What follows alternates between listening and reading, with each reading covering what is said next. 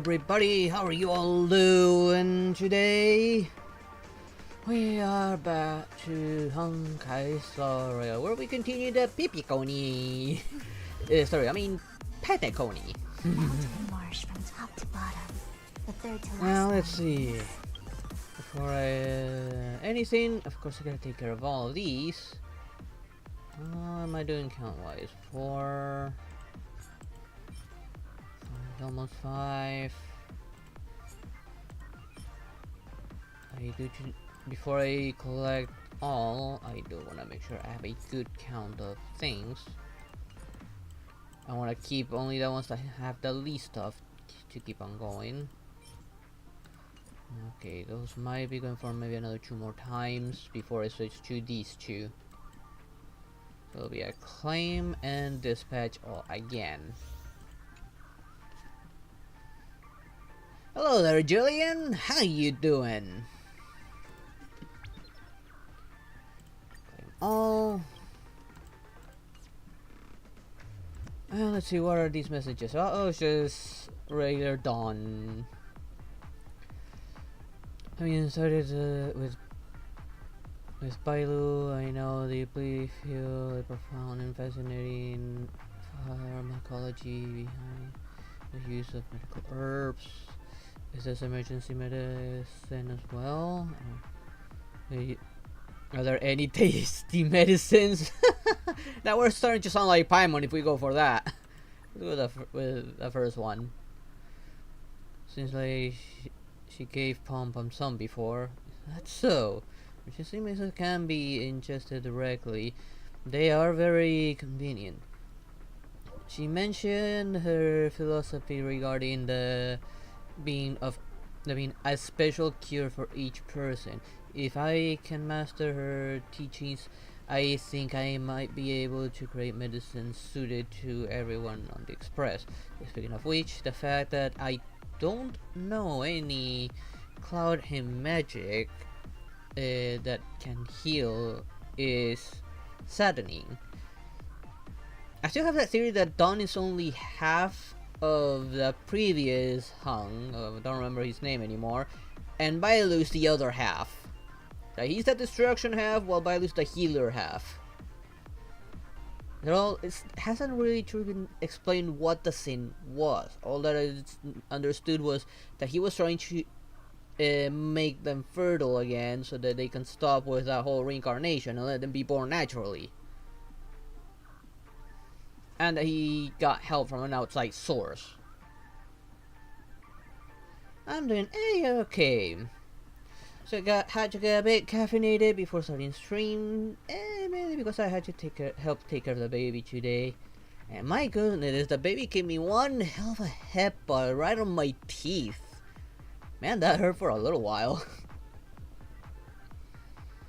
That's the Omni synthesizer. Unhang not all cable. You don't remember anything at all?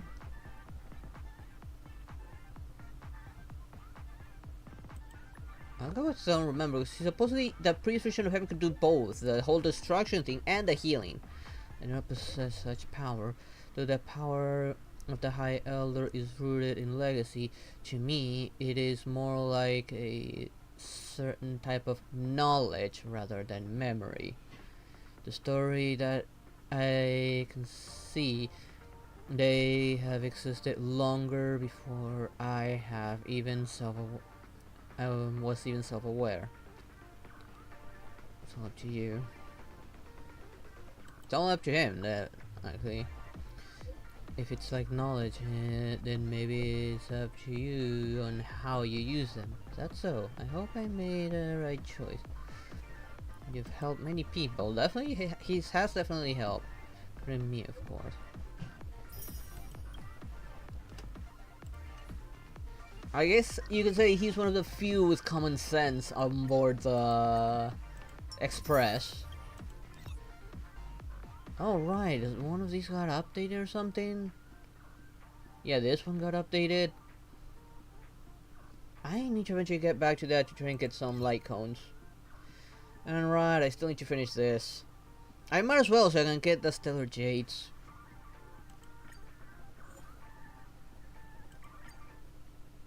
Means searches are still legit. And I am considering pulling for Robin. I just very hard to make an absolute decision because technically I have a good amount of pity and Let me through, or I'll go through you. I already lost my 50-50, so if I get the 5-star, it's guaranteed. Pretty good crowd today. And I kinda want Turn up Boot the Hill. volume.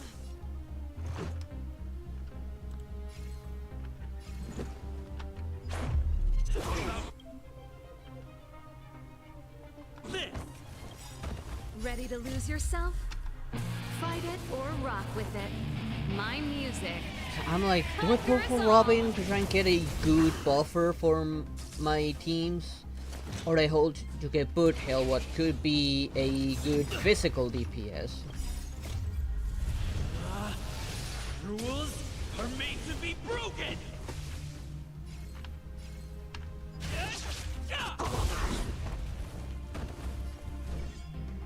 You're not going anywhere. Keep up. My tempo. Let's make it quick.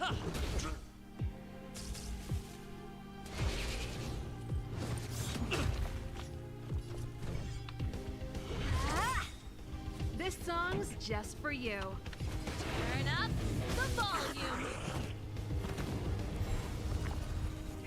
Want to see what I can do? Let's go with that. Yeah. And a more troublesome one. Take this. For this. Actually, should have gone for this first.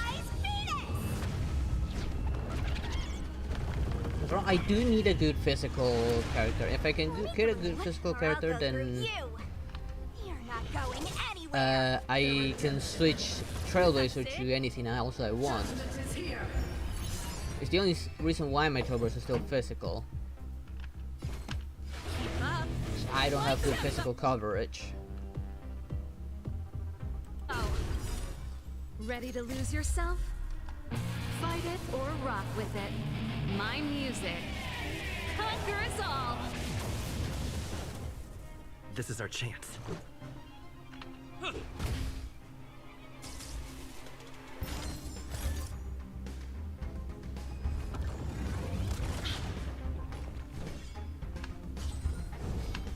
With this one,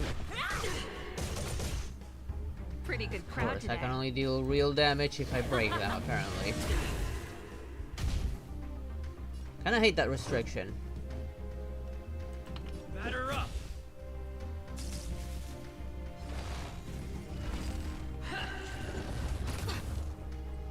I found fish brain, but I think she does got more brain cells than March 7th. Definitely! Can I use...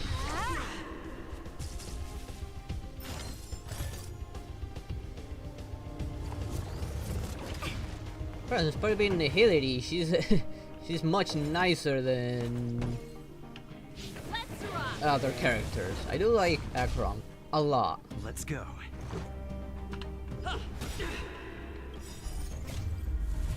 I really wish I had gotten her. Are made to be broken! You're out!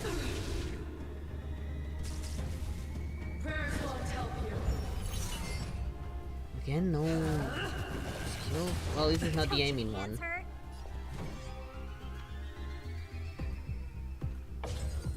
They'll break her, so I don't have to worry about it. Time for the main event. Won't be doing a lot of damage, unfortunately.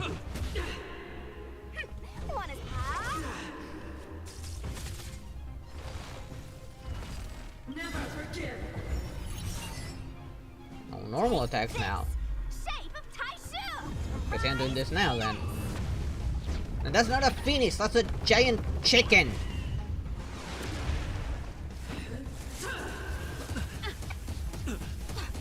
Does Sushan see the difference between a phoenix and a chicken?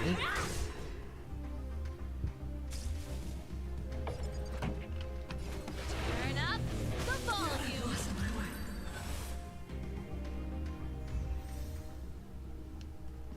There's my Stellar Jades, which is just what I needed. I already have 10 tickets. I don't know if I'll get it right now, because I think I got like what, 40, maybe 50 pity. After all, I was pulling for Adventuring and I still didn't get it either.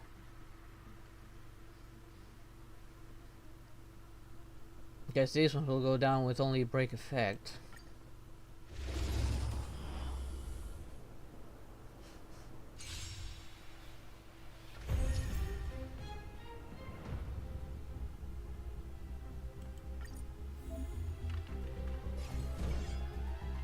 You're not going anywhere. No more playing. Not.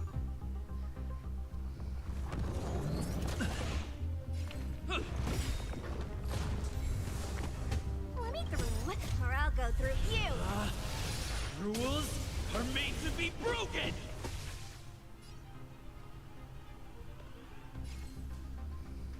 Let's go all out.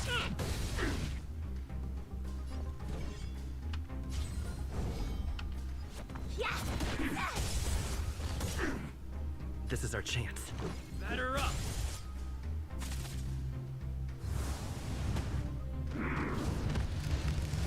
Don't your hands hurt?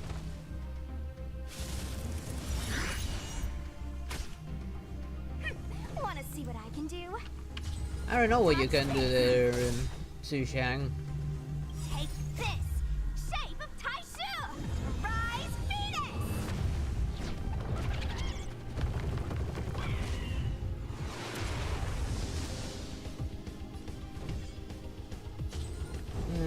Well, not like I can skip turn.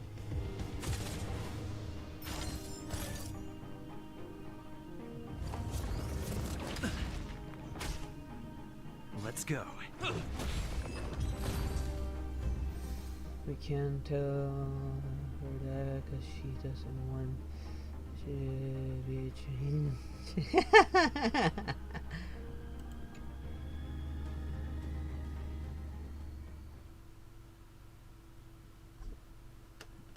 Alright, that takes care of that.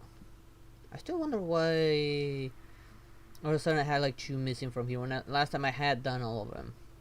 They must have like added it when they added this whole new area. Alright, I should check for events. Alright, claim that. Hey, hold on, they had added this. I'm not going to Forgotten Hall right now. I cannot do this yet. I'm doing this now. I still need to find that.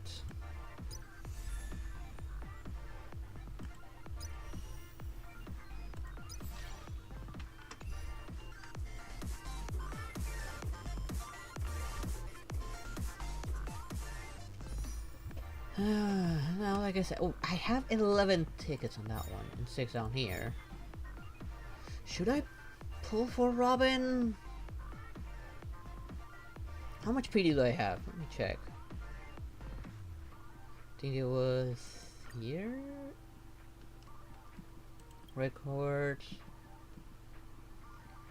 Like 10, 15, 20. 25, 30, 35, 40, 45, 50, 55, 60, 63. I'm bound to get a 5-star if I pull for her. If I pull now, I'm bound to get Robin. I don't want Robin over Topaz, to be honest. Even though she's useful to find loot, she can buff the entire team during a battle, which will come in handy. She might even replace Ting Yun if I actually get her.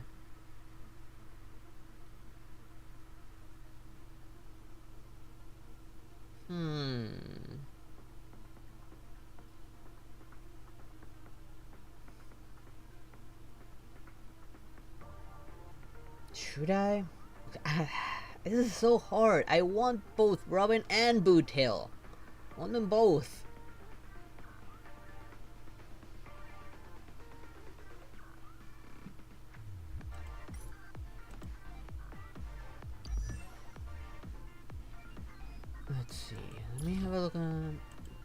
Eidolons real quick. All concert stays active, all allies, all type rest should increase by 24. When concert state is active, all ally speed increases by 16%. The tail's energy regenerates effects additionally increases by 1. When using ultimate, dispels crowd control debuffs from all allies while Robin is in the concert state, increasing the effect rest of all allies by 50%. Gato Petri. I did see it on the Discord with one poll, but I can't remember what PD was. It was like 40 or 50 PD. Ooh, you're lucky.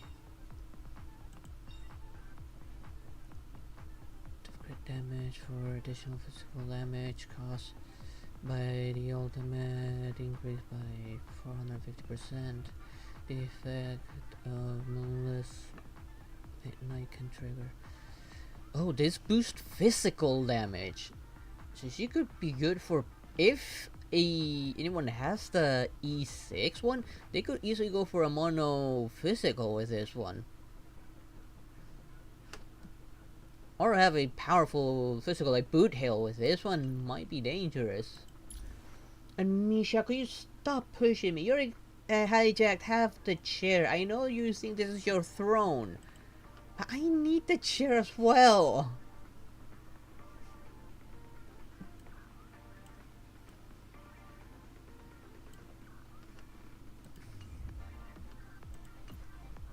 Oh, it's such a hard decision, honestly. I still cannot make up my mind. I know I still have like 12 days on this, but we're real good with Clara. Yeah, definitely good with Clara as the tank. Boot Hill for the DPS. And I don't know who for healing. Hua Hua to stack up even more attack with her buff.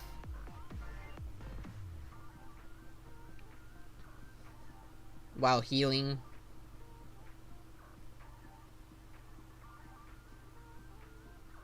Or maybe go for another DPS and no healers on the team, although I do feel like a healer is always necessary.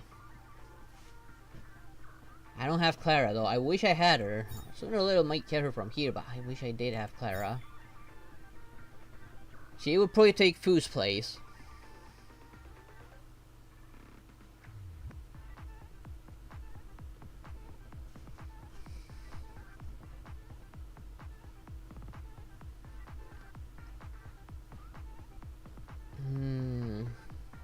I'm really tempted. I am really tempted.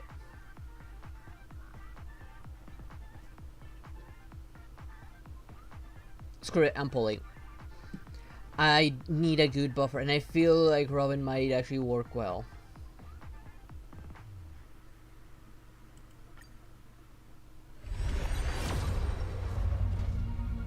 I don't think I got. I think I got a 4-star. God damn it! Even with this, which took me a 73 pity, still none.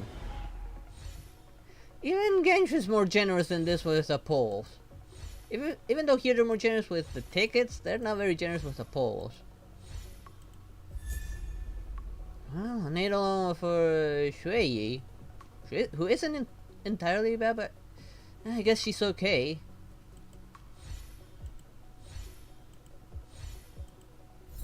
And that's it. Man, that sucks. I'm at 73 pity and I still cannot get it. Here, this hasn't reset, it'll take another 15 days. I'm gonna afford one ticket here.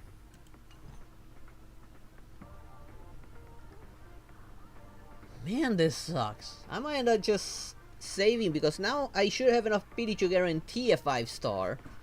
I might just save it for Boot Hill. He better not go it's high noon when I use his ultimate or something. Just as I thought.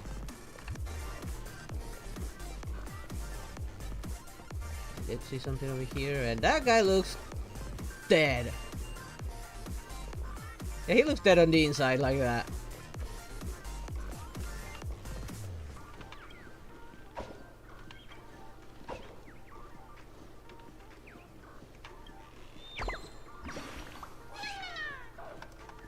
Go away, origami bird.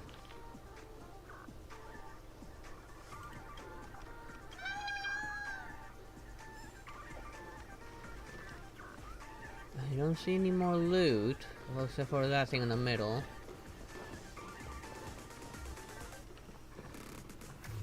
Yeah, my luck's the worst.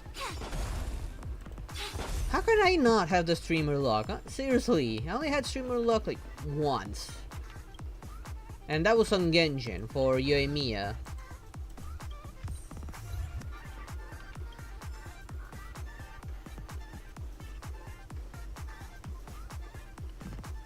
But here, not really. This place is buzzing. That's right. This venue is a miniature representation of that time known as the era filled with boundless possibilities.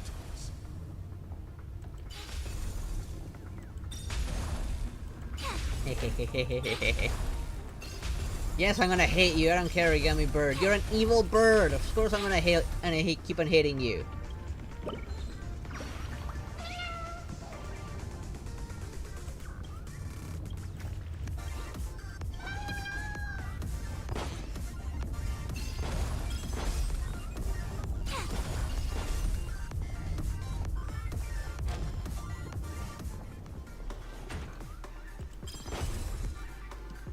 Loot.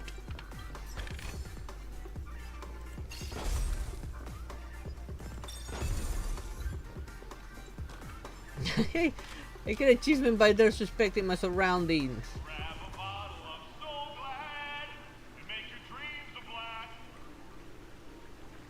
Nameless, your arrival reminds me of the grand occasion when Penacony was first established. I was still a young, bright-eyed lad back then, lured here by the watchmaker's hands, full of zeal and ready to make my first fortune in life. True. Well, depends. Fu has survived many AoE attacks in my case. As long as you have a charge, she can just instantly just heal all that damage. Even if she's down to like 1 HP. As long as you have a charge, she will heal up to like 80%. That's why most people, I think, work on her like a lot of HP. Once, during a particularly grueling day, I passed out and was resuscitated by a drink from Mr. Susa. That sweet taste has since been etched in my mind. The time that she died from an AoE when she had less than 50% her HP and now didn't have any charges to heal. The dream-chasing era was truly a wondrous time. Oh, I miss those days and the watchmaker. Scorched Sand Hall is my homage to that time of boundless possibilities. I wholeheartedly hope you make it to the finish and emerge as the next superstars of Penacony. Now, is there anything you'd like to say before the competition? Oh, you got Aventuring Lucky. Hey, Adventuring with Fu is also good. It makes that shield last even longer. Only Fu's shield is the one suffering the most. And gives for more survivability.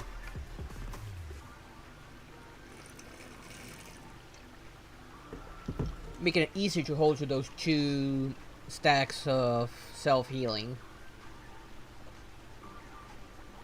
And make it even more easily to survive AoE attacks. Powerful ones too. Now we win. We get the ball rolling already. I ain't got all day.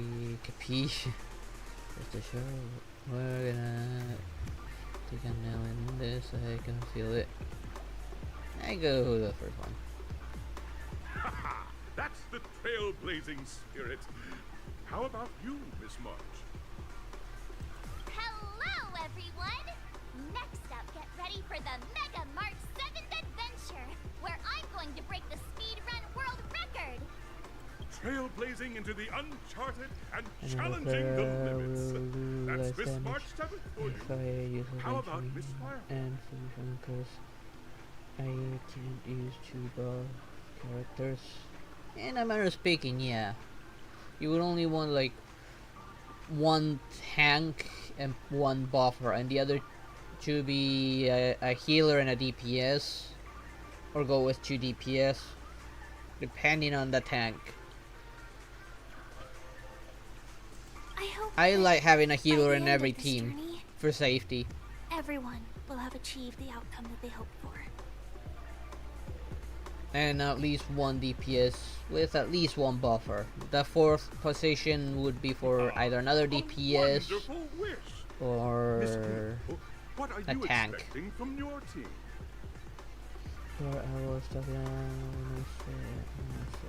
Fine. Safety first, everyone. Simple words, but full of warmth. Waiting for you are 3 stages, each connected to that era. The first 2 stages offer 2 distinct paths to choose from, with unique challenges on each route. And in the last stage, you will face off against a champion who has defended the title to this very day. A beloved contender whose noble virtues are unrivaled. Those are the rules. I wonder who this Everyone champion clear? is. Now, I hereby announce that the 33rd Scorch Sand Festival of the 20th season, sponsored by Soul Glad Enterprises, has started. Please don't let it be Sampo. My gut's telling me it's gonna be Sampo, but hopefully it's not Sampo. Everyone, as the Charmony Festival is drawing closer, we must reach the end as quickly as possible. Factoring in efficiency and safety, splitting up into 2 groups is the best choice. March and I haven't known Miss Firefly for too long and aren't overly familiar with her. It'd probably be better if the 2 of you paired up. Fine by me. Let's do it. Guess we're traveling with the girlfriend. All right. I don't have a problem with that. Enough chit chat, let's do this. So you what now? I can pair up with Firefly and there's no catch. It'll be a show and with me around. Hold up. Has any of you even bothered to ask me for my consent to this? I don't know what you say in this one.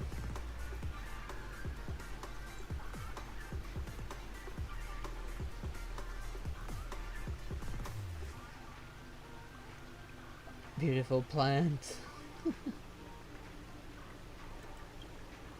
We'll split into the assigned groups then. Let's not waste time.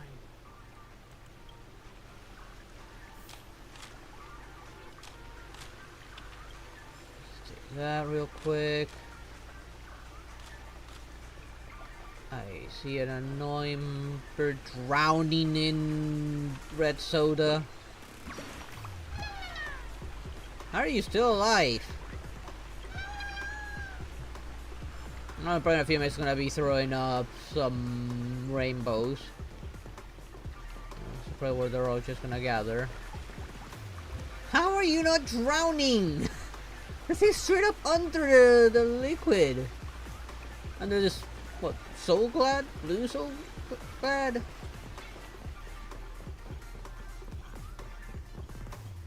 Welcome to the first stage of Soul Glad Enterprises' 33rd Scorch Sand Festival of the 20th season, Dream Play Fantasia. In this stage, you can choose between 2 challenges, the School of Acting or School of Action.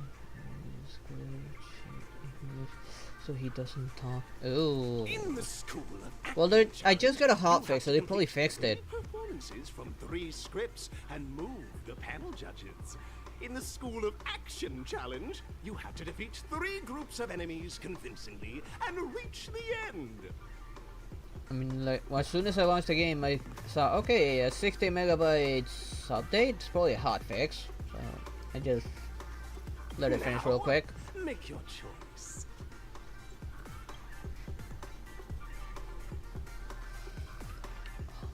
Tell me this is straight up pinball.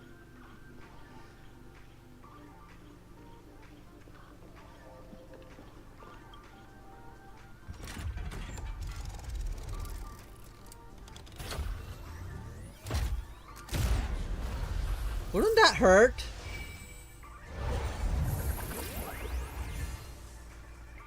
And how are we not getting DC from that?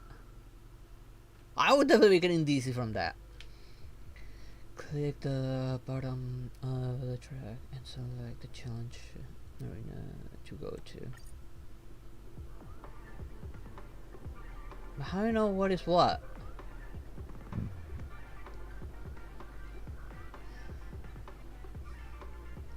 People just stuff like this in real life. Yeah, they have seen things similar to this. How are they not throwing up? I'm sure some will throw up, but how are most not throwing up? My God tells me. Okay, what is this? Dream Fantasy Acting Challenge and Dream Fantasy Action Challenge.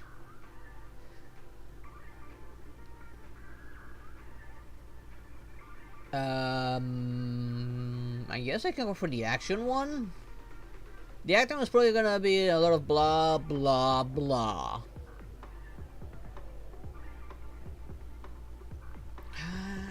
And I'm hoping maybe the action challenge might yield better rewards, since I don't even know what these are gonna be like. Misha, you can't take any more of the chair. The other half of the chair is mine. You can't take it. Go with the action one. The champion's crown awaits you on the stage. Welcome to the arena of action stars. Please make your way to the stage and vanquish those malevolent scoundrels with your dazzling fighting techniques. The title of Penacony's next big action star awaits you. Competitors, allow me to introduce the rules of this challenge to you. I don't think I have a proper team for Topaz.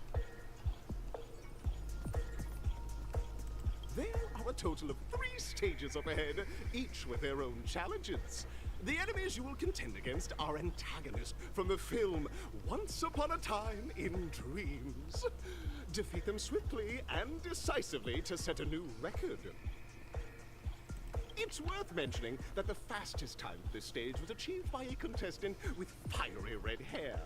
Astoundingly, he overcame all enemies across the 3 stages in only 5 minutes. Argenti? That's the only person with fiery red hair. That's a dude. Argenti. Yeah, the ratio, but that's it. Yeah, pretty much that's all I got. So I don't have a proper full team for Topaz. Time is of the essence. Let's make this quick.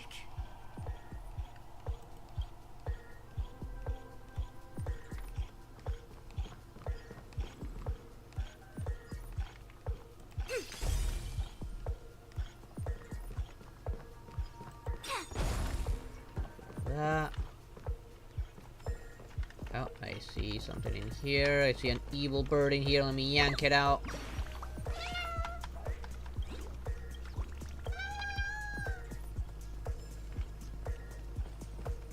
Let's see. I don't see anything to interact with yet.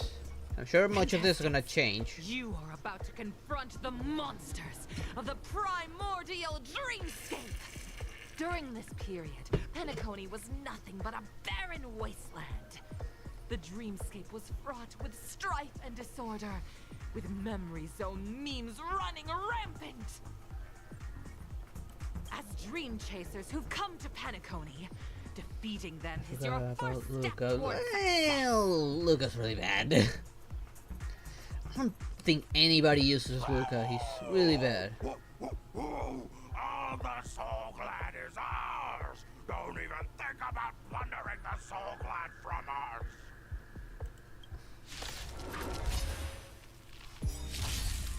Well, that's a new enemy. All the best!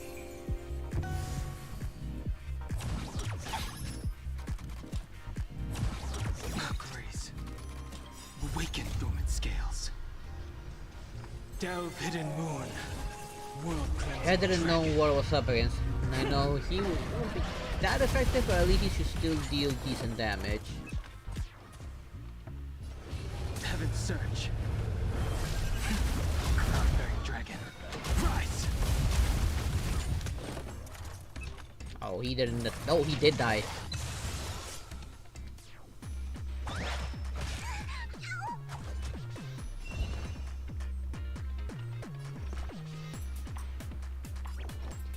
If you don't want to fight, you can tell him you will try to take over.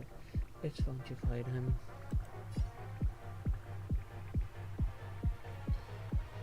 Let's go with this first. Get everyone a buff. Move aside, amateurs. Fiends or devils, I'll crush them all.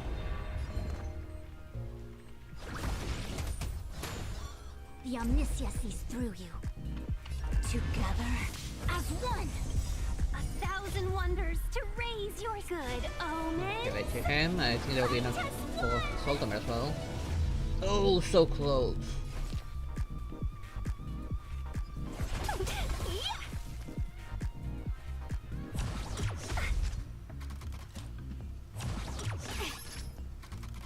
The times have changed beyond recognition. Heaven's Surge. Should be enough to kill him.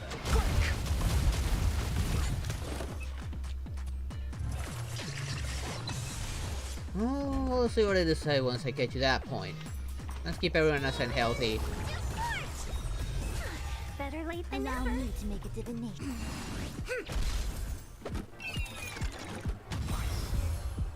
Let's be Oh, friends, free shall skill we? points. Chill out. Yes, they'll drop random buffs upon death. I sense a storm. Heaven's Surge. Cloud-bearing dragon. Rise!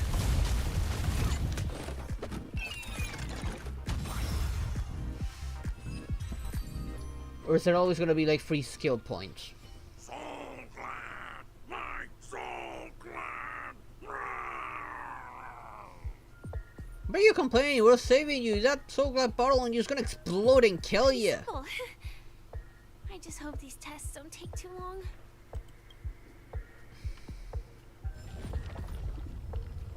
Oh, I see loot. And more loot.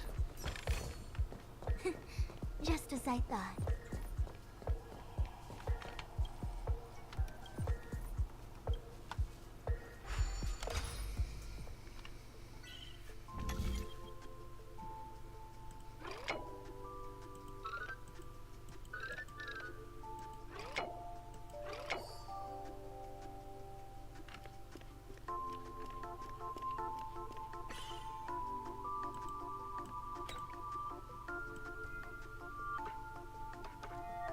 Okay.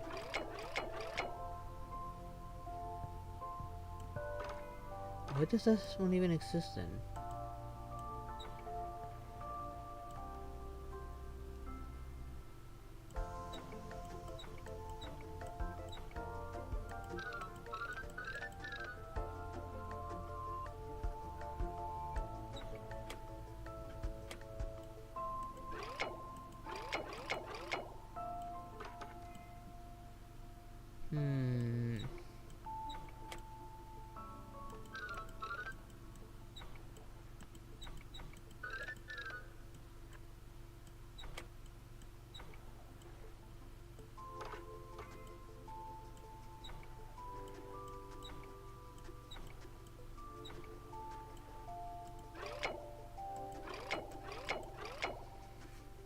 How do I...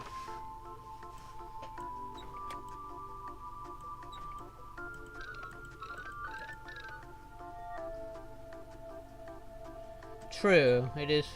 Free stuff is always good stuff.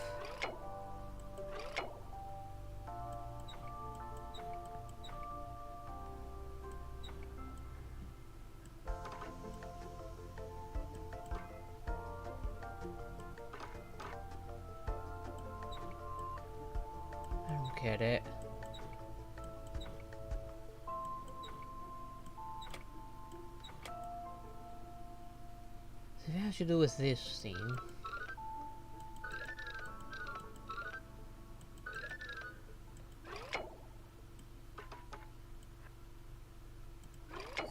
There.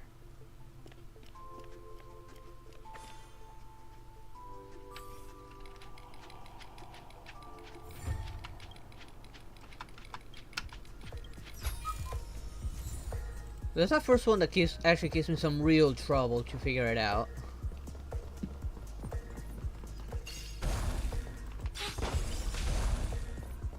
What? Oh, you were deep inside it. That's why I couldn't see your little feathery thing.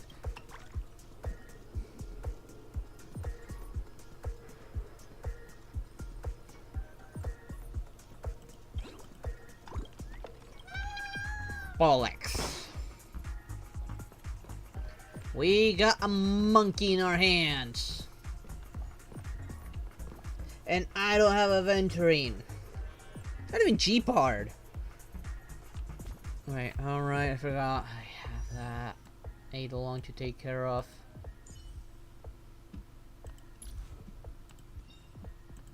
Serving under the 10 Lords as a judge of souls that come to the world of the living to enforce their will. Okay, let's increase the follow-up attack damage, which is pretty nice.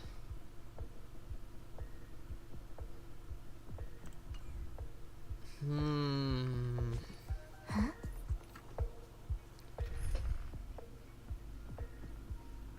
I don't have any good shielders though. It's gonna be a pain in the butt to deal with that shields. The only shielder I have is March.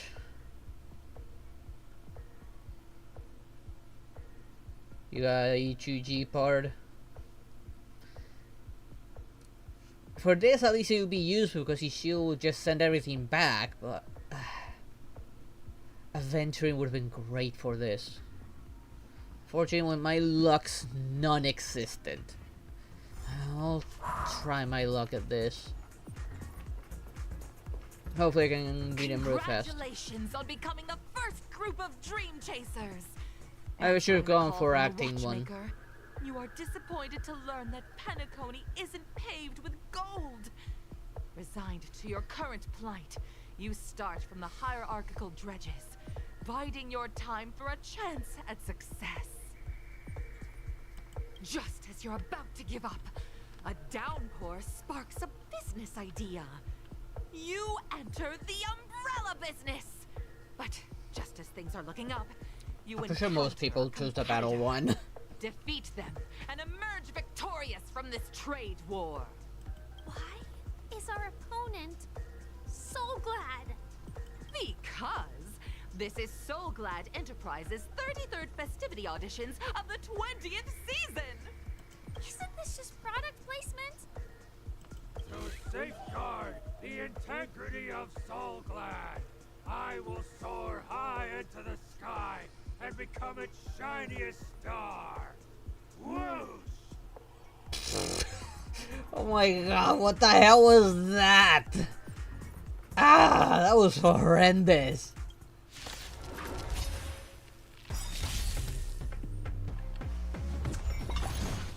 Can we talk? Awaken dormant scales. Delve hidden moon. World cleansing dragon. My friend's also a G-Pard. He's been really lucky with what he's been getting. Me, on the other hand, We're in trouble now. I'm doing Evo's terrible. begun. All now. Things in this world have their yet stratagems. Constellations are human creations.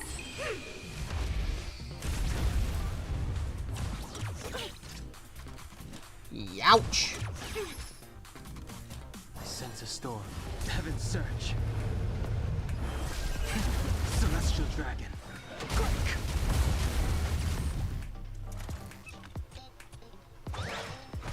Can we talk? 1,000 wonders to raise your spirits. No, no, right there. Good omens. Fight as one.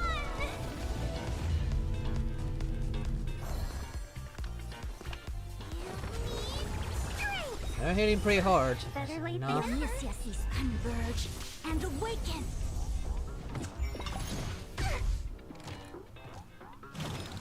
I shouldn't worry too much. No matter.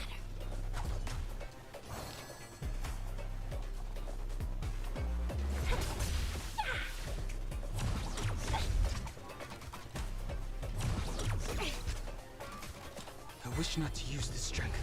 Well, here I got two of them.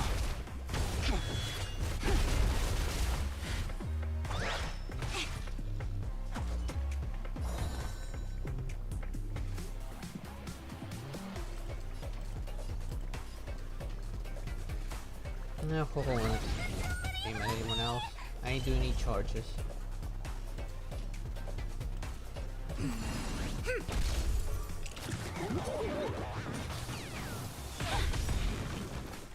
Yin and yang, life and death.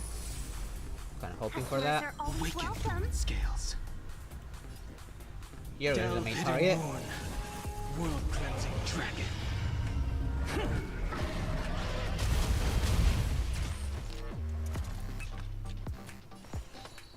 All the Now it's best. buff. Can we talk?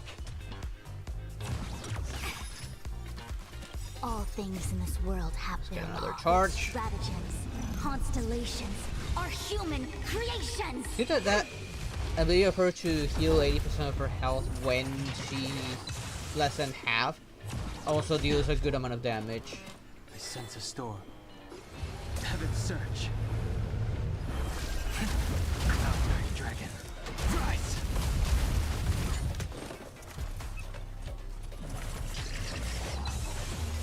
Maybe I can do this. Healing, don't have any charges anyways.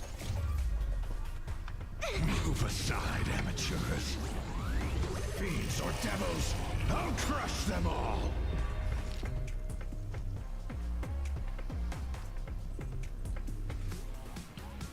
I could get some more charges. I wish that Imprison did more than just that. 1,000 wonders to raise your good omens. Fight as one. Awaken dormant scales. Delve hidden moon. World cleansing dragon.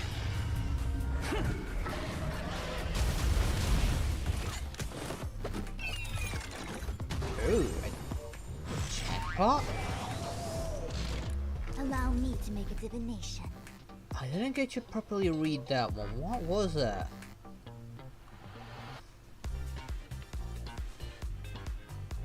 With all my power, scry the future. Is that like a full energy charge? No matter.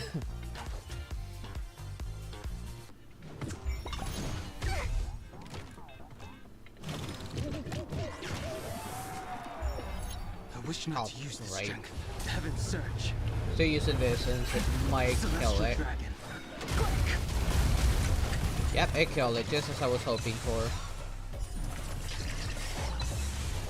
Let's be friends, shall we?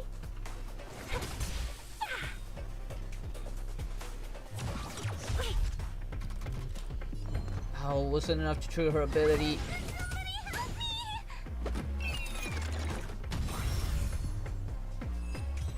I should have healed. The world kisses me with pain, and I provide with Soul Glad in return. Whoosh!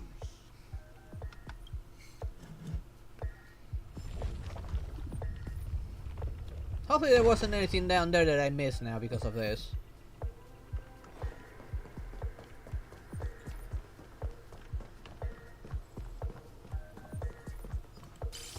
Oh, you gotta be kidding me.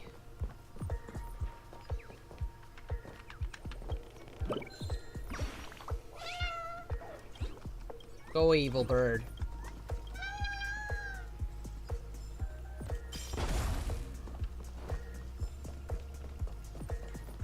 Of course, I cannot even reach it.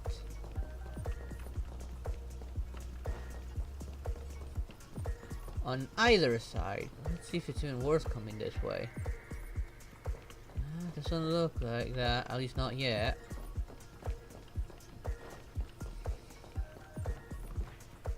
This is gonna suck if I'm going up against those two.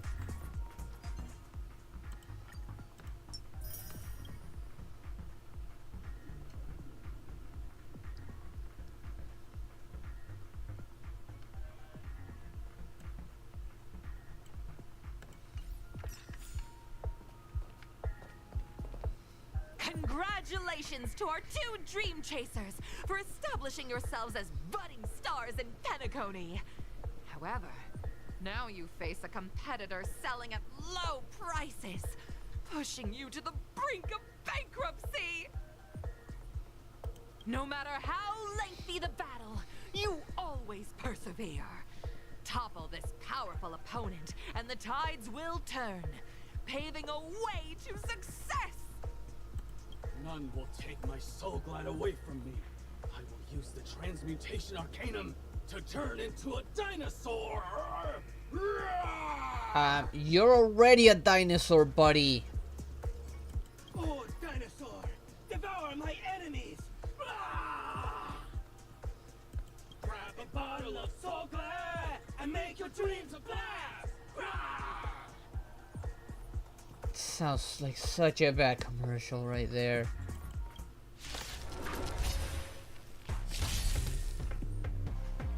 We're in trouble now. All the best. Heaven's Search. Celestial Dragon. Quick! Awaken dormant scales. Take a look at Delve this hidden now. moon. World cleansing dragon.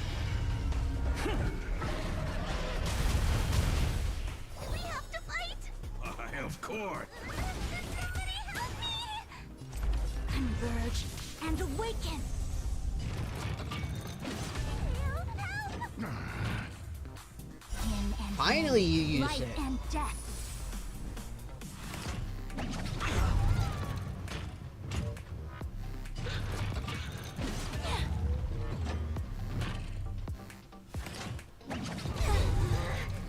Dare attack me? All things in this world have their laws. Yet stratagems, constellations are human creations! I don't have a good enough team for this, honestly. I feel like I should have brought Sam Poe.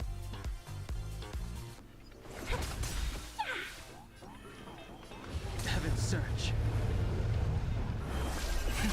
Cloud-bearing dragon. Rise! 1,000 wonders to raise your spirits! Good omens! What's the noise? Fight as one! I haven't heard a noise.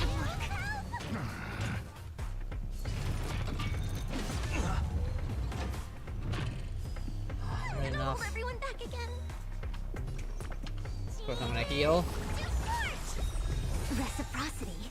Excellent. Don't come any closer. Move aside, amateurs. Fiends or devils, I'll crush them all.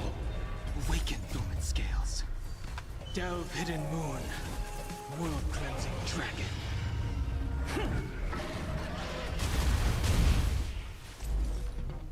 Oh, it's barely enough.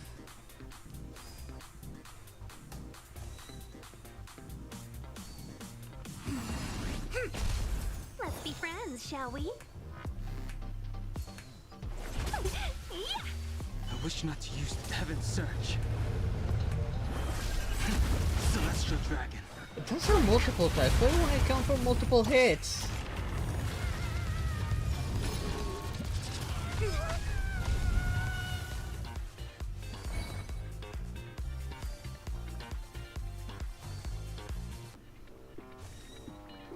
We got 3 turns to break this. I mean, this guy eat his own ass, but I highly doubt I'll be able to make it. So focus damage on this guy.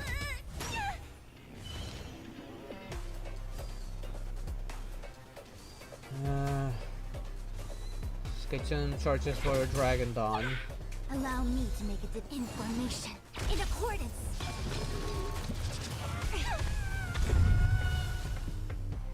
Yin and yang, life and death.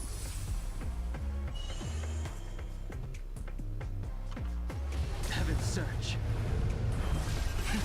Cloud-bearing dragon. Rise! Customers are always There welcome. goes one.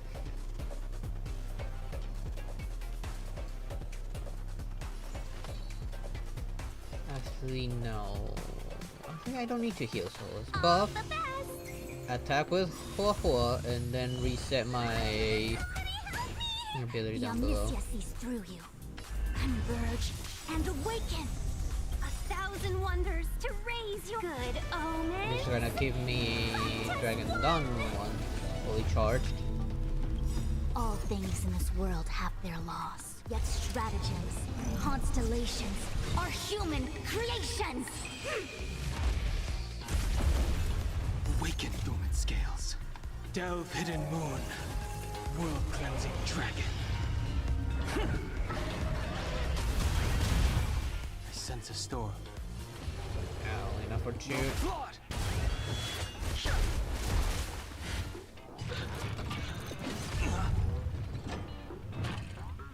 Nisha, you're not getting me off of this position. Let's be friends, shall we? Chill out. Do we have to fight? Of course. Get them.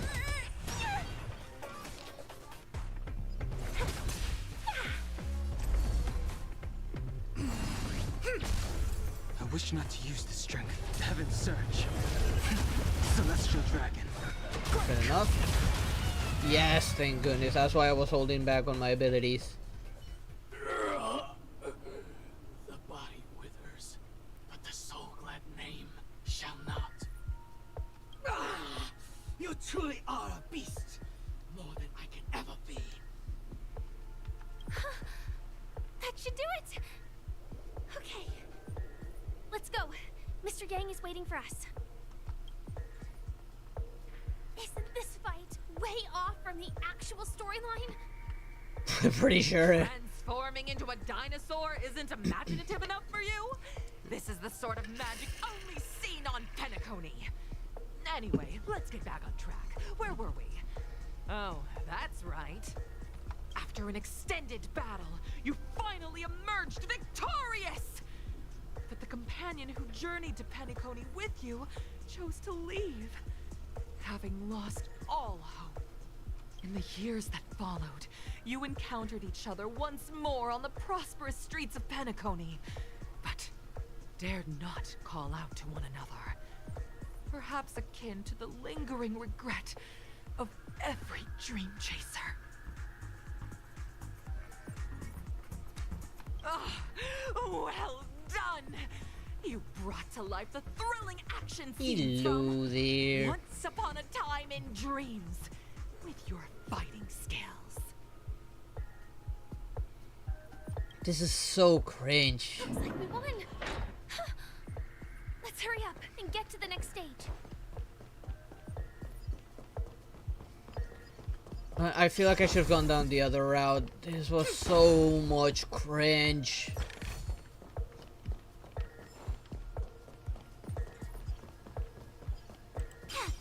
Come on. Damn it.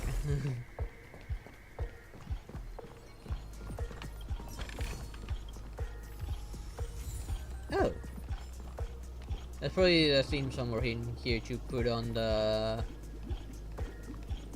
Congrats to both Express. of you for clearing the stage, but Ow. more importantly, are you having fun? Fun is more important than success. Considering how much cringe there was, I wouldn't call it fun. Look at the time. You finished much faster than that red-haired contestant did. Good. That red-haired contestant. Who is that exactly? Oh, we know exactly who it is. Find out eventually, but only if you clear the next test first. Welcome to the second stage of the 33rd Scorched Sand Festival in the 20th season, sponsored by Soul Glad Enterprises. Gunfire time! What? You have the option to choose Gunfire and undergo Brother Hanu's trial, or Time, where you'll face Clucky's trial. Was there any Now, difference? Make your choice. I know what Hanus are like. What were Clockies like?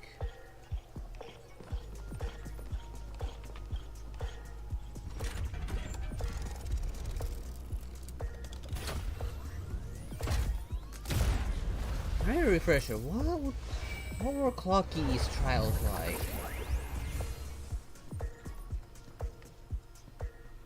Can't think of anything. This is probably Hanus, the gunfire one, which I can only imagine is something we're already familiar with. But Clockies one, I cannot recall what it would be, unless it's talking about those annoying puzzles, of which I don't want to do. Let's go with the more familiar one, the Hanu ones.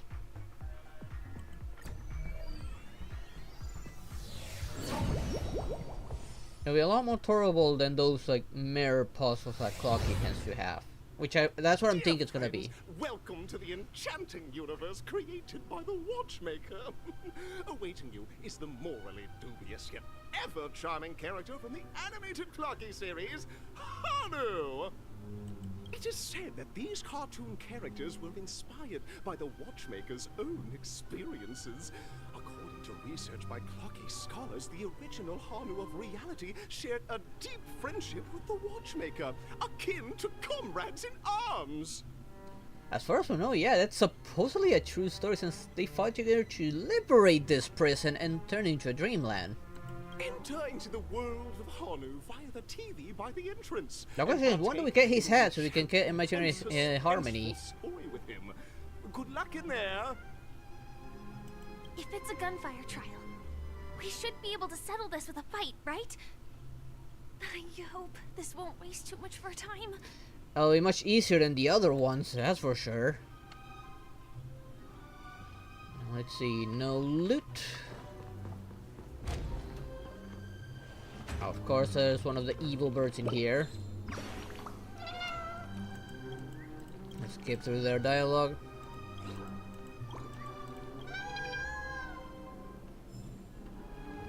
Let's see, unfortunately nothing for me to collect.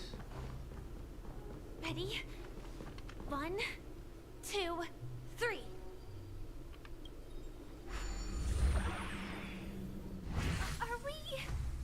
Are we both in control of this Hanu character?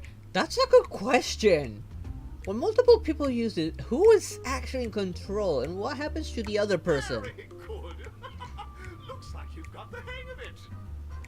And if it's two people controlling it, how does that work? So that one person controls one half of the body and the other half? In this adventure episode, Boss Stone has gathered his battleships for an assault on Dreamville.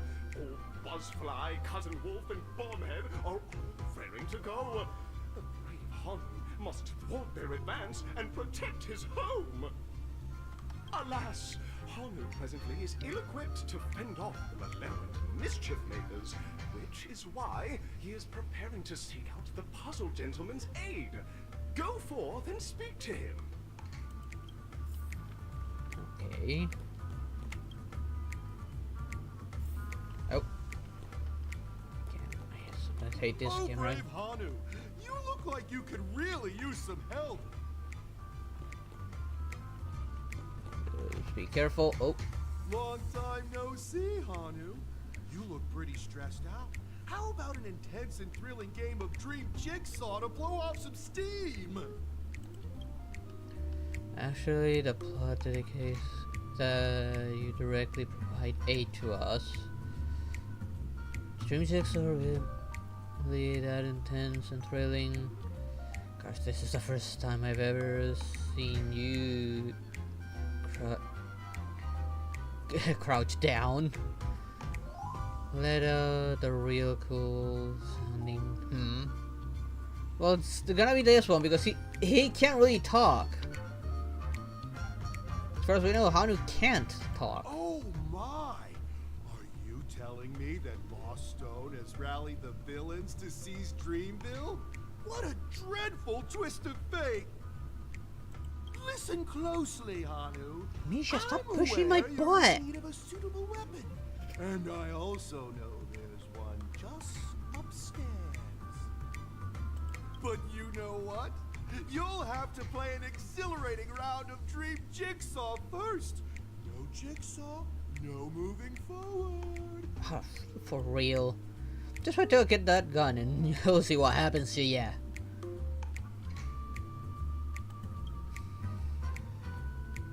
Now scurry along, Hanu, but tread carefully. Two ne'er-do-wells are also eyeing those jigsaw pieces. Either outsmart them with the quick knockout, or ensure they don't catch you in the act. I can't wait to see you finish the dream jigsaw. Best of luck, Hanu. Let's stay alert and make sure those monsters don't spot us. No. Be careful. I know that one moves. Look up there. If we can push that thing down, do you think that would do the trick? Yes, it will. I mean, I've done it before.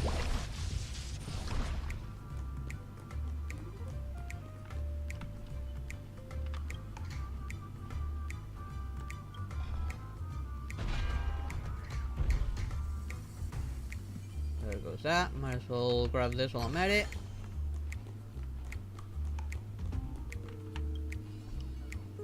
Now, let's see. How do I deal with that other one, though?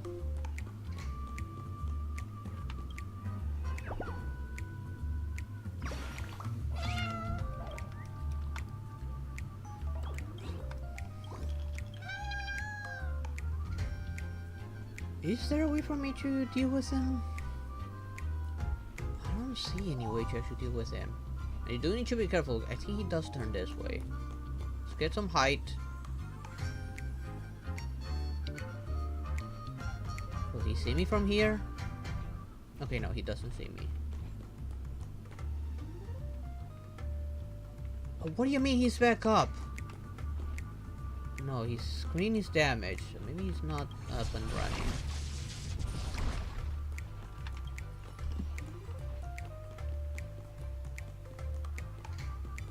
Yeah, he's still out cold. That's all the jigsaw pieces. Let's hurry back. Oh, he can't reach it. He's too short.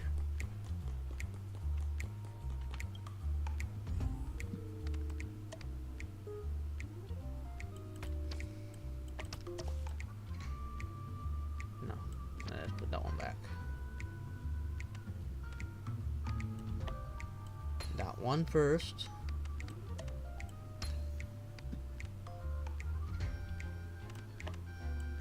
That one's there, and this one goes here.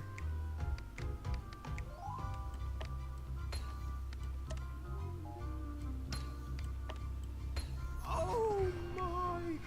The exquisite sensation of perfect alignment! My organizational itch has been quite thoroughly scratched. Hurry now, Hanu! Touch that TV set and transform back into your old self. Then head upstairs.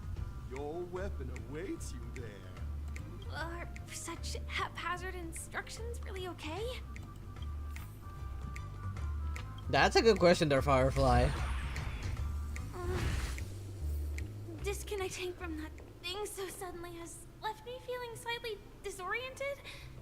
We're surprised because that we're both sharing the same body, and who was in control the entire time? That's a good question.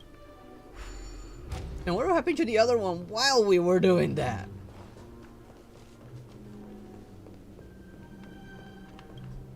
Ow, I cannot activate this.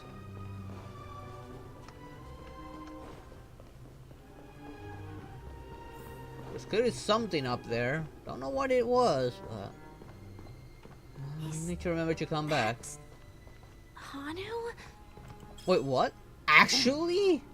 We actually meet Hanu for the first time! I never thought that we would meet the brother Hanu. Here's a minute. Is stating character this much really necessary? I know the answer for this one. Everyone is in danger. Can you get out of the way? How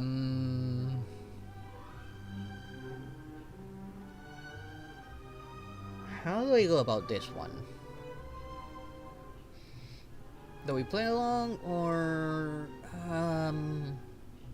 let's go with that one. What exactly is he talking about? Good question. I don't know. Tick-tock! It's time for me to make an appearance! About time? Where the hell were you this entire time? How many times would we actually need some explanation from you and you were nowhere to be found? How come you're here too? Where did you come from? The plot thickens. Help! Where do you come from? Lucky? Wait, how can you I see can her? also see him. Is this character part of the show? Wait, how? How can she see Clocky now? First Wells, now Firefly? In Dreamville, Clocky is everywhere and can do anything! Like right now! I can be your translator! Tick-tock! This is unexpected. Hanu says, battle! We must do battle! How do you know that? The enemy is at our doorstep, and we have no path of retreat for the future of Dreamville!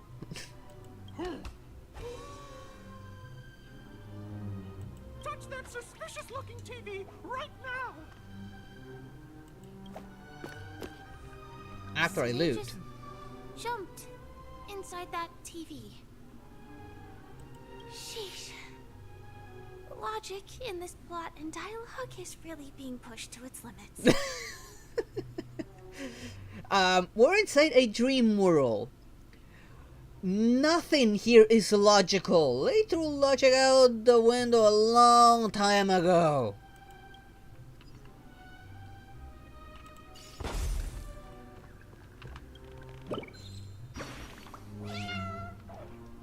Of course, the evil bird was spying on us.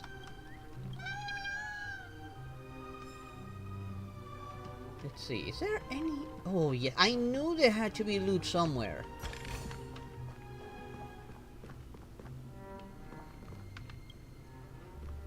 Nothing here. Wait, bookshelf.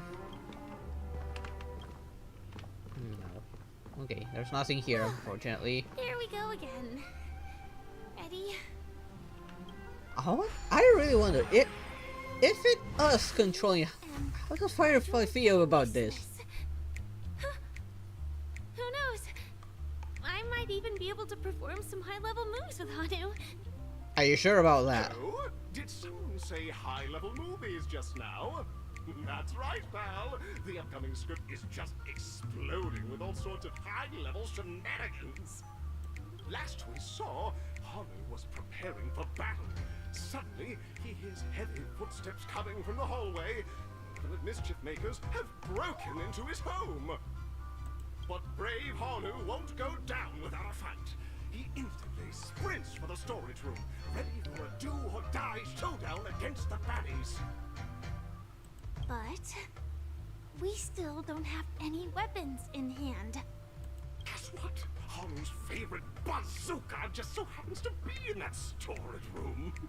So get a move on. What a coincidentally convenient plot twist. It'd be even more awesome if the organizers allowed me to wear armor. I guess it would be. Ooh, what would Hanu look like with that armor? I am surprised I haven't seen fan art of that yet, of Hanu wearing Firefly's The armor. storage room. It's behind the shelves, right?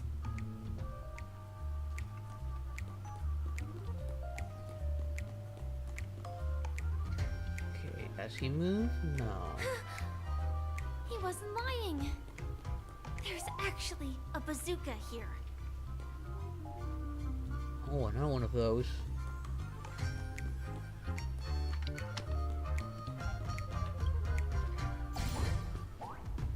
I do need to be careful.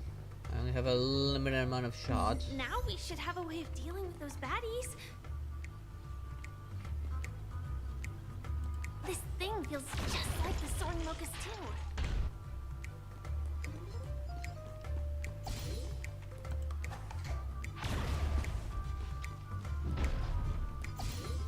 Let's get rid of everyone just in case.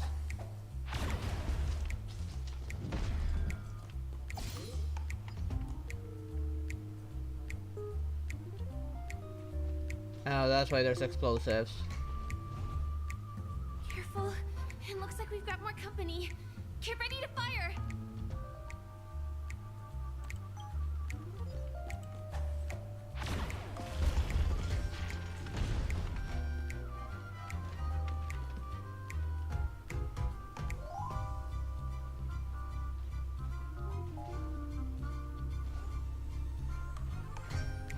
Oh, these are more spread out now. Here we go again. But no big deal. We're pretty handy with this bazooka now. Oh, but these guys move actually. Oh, I need to be careful. Ow! I actually missed. No, not so unstoppable Hanu has actually fallen. Quickly, return to the battlefield and seek revenge against the bad guys. I'm gonna have to deal with the other guy first. Here we go again. But no big deal. We're pretty handy. Oh my! Everyone, please proceed with caution.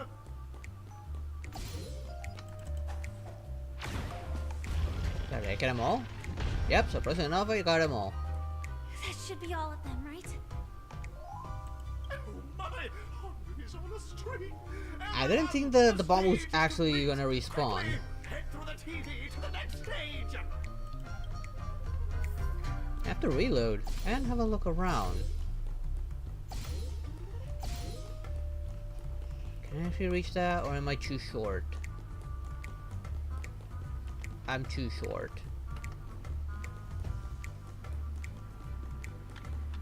Oh no, I cannot grab it. Why is Hanu so short, and why don't I have a jump?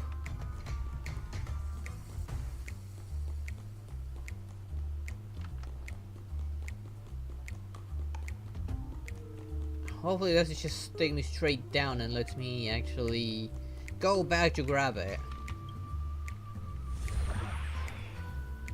Ah, my eyes! Too Well, bright. that's that. But it is gonna be hard to let go of this bazooka. Oh, she's like me. She likes blowing things up. Never mind. Let's hurry over to the next stage. I mean, never mind. There's plenty of bazookas around. Just grab one and, I don't know, hide it somewhere? I mean, I don't even know where we're putting our stuff, actually.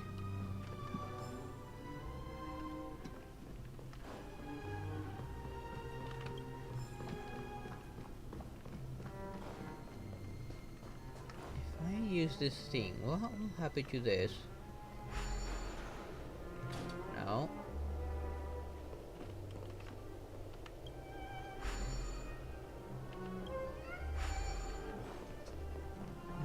That's up there.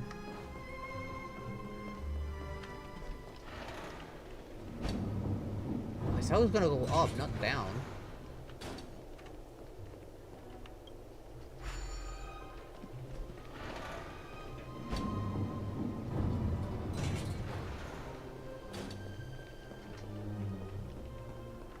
How do I get up there then?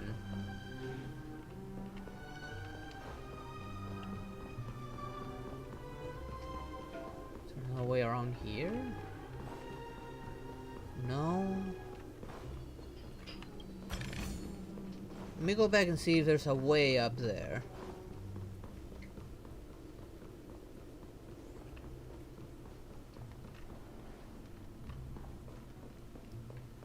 Is there a path? Yes, there is a path. Maybe I need to come back later because I don't know how to lower that thing. Just leaving it down, unless oh, but only Hanu can go through that, which is a problem. I'll come back some other time for it. But things do change after the first go through. Oh, and we left something behind.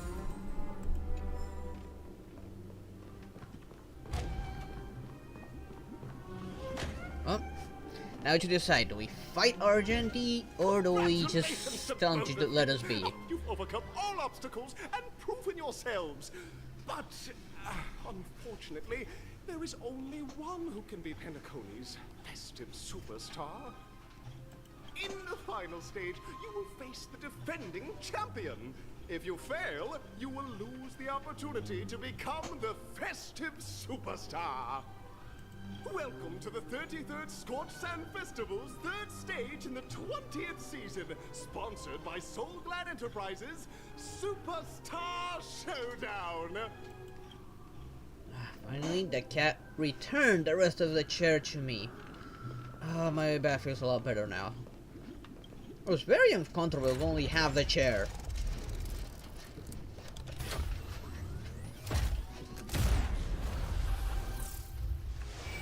Ooh, there were only 3 balls this time. I kinda have to look away because it is a little bright. Wait, does it matter? Arena 1 or Arena 2? Does it really matter?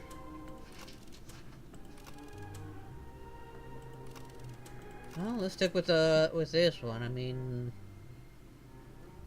we did a battle one, which was this one. We did Hanu's, which was might as well stick with the arena one. I don't think it even matters. After all, we're gonna fight Argentina in another scenario. Unless they're like different rewards on each path. No way, I think I just saw someone. Someone extraordinary. You mean Argenti? The one and only Knight of Beauty that we know of, Argenti. Wonder why he's getting a reroll. I kinda wanna pull for him again.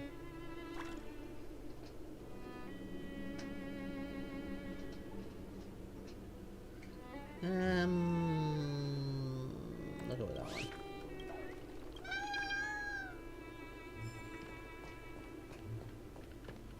Resources are paid resources. Do we fight him? I kind of want to fight him a little bit.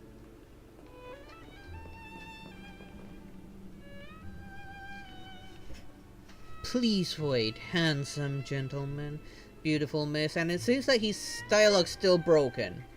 Because there's no voice acting here, unless they never recorded these lines. By the glorious light of beauty, I never thought I would see you again. In such turbulent times, your kind faces are as spring's gentle breeze, bringing solace to my scorched heart. Are you a Knight of Beauty? It is odd that his audio is still broken. I'm pretty sure that players might have already complained about this. I'm surprised they haven't bothered to fix it. Will you be participating in the Germany festival as well? So you're the red hair contestant as you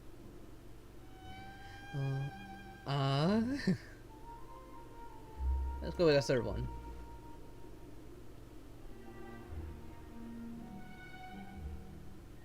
Upon hearing of impending hearing of the impending festivities, I commanded the one and only to bring me to Penacony with full haste. Alas, in a cosmos unguarded by the beauty, disorder prevails. Thus my passage was delayed by tending to the sick and injured. I'm pissed that his audio doesn't work. I do. Mittens! How dare you pinch me? How dare you! You eldritch horror!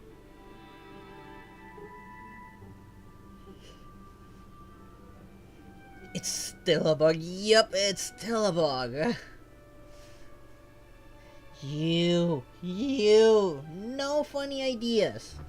Okay? No more pinching. Did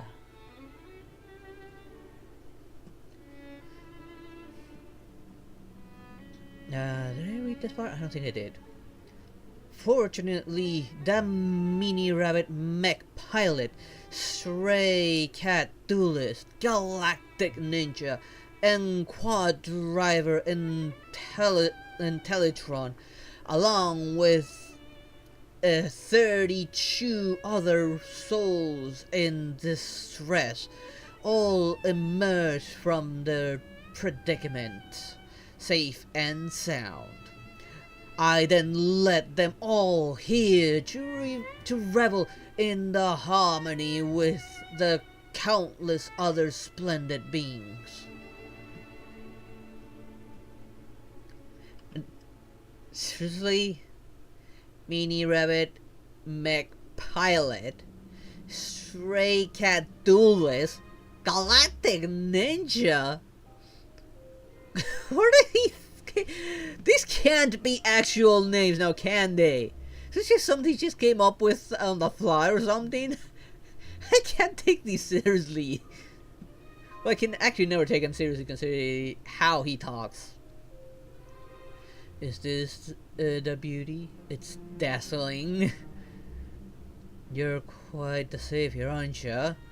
I'm busy saving the world. Could you please make way? Oh, okay. So this one would be the one that you said would make us skip the fight.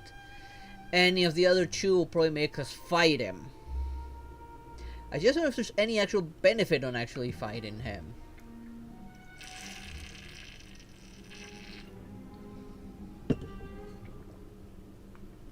Is there any actual benefit from fighting him? I wonder.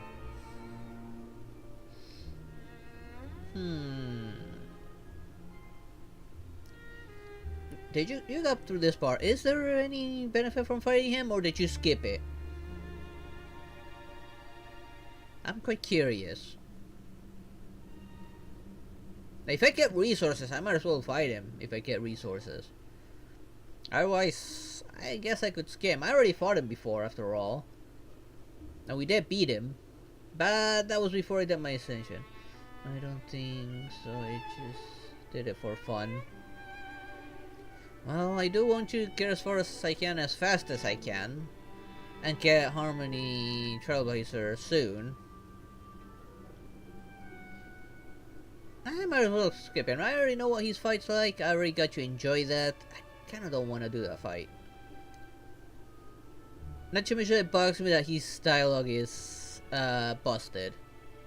I'm busy saving the world. Maybe you can tag along with us, Argenti. Saving the world? What a righteous act of beauty, if that's the case. No, that wouldn't do. The rules of the contest are sacred and inviolable.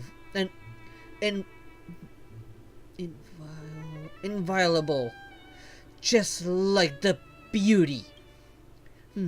What would the noblest choice? What would be the noblest choice? We need to seal Stellaron and Penacony. I'm begging you, while I speak is the truth. Let's talk about the Stellaron. That's right. This magnificent dream is built upon the Stellaron and the countless sacrifices of many people. Oh, to encounter deeds so vile, they stir one's very soul.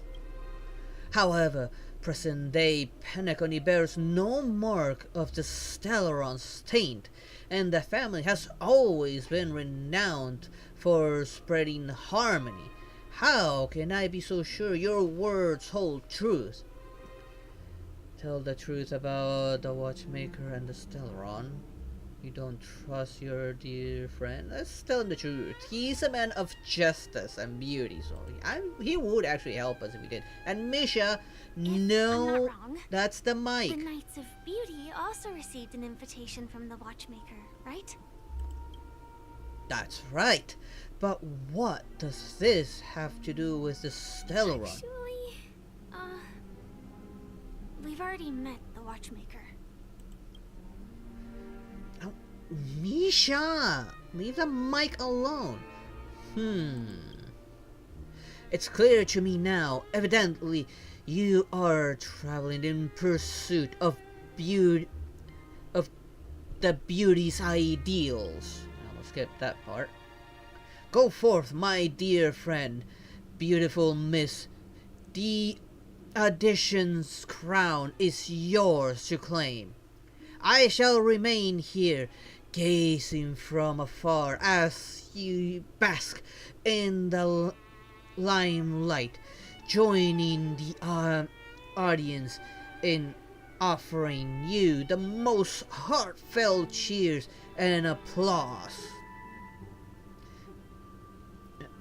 Misha, no.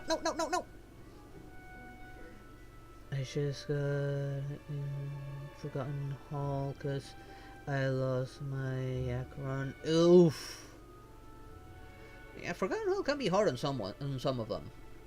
I do need to go back to doing that now that I did my ascension. I got some higher levels. Misha, keep your tail away from it. First your face, now your tail. Make up your mind. You either lay on my legs and get warm on my legs, or you go to the bed. Make up your mind. No. I can't properly voice act if you're being so naughty. Yeah, you're being naughty. Naughty. No.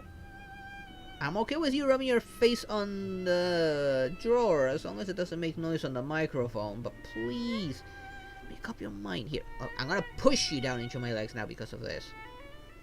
No. No, stop it.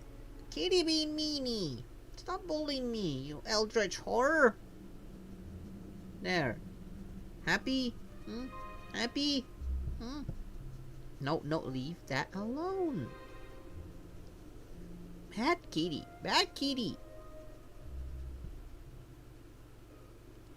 Now, you wanted these scratches, don't you? This is the scratches you wanted. There. Don't you meow me. No. Ah! No, you bad kitty. I need to work on G-Part to keep his safe because can only use adventuring in one team. I don't know, I feel like adventuring would replace G-Part pretty much. Thank you, Knight of Beauty. We don't have much time left. May we meet again. And next time, hopefully you're voice acted. In that case, let's make our way to the end. Penacony's really thronging with talent. I hope we make it in time. No. God damn it, Misha! Let's see. He's not even voice acting on this. Go forth. The champion stage belongs to the both of you. Bask in the glory you deserve. I do my best to try and capture his way of speaking, but I highly doubt I can do his actual voice.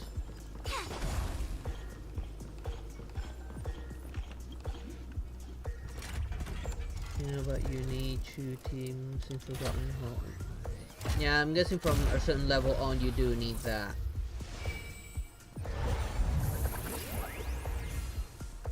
And G-Part is pretty much a pure tank. Not useful beyond that. No, again! Bad kitty! You're being really bad kitty. Wait, I hear something. Oh, he's down there.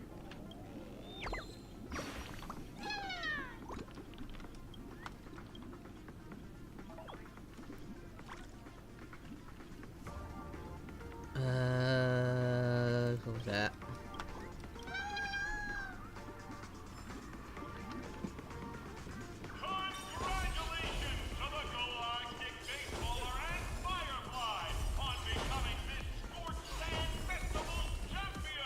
Just destroying everything on my way.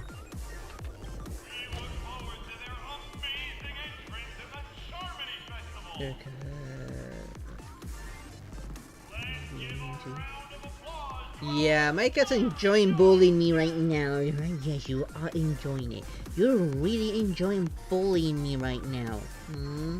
Yes, you are. Yes, yes, you are. You little eldritch horror.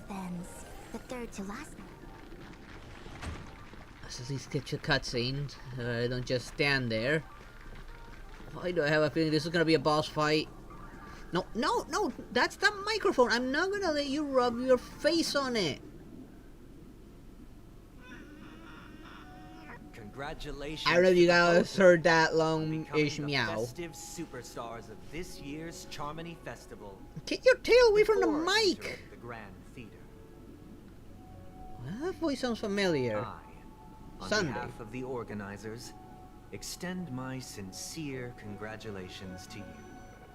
Wishing you joy under their radiance. No, he's trying to bully the mic. Yes, he is! I really question if this guy's really on our side, because he really treasures the golden hour. And pretty much agrees with the bird in a cage. Unlike Robin, he prefers freedom and actually values reality. No, no, not the mic! Back goody, back goody, back goody, goody, goody, goody, goody, goody, goody. Oh, back goody, goody, goody, goody, goody. Yeah, you're being a back goody, goody. What? No, no, no! Leave the mic alone! Back kitty, back kitty. Look, you got more than enough room on my leg to lay on my leg. Just lay on my leg, take a goddamn nap, and let me be. No. I spoil her too much, I think. What are you doing here? You already worked things out with the Dream Master? All I get are sincere congratulations. Where are my stellar jades? Let's go with the second one. And where's As Robin? previously promised, my sister, Mr. Yang, and I have met with the Dream Master. We delved into the truth about Penacony and its Stellaron, and have come to a consensus. Oh, really? Both I and the Oak family cannot acquiesce to your request. I knew you were gonna betray us. God damn it. Just as expected. We acknowledge the perspective of you, Nameless. Penacony does require change, but not as you propose. The planet of festivities cannot and will not revert to a place characterized by chaos, disorder, or anarchy. That already governs it with a Stellaron here, because that's all it does. It's the reason Penacony is falling apart to begin with. Through your journey of overcoming obstacles, you must have glimpsed the essence of that era. The vulnerable ruthlessly eliminated, equality non-existent, common folk living precarious lives, eking out a dreary existence. I kind of knew he was going to betray us, because last time when we were controlling Robin and talking to everyone, he showed how little he cared about the objective and how much he actually wanted to preserve this place no matter the cost. He wanted the cage to remain. Ultimately, only heroes like yourselves manage to achieve success.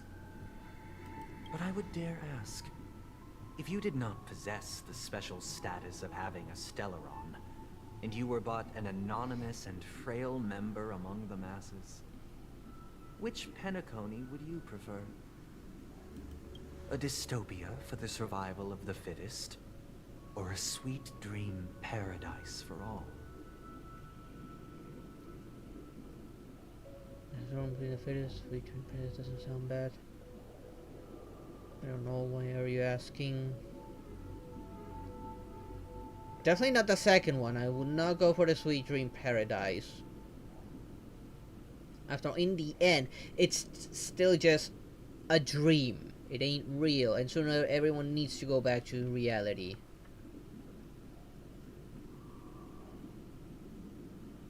There's also the problem of this whole survival of the fittest, like not everyone would survive. But then again, not all memes are evil, and they do have the Sleepy, who's the biggest and baddest meme protecting them.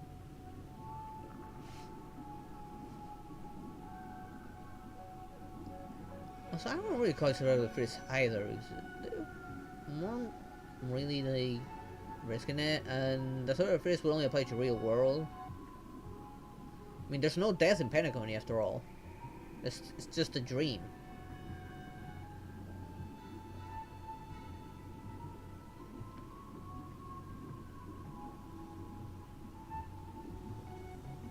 Let's go with the third one.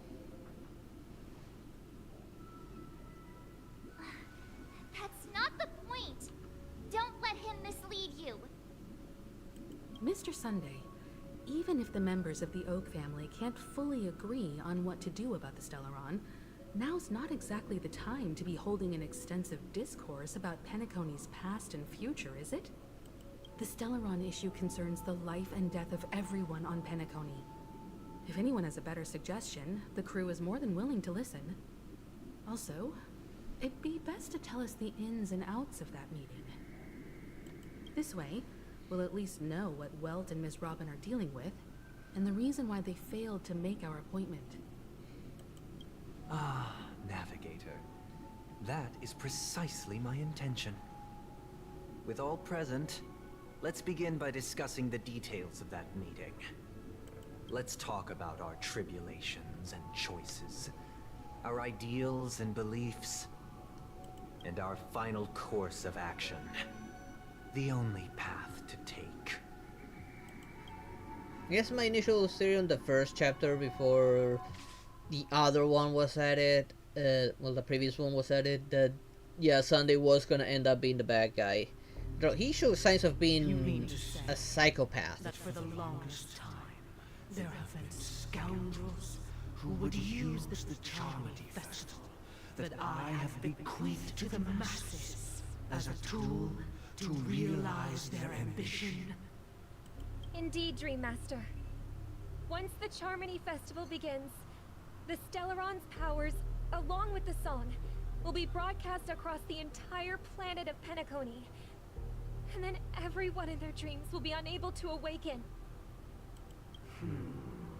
This is indeed surprising to me. The dreamscape is maintained by the collective effort of the 5 families. If someone were to use the Charmony Festival to recklessly disseminate the power of the Stellaron, this individual must hold a position of great authority.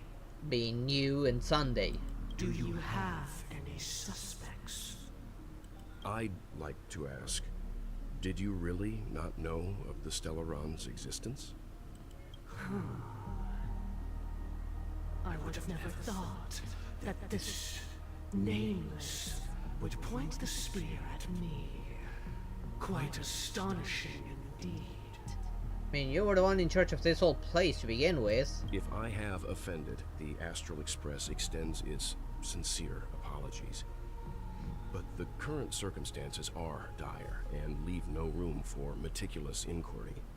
We're doing this out of concern for the Dreamscape's safety. So, if you could, please alleviate our concerns. Dream Master, it's just to prove that the Charmony Festival has nothing to do with the Stellaron. If we're being overly cautious, I will return to the stage to offer tribute in song, just per the arrangement. Sunday, Robin, I've watched you two grow up and know your dispositions like the back of my hand. Both of you, right now, can surely be lauded as their most devout advocates. I already know your resolve. The magnitude of this matter is enormous and cannot be taken lightly. Since Mr. Yang has asked with such earnestness, I will personally respond in kind. If there is a need, the entire Oak family will be mobilized to heed your call. Someday, might I ask you to beseech them to cast their light unto me, and question me in their stead, so that no lies may be concealed? I will do as you command. Robin, could I entrust you to be present as a witness, to document the truth, and to proclaim my innocence, so that all slander may be utterly dispelled? I will do as you command. May thy will be carried out on earth, just as it is in the heavens. Oh, triple-faced soul, please sear his tongue and palms with a hot iron, so that he will not be able to fabricate lies and make false vows. Let us begin. And there's that annoying thing on the edges. Understood. Question. Have you devoted your life to your god, never worshipping other gods? Naturally. Do you love your god as you do yourself, always heeding their admonishments? Naturally. Have you strayed from the path expected by your god, betraying their name? Never. Have you ever been inordinate with your asks of your god, coveting more than the foundation of the creation itself? Never. Then, a final question. Uh-oh. Do you swear to fulfill all vows, past, present, and future? With the Eon as my witness, if I do not deliver on my words, or if I renege on my vows, may I be cursed in accordance with divine law. They have seen your faith, and have endorsed your faith. With this, it can be evidenced... Just a moment. What is it, Mr. Yang? I have another question I hope to have answered. To my understanding, the family's harmony and prosperity have never relied on so-called divine laws. The god you both mentioned, are they truly Shipe? Mr. Yang should know that those belonging to the family toil together as if they were kin, embracing solidarity and unity under their light. All duplicity is laid bare before the harmony. Such a delicate and complex symphony. Which other god could perfectly harmonize this, if not for the Great One? Shipe. Perfectly harmonize. Therein lies the problem. It isn't an outsider lurking in the shadows who changed the harmony, but a dissonance that has surreptitiously emerged from within this very symphony itself. In the distant past, there existed an Eon. With one flick of the wrist, they crafted the laws of the cosmos. Their followers formed the Beyond the Sky Choir, spreading solemn and reverent hymns throughout the universe. Later, they fell. The route traversed by this Eon clashed with the harmony, ultimately being absorbed and fused into it. The chorus would be that one, I believe. Reverberated across worlds fell silent, and when it echoed anew, it was transformed into the hymn of harmony. Though an Eon may perish, paths with no masters still linger. In the all-forgiving harmony, echoes of bygone dissonance may subtly arise. Mr. Yang, being overly astute can be a detriment. Especially when you find yourself alone and without allies. He's got Robin. So this is how it is. For the sake of our grand cause someday, please afford these two an opportunity to rest. What?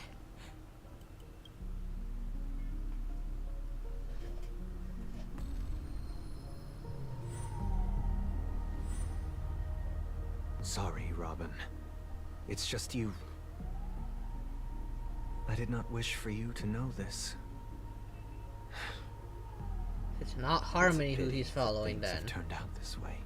But something else, something more akin to nihility. So, this is the true reason I can't sing? The shadow that envelops Penacony is actually... We were never children of the Harmony. Our ideal paradise could not have been crafted by Shipe. True bliss can only be guaranteed by the one who transcends the many. Within the foundation of law, humanity establishes civilization, and through harmony, we obtain order. And who's the Eon of Order then? Unbelievable. To think that there would be remnants of the Order on Penacony. What have you done with Mr. Yang and Miss Robin? Don't worry. I just gave them some time alone to ponder their fates. You should know that these actions make you an enemy of the Astral Express. Should we need to stand against the Nameless, it would only be myself and the Oak family involved. But we haven't reached that point yet. Fortune Wells had that coin that will notify the IPC, and they would probably bring some heavy hitters to deal some real damage to Penacony. Hi there, Cameron. How you doing? Your efforts for the justice of Penacony are evident to everyone, and have been widely observed. I'm testing out my new invention. Ooh, what would that be? Want to talk terms with us? Stop beating around the bush and catch the point. It's called phonometer. Measures how fun you are.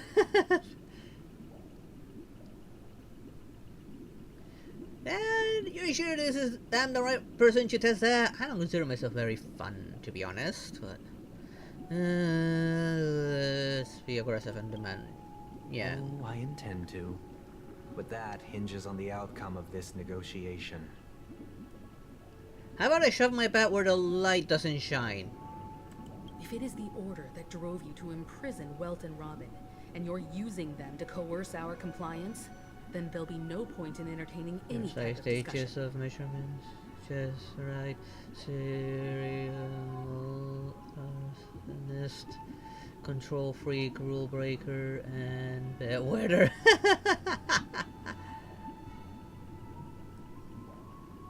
Definitely not the last two.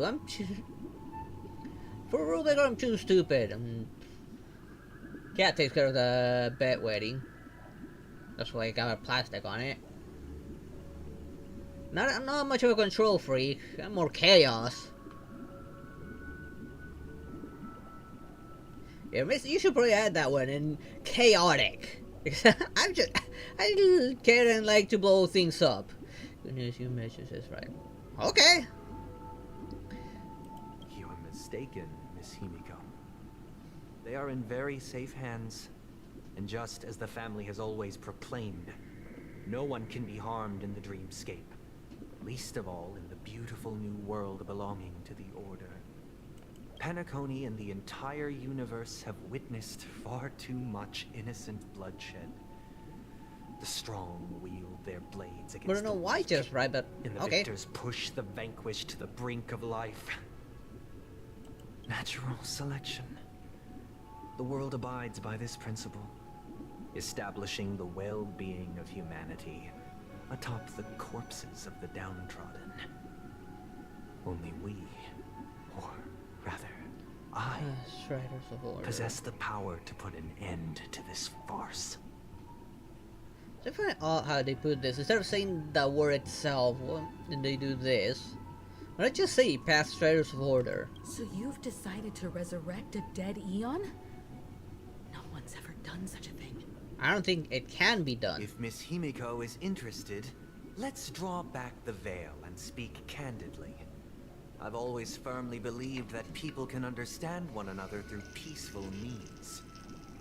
I'm willing to divulge the unembellished truth as to the intentions of the Order's Pathstriders, so that you will make better judgment for the Astral Express, for Penacony, and for this stretch of the universe.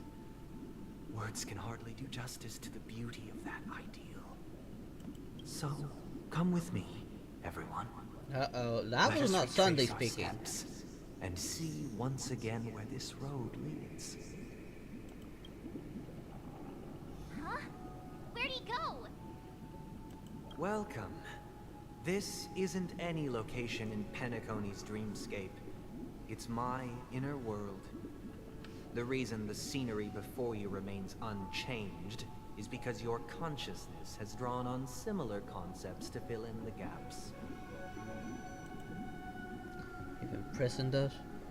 When the right mind would expose their inner self to us. Let's go with the Did first you one. do the same to Welt? It's a tuning process. Stronger in effect and more draining on the mind. The gray-haired guest has experienced it before, so he should understand what it entails. Tuning allows you to intuitively grasp my feelings, which also means that I cannot When hide did we- anything from you. When did we do that? Now, everyone, please look at the huge screen. The road we once took begins here. When did we do tuning? I From don't this remember. point on, you will witness the numerous decisions I've faced. I've selected a portion of these to share with you. I believe after going through similar predicaments, you'll be able to better understand my thoughts. Let's begin. The first decision. A story about a baby bird. I do remember this. This story happened when Robin and I were very young. We were victims of the Stellaron disaster, and the family's Mr. Gopher Wood, who would later become the Dream Master of Penacony, saw that we siblings had no one to turn to and took us in.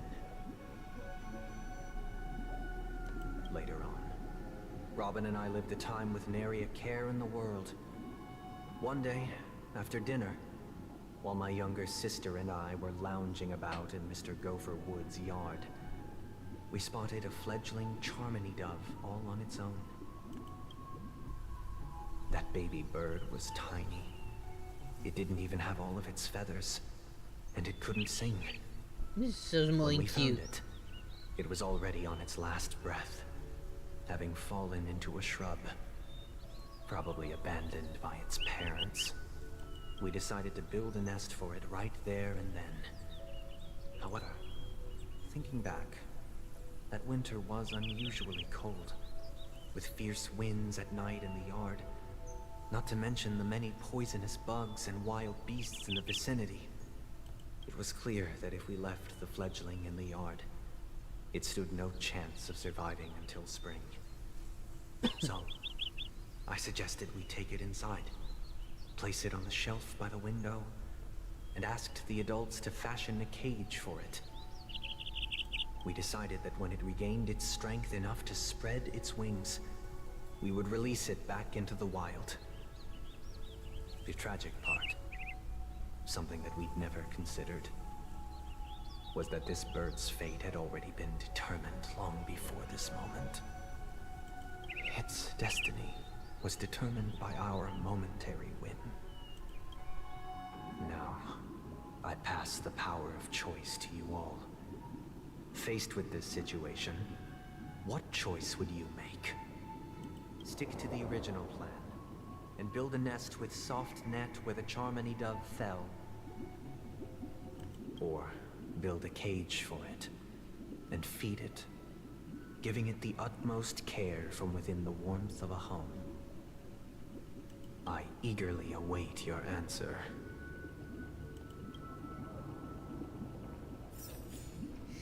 The cage would be Sunday's point of view.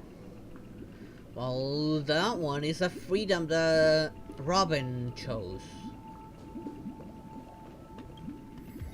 I would be more aligned with Robin than Sunday. I feel like Sunday's missing a few screws.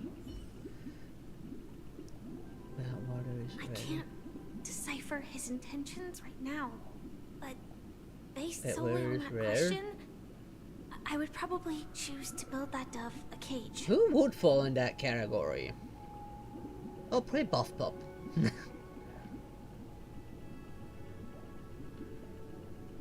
Even if I was gonna release it back into the sky, it'd have to be strong enough to fly first.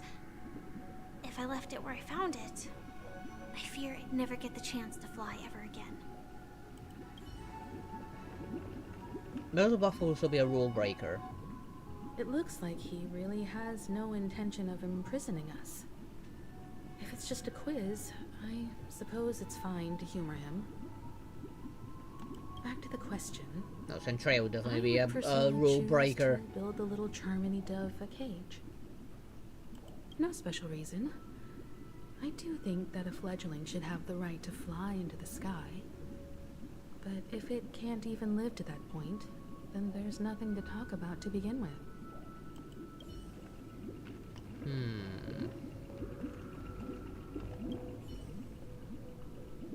That guy just casually throws this kind of question at us?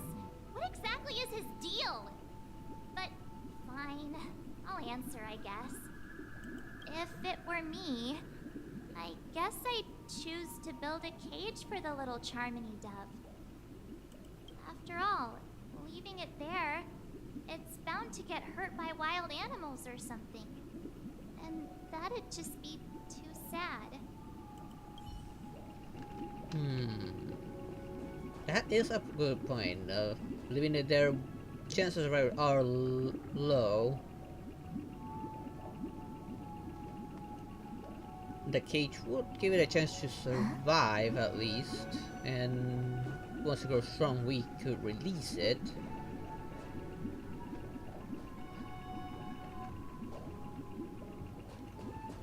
Then, but if you hide the nest properly, then it shouldn't be too hard, and you can make a nest pretty nice and warm.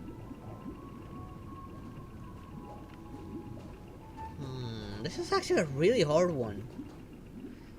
All three of them agree with the cage, because they can just take care of it until it gets its strength and then release it. Because not all birds can be released, that's the thing. I don't know much about the species mentioned for doves. I guess I'll agree with them for now.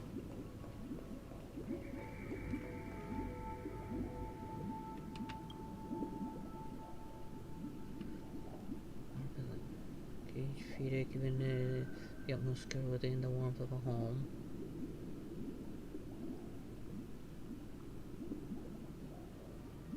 Think it over a bit more.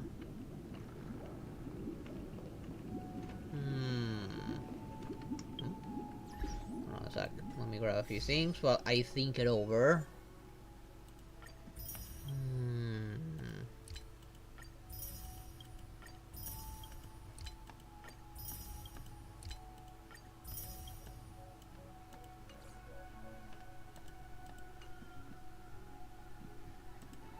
Pretty sure there's some things here as well. Oh no, they didn't even end up here, the stuff I grabbed. Why? I don't know.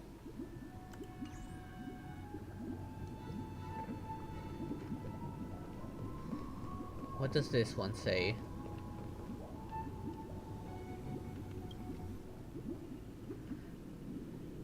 Stick to the original plan and build a nest with soft net where the Charmony dove fell.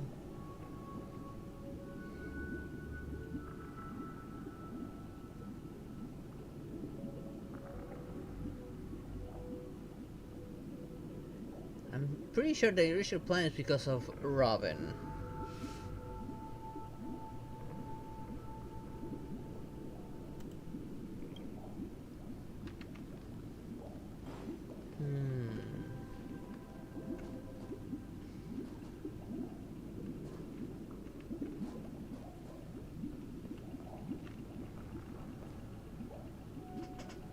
There's a cat left now, fortunately. I'll agree with them for now and go for this. I'm happy to see that you made a choice similar to ours. If your mind is made up, let me reveal the outcome of this choice. We passionately nursed it back to health, preparing only the best food for it every day. We even preened its feathers. Later, on the day that Robin left Penacony, we opened the cage door and let it fly back into the sky.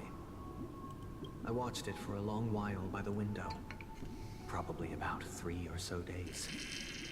In those 3 long days, the little Charmony dove tried again and again to spread its wings to fly into the sky, but fell to the ground, only to keep trying. Finally, on the 137th attempt, it succeeded. But its attempt did not go perfectly. After flying unsteadily for a while, it fell to the ground, unable to grasp the direction of the air currents. The fall shattered its wings. It writhed helplessly in my embrace. But it was all for naught, finally succumbing to a painful demise. And in that instant, our tender care, our given love and hopes, they all became the inevitable push that sent it to its death. Well, they didn't really go about it the right way to save him. If you wanted to learn to fly first, do it in a safe environment that isn't too high either. I deeply regret the choices we made. Next, let us head to the second decision. This time, it's the story of a dream chaser.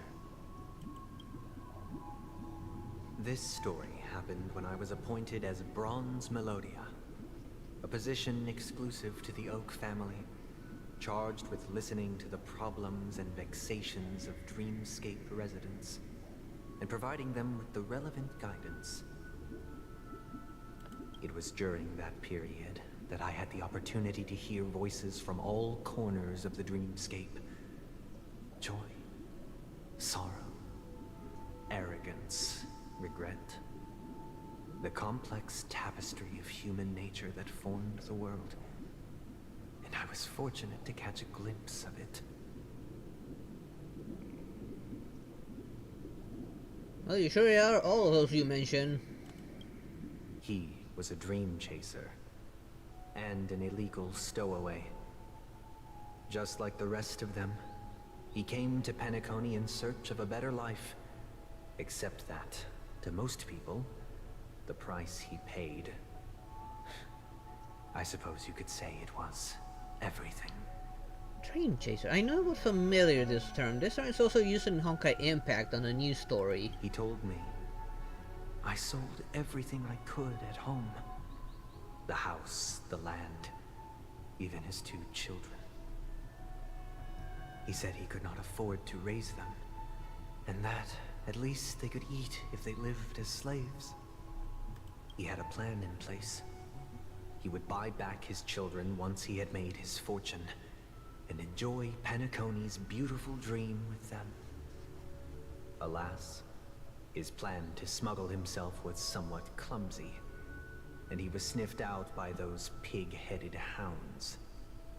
After hearing the Dream Chaser's story, I immediately appealed to the Bloodhound family to cease their pursuit. That way, at least he could live peacefully. But I was still too naive to the ways of the world. I did not anticipate that what I thought was a kind gesture would later lead to dire consequences.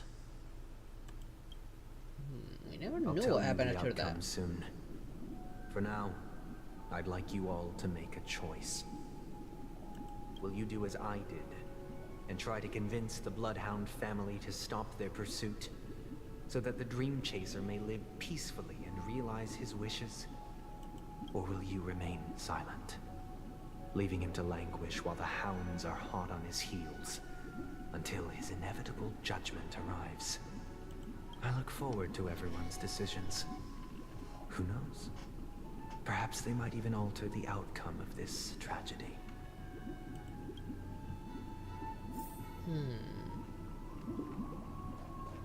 We never really know what happened afterwards. A dream chaser story. If I acted out of kindness, I would probably ask the Bloodhounds to stop their pursuit and lend him a hand. But what cruel repercussion would this choice result in? I think Sunday must have been deeply impressed by the limitations of the strong defending the weak through this incident. Maybe he failed to convince the Bloodhounds. This question... Surely it has some connection to the baby bird story. And this connection is precisely the breakthrough Sunday aims to use to persuade us.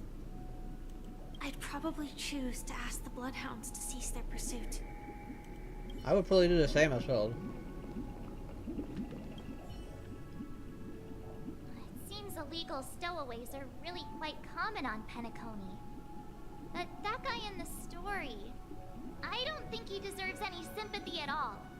Why? He sold his kids to chase a dream. True. Even if he intended to go back for them, it's still insanely irresponsible. With that thought, there's only one choice. Let the Bloodhound send him back home. This person deserves to be punished. March, at least for the first time you actually say something smart. For the first time. Seriously, what did you do with the real March? But she does have a point. I do agree with March on that one. What he did was wrong just for the sake of a dream. Instead of him saying that he would buy them back, what's there to know if that was true or not? In this case, the weak would be the kids he sold off.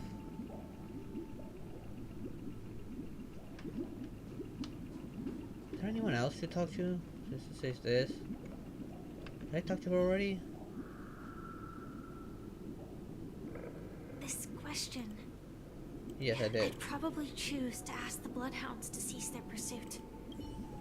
This one is more divided, this one. Just pick one, I'll tell you what happens on the other. In one thing I do agree with March. What he did is pretty much unforgivable. Selling his children just for the sake of a dream.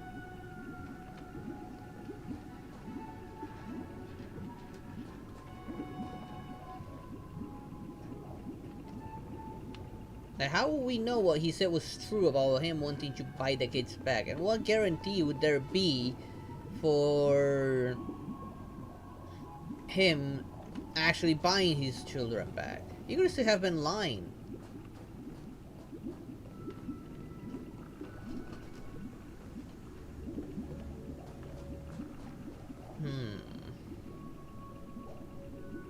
It's a tough one because there is no way of knowing if he was telling the truth or not.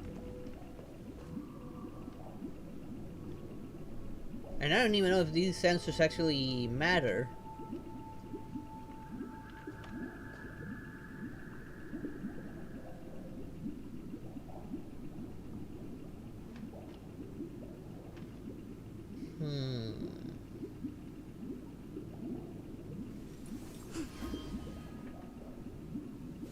Trigram on both ends. Yes, and with the position he has, with all the power he has, I would allow the Bloodhounds to go after Guy, but also figure out a way to save the kids. So I'll go with this one.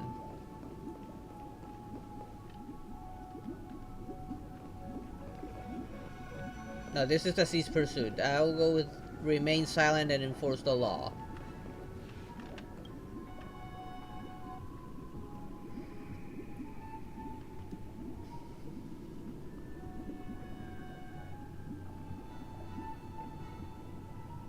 It seems you, like me, are pondering whether a different choice could have led to a better outcome. Sadly, his fate would only be more tragic. say he never gets caught. He would only die from delirium. The methods with which illegal stowaways enter dreams are unorthodox. Not flawless like the hotels. Living in the dreamscape would be a mere pipe dream. Should he be apprehended? Could the hounds afford to turn a blind eye? The answer is a definitive no. They couldn't bear the resulting consequences, and thus wouldn't dare extend a helping hand. As to your choice, I once again offer my heartfelt apologies. Next comes the third and final decision. Either way, the results would have been bad for him. But what would... If now, based on what he's saying, that means when he intervened and allowed him to continue, that means eventually he just went insane because of the bad connection. And the story this time is my own. This story happened the day I was appointed the Oak He didn't care family about head. his kids. At that time, Mr. Gopherwood was the current Dream Master. And as per his wish, that's what I was we had mostly a worried about, that he was just conversation. using it as an excuse to get the bloodhounds off his back. And I assume like people can lie for any reason, but when he said selling his kid for his dream, that I did not approve of. In the case of him, I would probably look for the kids to buy them off of whoever they were sold off to and care for them. What surprised me was that the Dream Master had only come to deliver a letter to me. He let me read its contents, and it was a letter from my sister. The letter contained the usual pleasantries, anecdotes from her travels, nothing out of the ordinary. Just as I started wondering how this letter related to our discussion, the Dream Master began to speak. Do you know who wrote this letter? My sister, of course. But why would you personally visit me to hand me a letter from my sister containing mere trivialities? To help you grasp the full scope of this issue. Do you know where Robin is at this moment?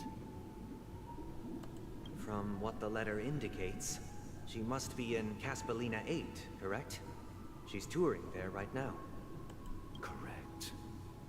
Has she mentioned anything about a stray bullet? What stray bullet? A stray bullet? What? A war has broken out on that planet. It is because of this very reason that Robin chose this destination. To spread the word of the Harmony. And to save the lives of that planet. She personally made for the front lines. She hoped to ease the people's suffering with song, and was willing to brave mortal danger to deliver the IPC's medical supplies. Unfortunately, stray bullets show no such compassion. Is she all right? If the operation was successful, she should probably be recovering in the field hospital. By the eon above, the bullet struck her neck directly, yet possibly as a reward for her consistent deeds of harmony. It didn't hit any vital arteries. Once you've attended to your outstanding tasks, it'd be advisable to write her back as soon as possible. Those damned savages! I'll pack my bags right away. My gratitude for bringing this to my attention, Mr. Gopherwood. Now you understand why she always wears such elaborate neck ornaments, don't you? How could this happen? Miss Robin. It's all in the past, so please don't worry. I share this in the meager hope that you will understand the Harmony's limitations and predicament. As grandiose as the strong defending the weak sounds, many times, it is nothing more than wishful thinking. Likewise, I've prepared one last question. One last choice. But rest assured, this choice will not have any grave consequences. Because this is merely a figment of imagination.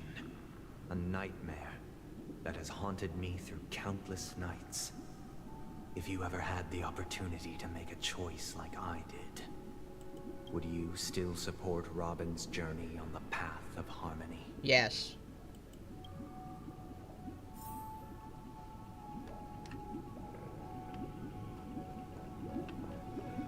Support Robin to go on her journey. Stop Robin for going on her journey.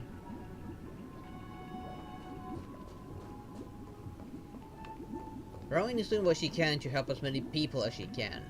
Well, this way, all I'm seeing is some selfish, self-righteous prick. I'll listen to what everyone has to say, but I'd say yes. Can't believe that happened to Miss Robin. The strong defending the weak is a great mantra, but if I had to pay such a price, I don't know what I'd do. March, you're already doing just that. You're the strong defending the weak. We did that in Jorilo. We did that on her the space station. We did that on the Lafu. What are you talking about? We're nameless. We do that for a living. I often feel like I've dreamt of similar scenes on certain nights. In the dream, I see blurry faces. I don't know who they are, but I sympathize with all of them, fighting for survival against some unfathomable force. Their confusion and fear are lucid to me, but I also remember they chose never to give up, just like Miss Robin. If Mr. Sunday's question leaves you puzzled, you should find the answer from your own experiences. My answer is still yes. Dangers and tribulations will surely follow. But would you ever back away?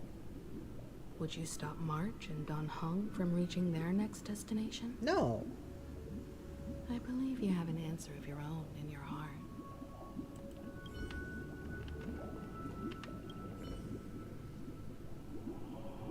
I'm pretty sure Sunday tried to stop her. Courage is admirable.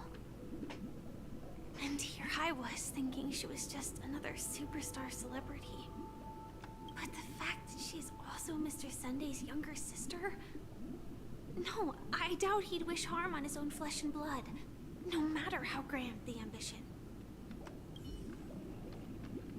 I already made up my mind. Support Robin to go on her journey.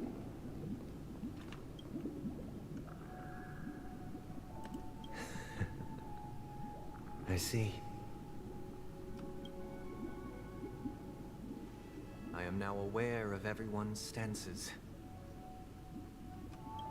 Raising these questions merely serves to illustrate one point. The plight of Penacony cannot be salvaged by the harmony. The true foundation for a sweet dream paradise can only be established through the order where the strong govern the weak. I knew he went insane. Being tormented, the turmoil of losing your way, how sorrow and even despair set in when matters don't work out. All of this causes me unending pain, because this is not what happiness is at all. We must teach the weak how to live a happy life. And this life isn't some noble propriety that the upper crust preaches, but in definitive terms, a way of survival that belongs to everyone. So what is your definition of living a happy life? Good question. Human consciousness is fundamentally an illusion, a cage known as self-worth. People lured in by this illusion make mistakes, yet still ask that external influences bear the burden. When one mistake after the next permeates the masses, they become impossible to trace. Thus, the amassing of these individual cages culminate to form a prison. A place dictated only by the rule of survival of the fittest. Nature is always accompanied by predation and sacrifice. Its antithesis is known as order. That is what I want to do. Unite people's happiness under the banner of order. They won't need to make bitter choices any longer, nor face the weaknesses of humanity. They can cast aside their primal instincts to build a haven for mankind. You're asking for literally impossible. You guys are not gonna do just that. Just because you want that. Or it's just because an Eon wants that. These sort of things are unfortunately inevitable.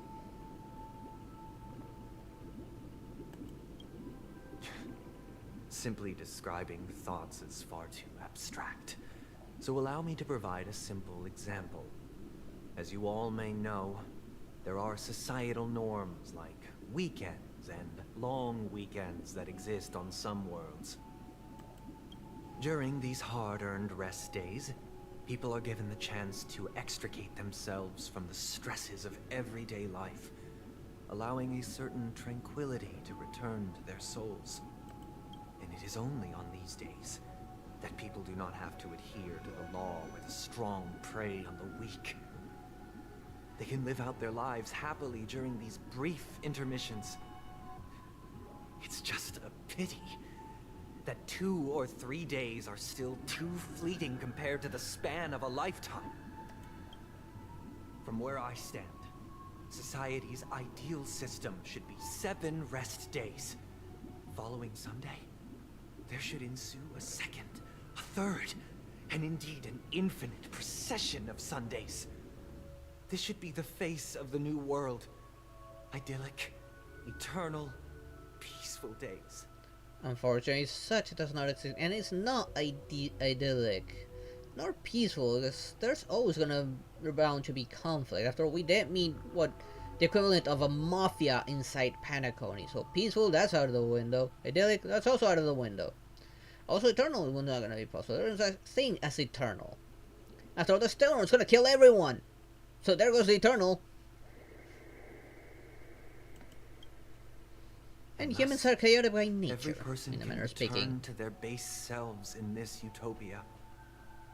Some gaze in reverence at the stars, pouring their whole beings into calculating the distance between us and the isolated world of Pagana. Meanwhile, some seek refuge in quiet corners, holding one another, unencumbered by the chains of unwelcome obligations. There would be no need to bear the hardships of reality. Only in this way can humanity face the inevitable end with the purest of spirit, living a life of dignity. This is what it is to live in bliss. Miss Firefly, you who are stricken with entropy loss syndrome, you of all would surely understand this. Well, she understands more than you, buddy.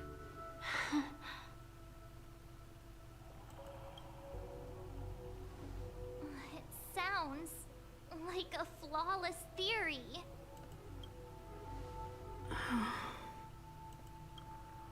But what is the price to attain all this?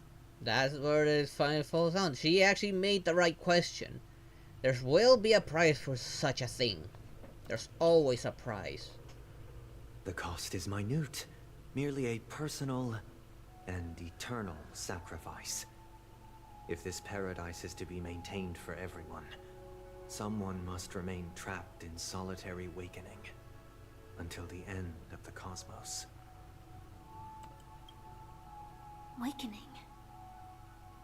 Which means that this so-called paradise is still a dream. Stepping into this paradise means forsaking reality, correct? It is not forsaking, but transcending. Flesh, blood, sorrow, weakness. If the physical is the root of spiritual suffering, it is only logical that we defeat it. Except that the dream is still a dream. Sooner or later, you're going to wake up from it and return to reality. But in this supposed bliss, people won't have defeated their demons. That's also the true. chance to overcome their tribulations would be forever lost to them.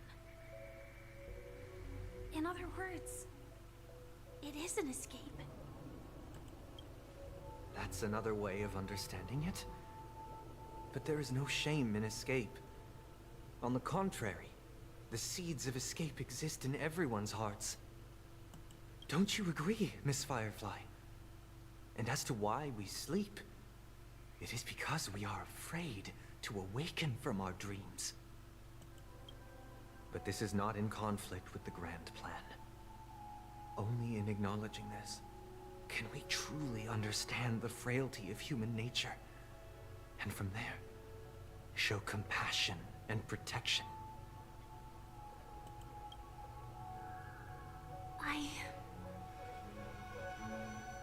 I admit that you are a born leader. Your perspective on humanity brims with pessimism. Yet you express compassion for all, even when your heart pities them. But unlike you, I live for the self. From my perspective, individuals making choices for themselves is their birthright. The want to escape may be innate in the weak. But whether they are weak or not, it is not up to another to decide. Perhaps in your mind, you also view me as weak?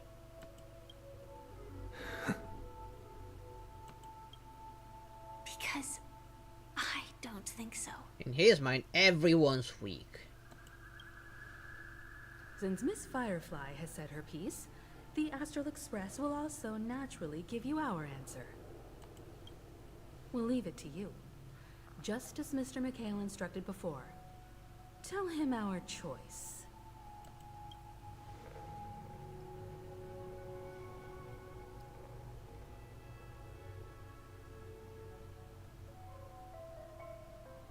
Not long ago. What is this place? Does this place ring any bells, Misha? I don't know, but I feel a sense of deja vu. What is this place? It's the realm within a dream bubble. This was left to the Astral Express by a nameless, but weirdly, when we entered it, it was completely empty. This is also where we found Sleepy. Dr. Edward from the Dreamscape sales store told me that dreams are formed from memories, and a dream bubble can't take shape if its core is empty. So I thought you might be able to help us in unraveling this mystery, Misha. As a hotel doorman, you know Penacony best among us. I don't know much about dream bubbles, but if you want to figure out what this mansion is, I'll do my best. I'm counting on you then. Himeko, I still don't get it. Why were you so sure that Misha had a connection with this dream bubble? Good I question. wasn't sure. It was just a hunch. But since Misha feels familiar with this place, my hunch might be correct. This place looks a bit familiar. Exactly. This is where you and Firefly encountered death, which we now know as dormancy. Considering its connection to Dreamflux Reef, it's not surprising it appeared here. The question now is, who brought you here? Based on the clues we The have masked so fool. far, it's unlikely to be that masked fool. So identifying them is crucial to us. Wait. Seriously, the Maxwell didn't send me here? She's the one, the last person we saw before we ended up here. Are you sure about that, Himeko? We're drawing closer to the truth once more. Let's give Misha some time, as I believe he'll unveil the secret of this dream bubble. Think about this kid on the other one, cause said what kid? Alright, there read that one. But there are doors all over the place. Which one should we choose? Do you have any idea, Misha? I guess... maybe this way?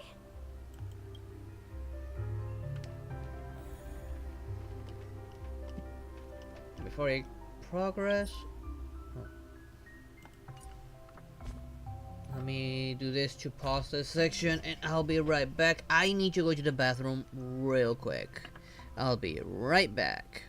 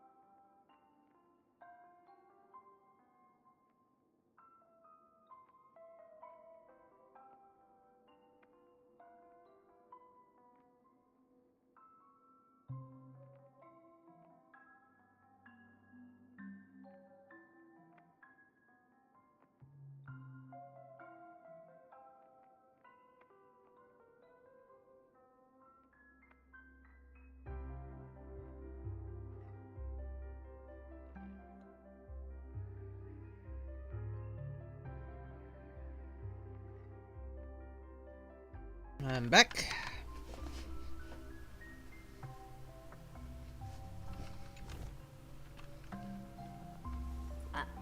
I'm not entirely sure, but let's give it a try.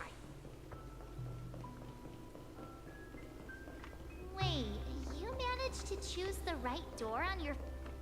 Oh, what the? Weird. Ah, damn it! I This didn't turn this place is quite different from the hotel. But I feel like I've been here before, and even lived here for a while.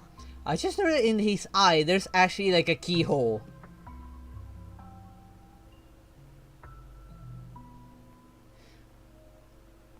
She did. I don't know what Himeko was talking about. She might be drunk.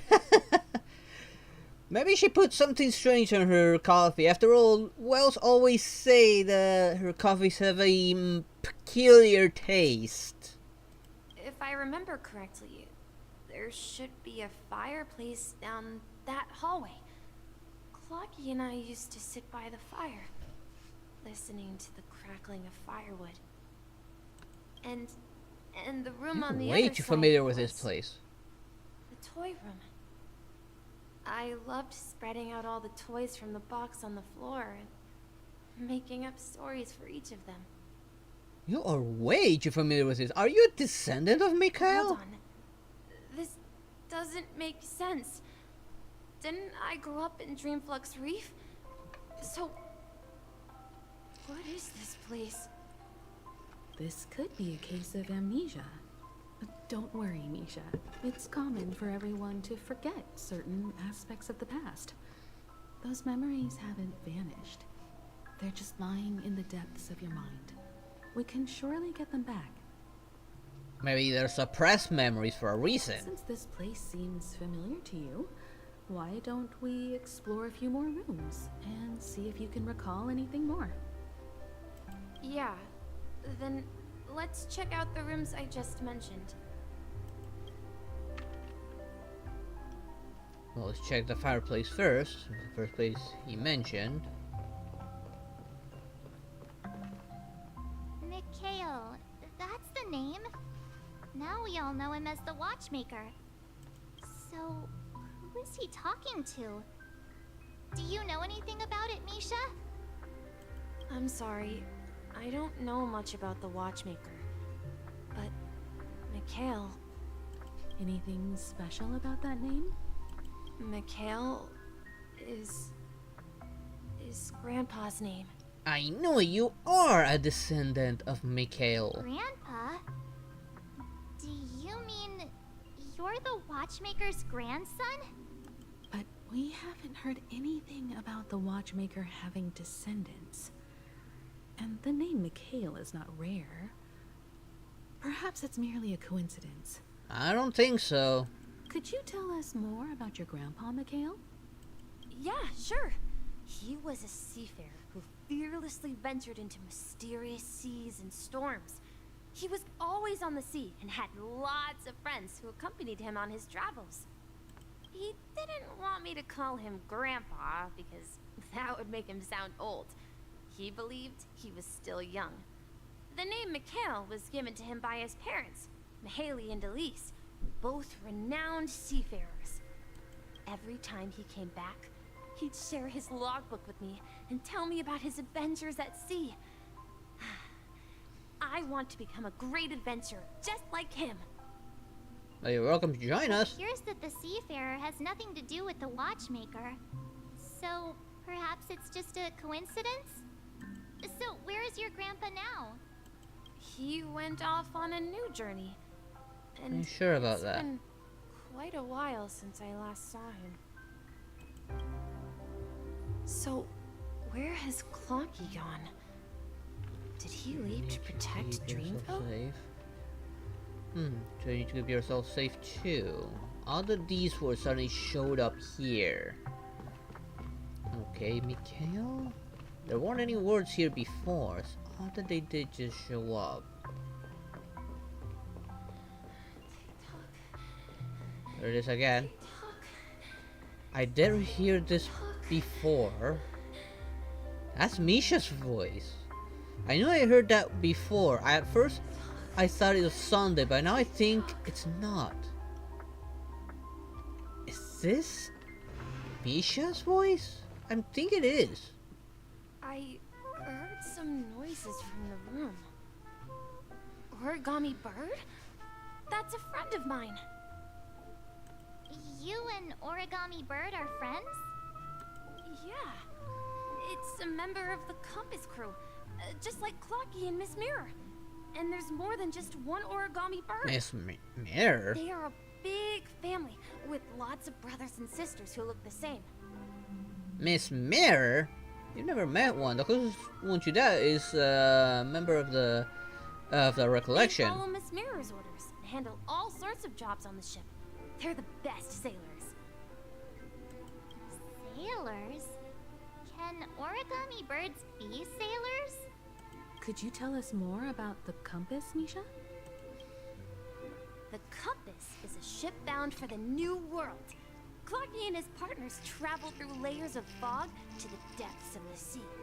Whenever there is danger, Clocky will use a compass and guide the ship in the right direction.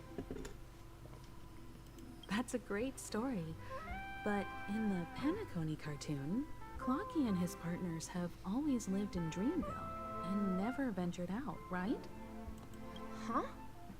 Oh, that does seem to be the case. Weird. I clearly remember Clocky arrived in the New World in the end. Perhaps Clocky has a hidden past. Well, we can always call him forth and ask him personally. I think I hear the sound of water. You once mentioned there's a magnificent fountain up ahead. protecting Dreamvale, just like they did with Clocky. I will protect you from harm. This is an origami bird I made for you. So if this is not Sunday, and this is Misha, who was he talking to? Who was he trying to protect?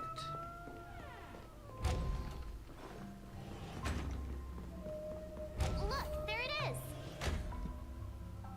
That's one hell of a fountain. The water resembles a precious jewel, embedded in the dreams of all seafarers. Every time I gaze at the shimmering lights beneath the waves, it feels as though I'm back in this place, standing by your side. Have you recalled anything, Misha? Yeah, I saw these sentences in Grandpa's logbook. He used to say that despite the perils of the sea, whenever he stood on the deck in the afternoon, overlooking the sparkling waves, he would think of this fountain in front of his house. He often said that those moments felt like returning to his family's side, and the difficulties at sea didn't seem quite as challenging. You know, I quite understand such sentiments. Don't say, or you'll start getting gray hairs. You're talking like an elder.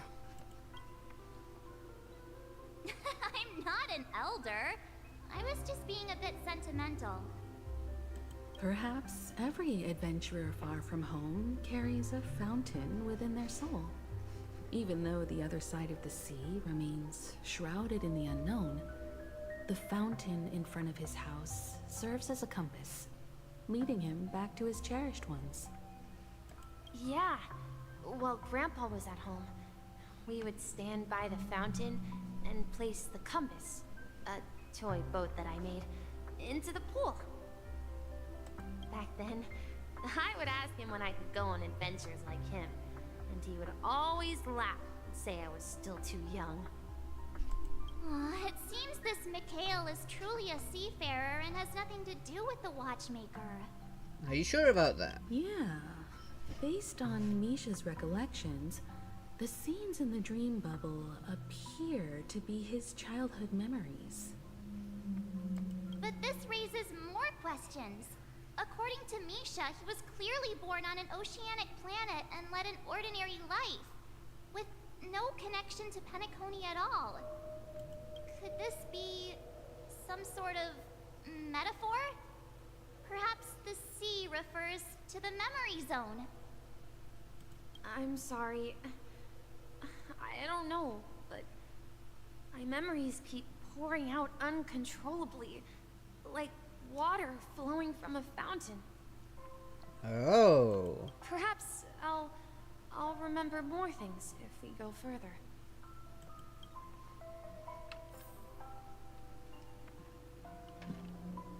I wish to share your burden. We're going to the opposite side, right? No. I fixed that. We should turn left here. I'm sure I had fixed that before when I was here several streams ago. Something feels different about this place. This is it. I remember this corridor. Oh, I Up haven't ahead come is this way. Grandpa's study. It was in that room that I saw him the last time.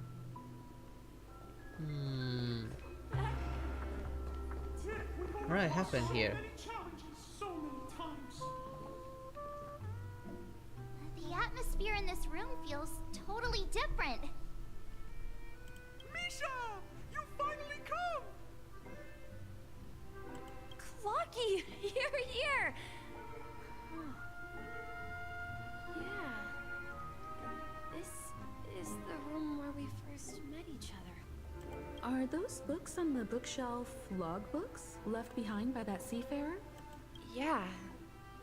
Whenever he came back, he placed a logbook on the bookshelf in his room.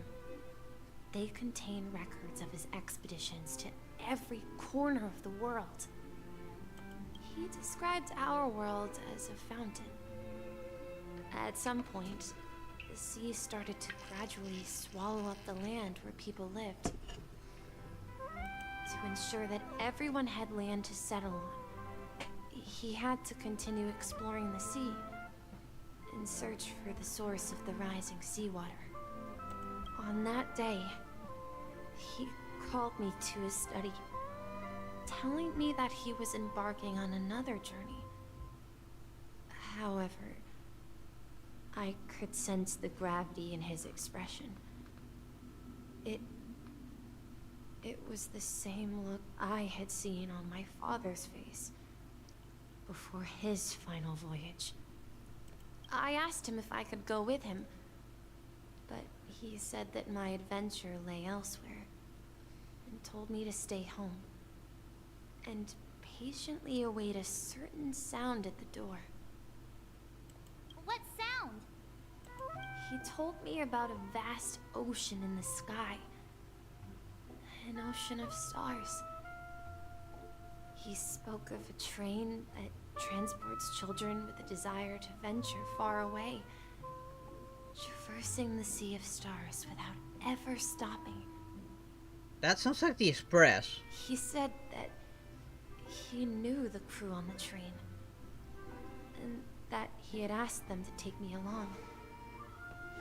He said the journey I had always dreamed of would start there. A train? Could it be? It's the Astral Express. I remember now. Grandpa's friends are a group of nameless who came to this world to resolve a disaster caused by a star. Then, The Stellaron. he gave his pocket watch to me. It was his cherished treasure, appearing in every one of his adventure tales. He explained that difficult times were ahead, but assured me that the watch would guide me.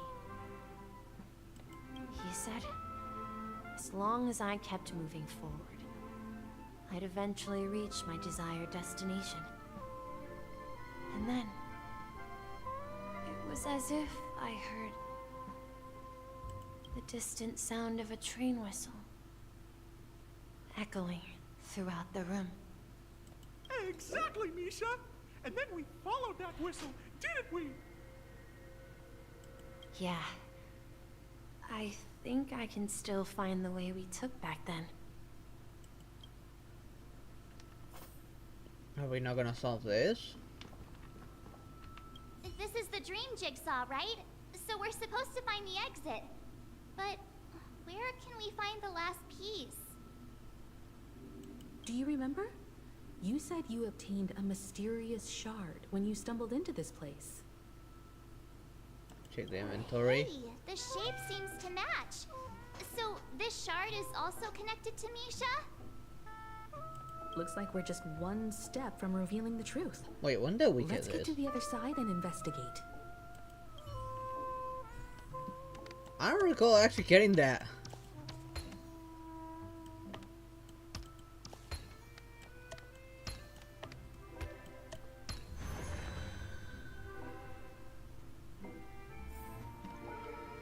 Let's have a quick look around. So many memories here. Yeah, my eyes. This is my room of clocks. While I spent my time waiting for Grandpa to return from his voyage, Walter gave me this workshop, and it became my secret base. Here, I learned how to repair clockwork and gears, out of my fondness of precision mechanics. In my dreams, I was the captain of the compass, embarking on adventures with my companions, Clocky and Miss Mirror, in search of the new world. I still wonder who Miss Mirror is. I was born and raised here. So, this building in the dream bubble is your childhood home? Yes, but not exactly. To be more precise, this dream bubble itself is my home. What? Looks like you've remembered everything now. Wait. Why does it feel like everyone else knows something I don't? Because you're dumb. Yeah, you're the only one still in the dark.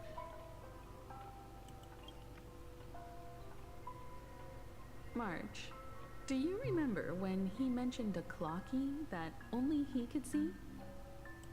Yeah, the little guy here, right? But we all saw him in Dreamflux Reef, right? And Mr. Yang even greeted him. Looks like everyone on the Astral Express has a childlike spirit. But why couldn't they see him before? The answer lies in the Astral Express. His experience shows that neither Firefly nor Acheron can see this clocky. And when we were in Dreamflux Reef, you may have noticed that for some reason, nobody outside of the crew had ever talked with Clocky. Yeah, I noticed that too. A mimetic life that can only be seen by a select few. It's just like a hidden message, left by someone for the nameless. But Misha can see Clocky too, right? He's a descendant of the together. Nameless. But Misha hasn't started the way of the Trailblaze yet. And I was thinking he did. That's the key to the mystery, March. Now, take a moment to recall. Have you ever seen anyone outside of the crew interact with Misha? Wait. No way! That's the answer, March 7th. This dream bubble is the place where I was born. And I'm a dweller in this dream. Just like a memory zone meme. Oh, so Misha is a meme. I should have stayed here and waited for you. But when reality and memories merged, I unconsciously pushed open that door and left the bubble with Clocky. So it's not that the Watchmaker's dream bubble is empty, but rather the stuff inside ran away? And the whistle you heard was the sound of the express arriving at Penacony? That's one way to see it, but I believe there's a longer story behind all this. It's best for Misha himself to explain all the details. How about we start with your name? Now, should we call you Misha, or... Watchmaker. Thank you all for helping me rediscover my true self. So Now, please allow me to reintroduce myself. So Mikhail was never the Watchmaker. Misha was. I was born on Lushaka, in the Presmere system. Adopted by seafarers Mikhail and Char. They gave me a treasure. A name that carried their hopes. Mikhail Char Legwork. Or simply, Misha. If you prefer, you can call me by a more familiar name. The Watchmaker. So, you're the Watchmaker himself? Unfortunately, that legendary figure is no more. I am only a reflection of his life. Oh, interesting. As for the child who has been with you, he's the innocent protagonist of Misha's childhood dream. Friend of Clocky, a young apprentice, and a future mechanic on the Express. And this also marks the beginning of his journey, devoted to the Trailblaze. At the end of the journey, whoa, I left this little flame, which I so cherished, in my deepest dreams, hoping to pass it on to the nameless of future generations. I did not expect that second voice to suddenly start speaking. That caught me a little bit off guard. However, he somehow left the dream bubble and forgot all about his task. I apologize for all the confusion this caused. Because he was born with a desire to trailblaze, wasn't he? I don't think Misha has forgotten his role as a guide. He remembered it, and that's why he mistakenly appeared as a hotel doorman in his dream from the very beginning. The one who brought our unconscious friend here must have been Misha. If that's the case, we encountered the Watchmaker's legacy from the beginning, didn't we? Well, I have a sarcastic friend who says I always take big detours and end up back where I started. Perhaps that's what every nameless has to go through. But in the end, you found me. I'm sure you're all wondering what my legacy is. I believe my hound has mentioned the Stellaron and my wealth. If I may apologize, the Stellaron part is real. As for my wealth, however, it's nothing more than a baseless rumor. I left my homeland as a child and embarked on the journey of Trailblaze. I traveled to various planets until finally reaching Esdana, where my friends and I built the original Penacony and fought for its future ever since. I've been moving forward all my life, doing what I could to overcome the obstacles in my path. But ultimately, my journey reached its end, and I left behind no possessions worth entrusting. Except your hat. So, if you ask what's left within this worn-out train engine that can be called a legacy, I suppose it's the things that are still burning in the engine's furnace. Now that you're well aware of the current situation of Penacony, I certainly hope that you'll help me get this world back on track. But I'll leave that decision to you, for the path of Trailblaze is never paved by others. All I have for you is a story and 2 gifts. Okay, I'm going to bed. Okay, good night there, Cameron. Sleep well. I want to give you my pocket watch. It has accompanied me throughout my long journey, guiding that naive child forward, and has been blessed with the presence of so many great people up to this day. But what happens to Misha then? And my hat too. The one who navigated for me placed it on my head and planted a fanciful thought in my mind. The trailblazing expedition will never end. Now, it's time for you to make your choice. Once you've made up your mind, open that door and enter the long dream of an old man.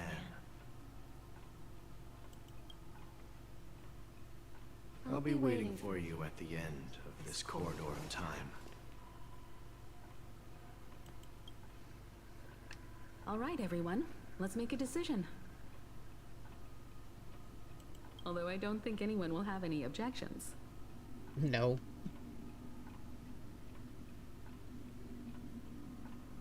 Won't you witness the legacy? I choose the Trailblaze. Of course. We've come this far. Surely there's no other option than moving forward. I feel like the Trailblaze decision was the better one. In that case, it's unanimous. Then let's proceed together to the end of this dream and tell Mikhail our decision.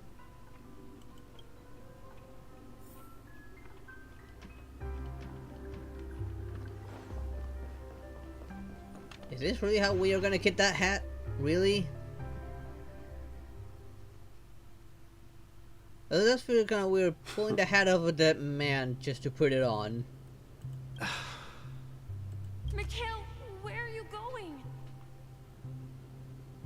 Someone has to step up and save Lushaka. So why can't it be me, Misha? Please don't go. And if you must, please take me with you. Don't leave me alone. Even without me, you know how to proceed forward, brave Captain Misha. The compass is waiting for you. Haven't you always wanted to be a better adventurer than me? Now go, board that train and start your journey. Where are you going, Mikhail? I'm going to clean the floor in the parlor car. I've promised the conductor. Pompon. Wait, first tell me, did you fix this watch? Yeah? I know what it looked like before. Its chain was broken, the back case torn, and the marks on the dial all worn out. How did you manage to fix it? Well, it's hard to explain, but I knew it could be fixed. It's the hands, Mr. Amundsen. Its hands were intact and pointing in the right direction, so I knew there would be a way to fix the rest. I see. You'll work with me from now on. Haven't you always wanted to tinker with this train? You're its mechanic now. As for the conductor, I'll do the talking. I recognize that hat, so that's how Mikhail ended up getting it. That must have been his mentor or something. Don't worry. You've got what it takes.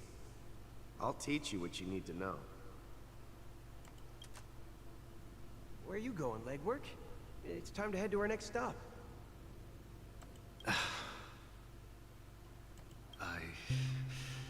I'm staying in Astana with Rosalina and Tiernan. I see. This place reminds you of home. The people of Astana have only achieved a tiny victory, and still have a long way to go towards true freedom.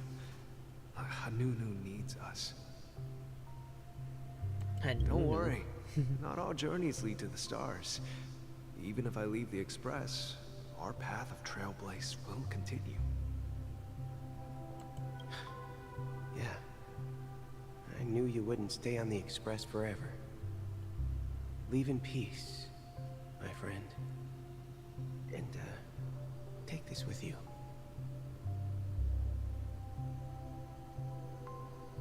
This is Mr. Amundsen's hat. But why? When he departed, he said he would leave it to his best student.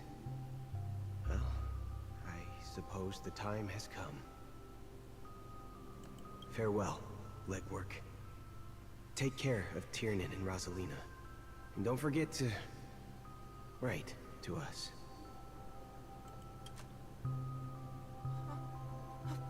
Where are you going, Watchmaker? Don't worry, Micah. Just going on a little trip. Micah? Someone has to be at the forefront of the interstellar frontier, and I'm the only former Nameless in Penacony. So why can't it be me? Because you're all we have. Have you forgotten about Tiernan? The cosmos is way more dangerous now. What will happen to Penacony if we lose you too? But what will happen to Penacony if we don't find a way out? Ah, Tiernan. How could I ever forget him? I've spent countless sleepless nights asking myself why I didn't go with him back then. We Nameless won't stop. Don't worry, Micah. It's just a matter of getting back to my old profession. Just wait for me to come back. But if, and it's a big if, if I don't come back in one piece, then you'll become the next Watchmaker. Where are you going, old man? Oh, you're here. That was a familiar voice. Answer my question. What are you up to? Relax, Gallagher. I just came up with a great idea.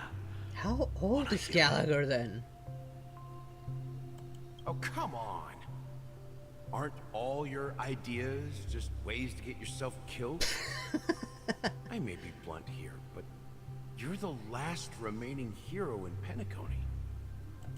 If you die too, the secret of the Stellaron will go to the grave with you. Well, Gallagher, you knew about the secret as well, so Yes. I'm afraid there's no way out in Penacony, so I'll have to consider alternatives beyond Estala. We'll organize a festival using the Watchmaker's legacy as a facade, and send invitations to the entire cosmos to gather people here. So,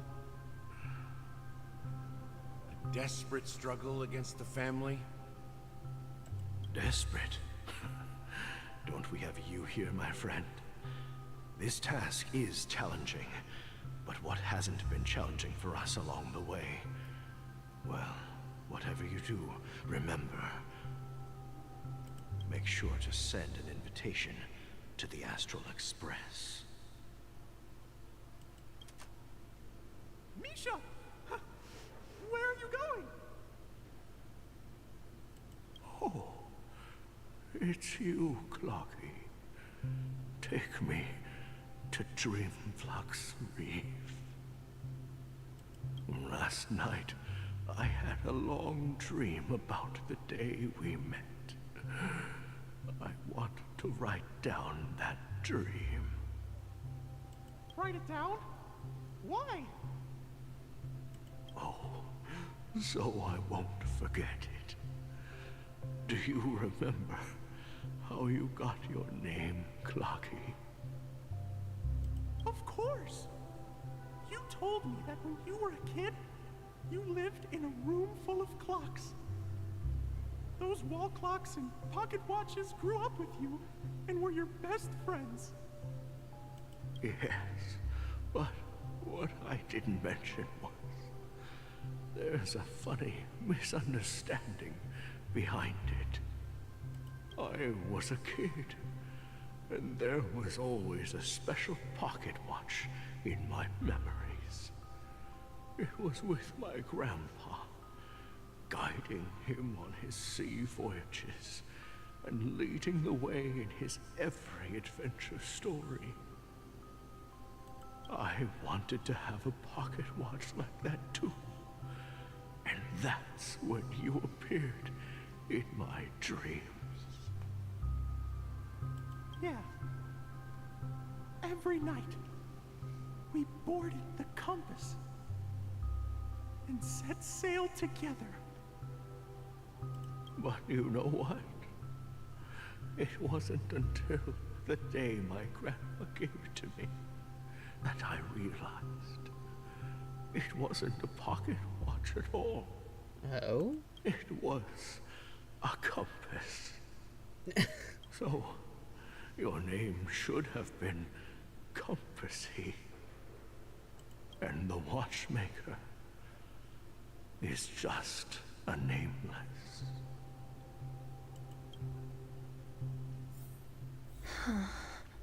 Oh? We've arrived at Dreamflux Reef. So, where to next? You know, Clocky, I don't think I'll be going anywhere else. I'm surprised they forced me into using him. Although he is a pretty decent character. He does have a really interesting ultimate. I'm forced to walk in, so I'm not gonna explore. I need to check if there's any gaps over there, hiding anything.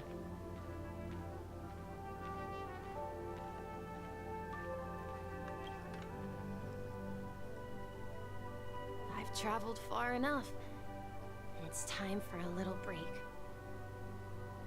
Oh. So, we'll set out again. When you're rested? No, I'll stay here. And then, this is where it ends. This is... where it ends? What do you mean, Misha? You told me that the trailblazing expedition would never end.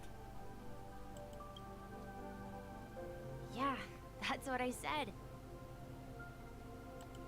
So now, it's up to you to decide your next destination. My next destination? What's that supposed to be? I've been following you. It's time for you to follow us, I guess. You're acting weird today. If you're feeling down, we can just do what we usually do. With the clockwork. No, I'm not feeling down. As for clockwork, yeah, it resolves all problems in this dream. So, do you know what clockwork actually is? I'm not quite sure. Well, everyone gets lost at times. They may hesitate and doubt which way to go. That happens in this dreamscape and beyond. But don't worry. Everyone goes through moments of uncertainty and hesitation. Eventually, they gather the courage to make bold decisions. Whether it's calming, joyful, angry, or sad, all they need is a little nudge to take that step toward where they truly belong. I'm leaving that little nudge with you, and I hope you'll share it with others. Such is the essence of clockwork, the will of the Trailblaze.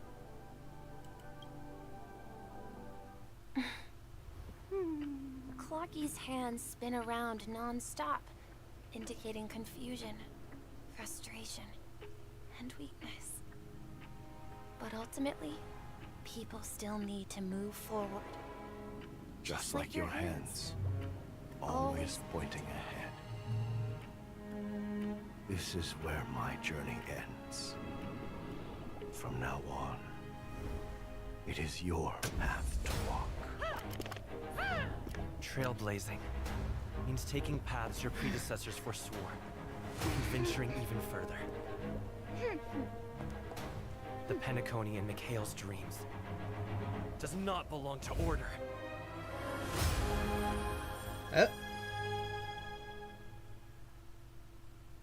That was hot.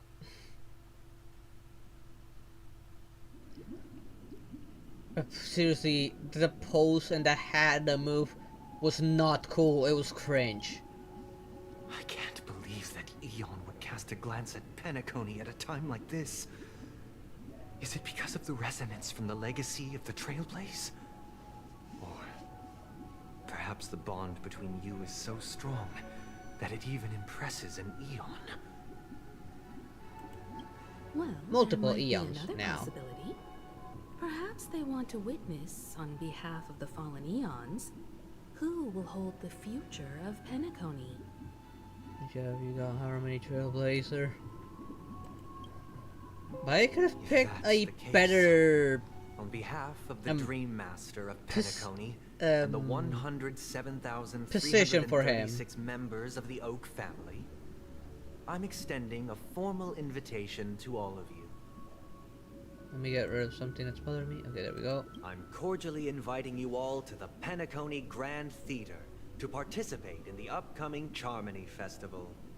And, of course, you won't be in the audience, but on center stage. Since the future of the Stellaron, Penacony, and even the entire cosmos is at stake, let's draw a conclusion there, in all fairness. If you truly believe in Akavili's path, then show me their courage and determination.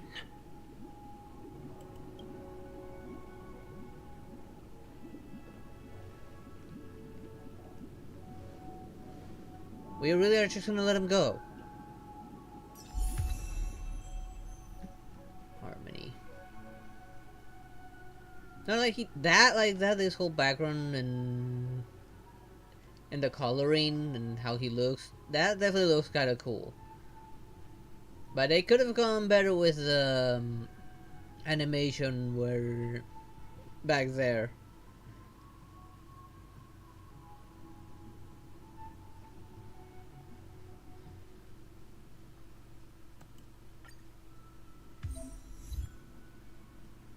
New path harmony unlocked. Seems like it's forcing me into it. Control the current path here. Further understand. Okay, this is good that they have this, and oh, because that wasn't there before, if I remember correctly.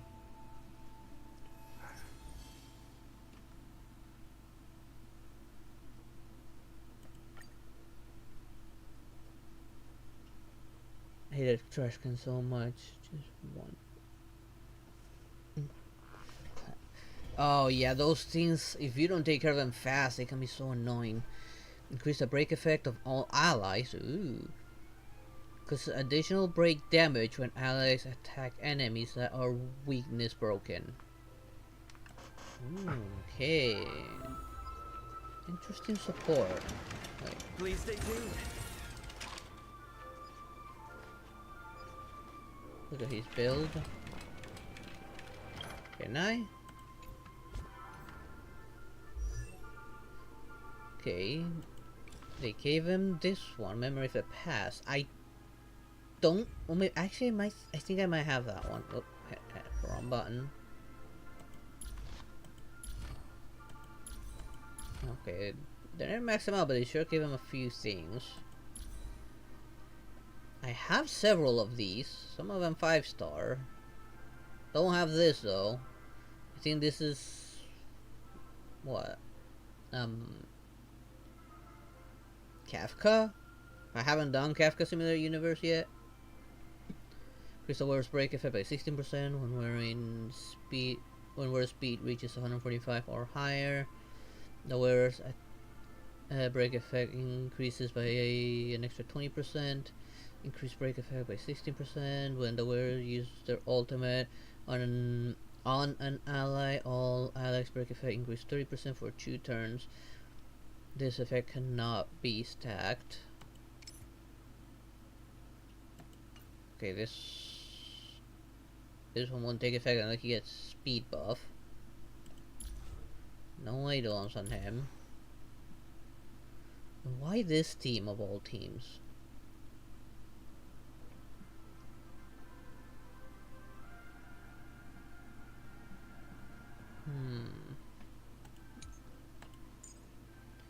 Okay, of course imaginary damage equal to 90% of the basic attack. Why not the 100% of the basic attack? What's the point of having a basic attack if it won't even use the full strength of the attack?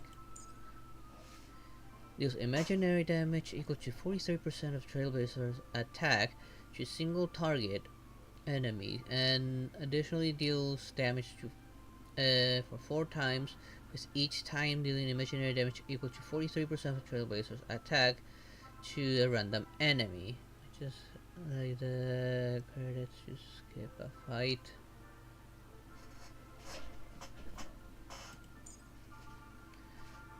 Grants all allies a backup dancer effect lasting for 3 turns. This duration reduces by 1 at the start of the Trailblazers every turn. Allies with the backup dancer effect have their break effect increased by 26% when they attack enemy targets that are in weakness broken state. The toughness reduction of the attack will be converted into 1 instance of super break damage. The number of enemy targets on the field is 5 or more. The super break damage triggered by the backup dancer effect increases by up to 60%.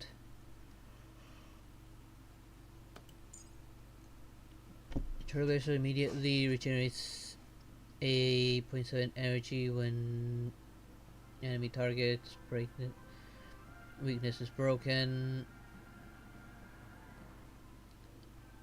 theater. Additionally, delay the enemy target's action by 30% when allies break an enemy weakness.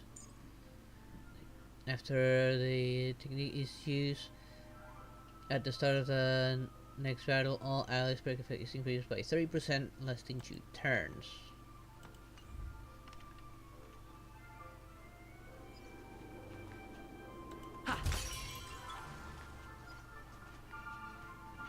If I switch that state, it's not letting me switch. Okay. We need a strategy.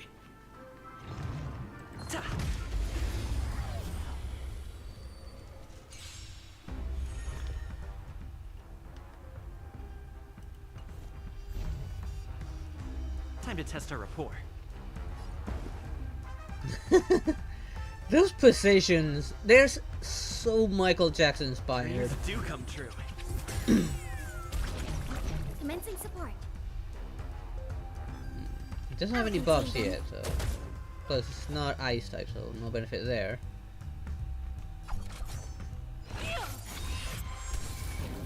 You've arrived, huh?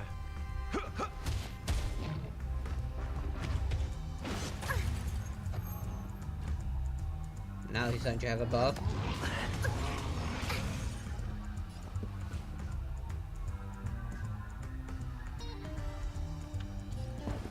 Let's improvise. The mood is set just right. Let the show begin. There you go.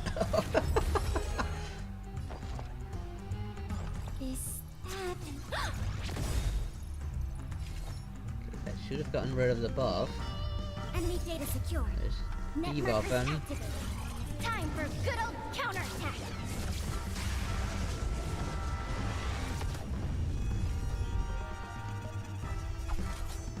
Okay, no, I need to heal in the next turn. That's all you've got. Time to mix things up. Thanks for the support. Slice like a good brew. Full, my friends. Indulge yourself.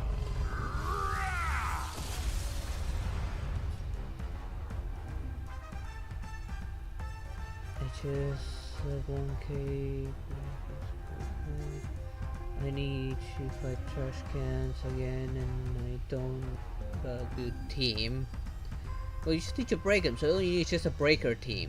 Like, Sam Poe's a good breaker.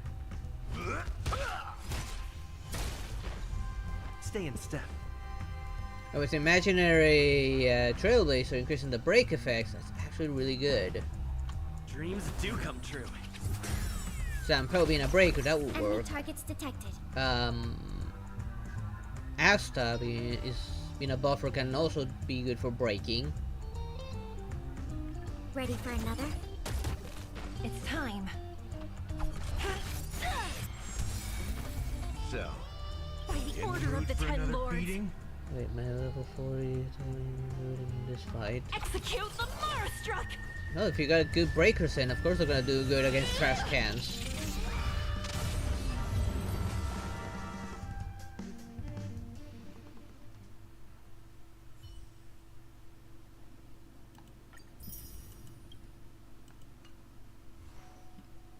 Do I have that light cone? I think I did. Yeah, I have it on Asta on. I just never leveled it up. And I do have spares.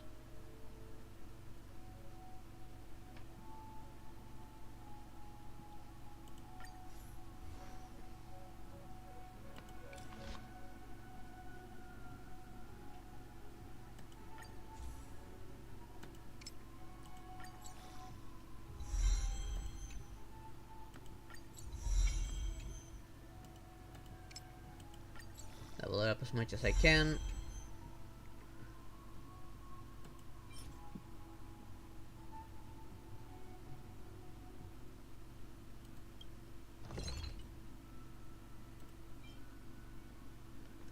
Ow.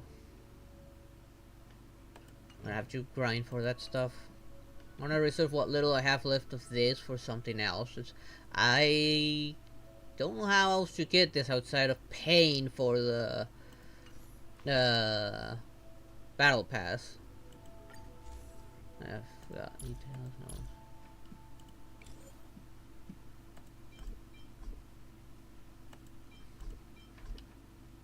You remove.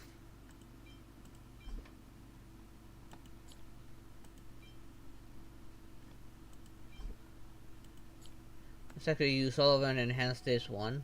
I do have another one which is on Asta. If I need it on some other character, I'll then put some other character.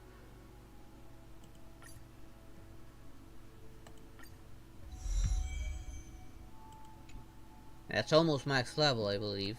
The max level was 5, right?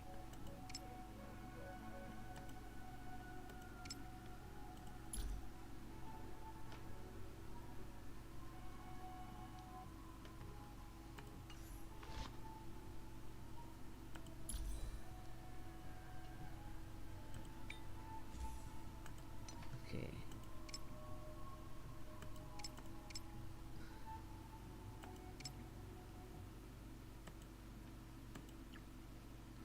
What were the stats on them? I think I should have looked at that.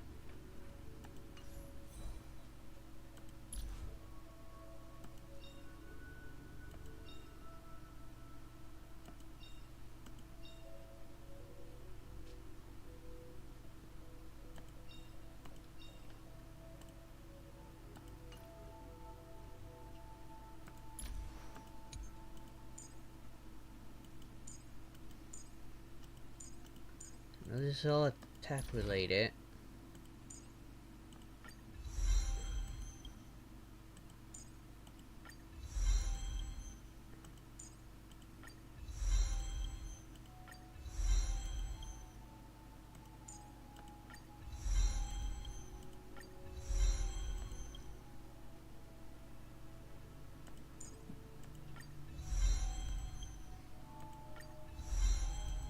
Last 2 music notes.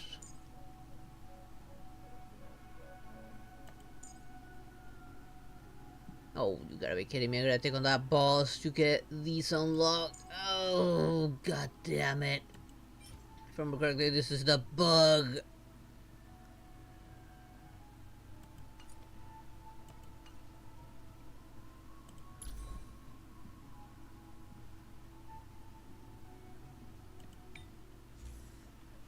Odd that the recommended's empty.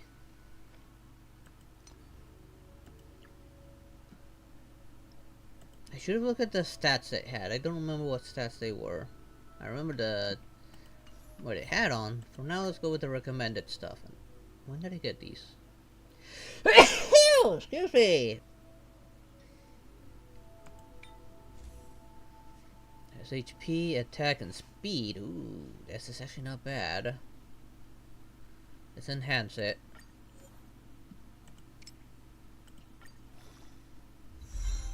Thank you. Ah, darn it. Flat defense. Okay, why don't you attack? I'm gonna max it out. More attack. Maybe next one we'll go to speed. Okay, you want your speed. Good.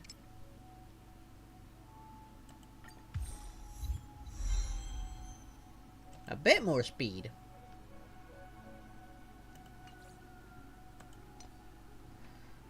For HP crit rate and effect hit rate. I'm gonna keep it on and actually enhance this.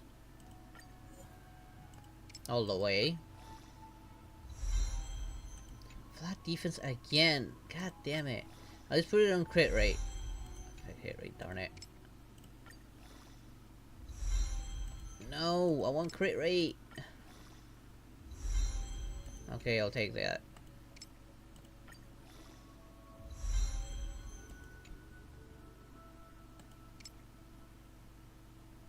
Oh, darn it.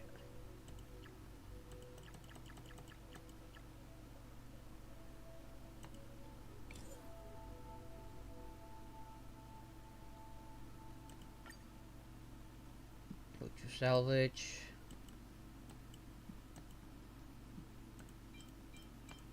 I don't use 3 stars anymore, so I think I'll get more out of them if I salvage them.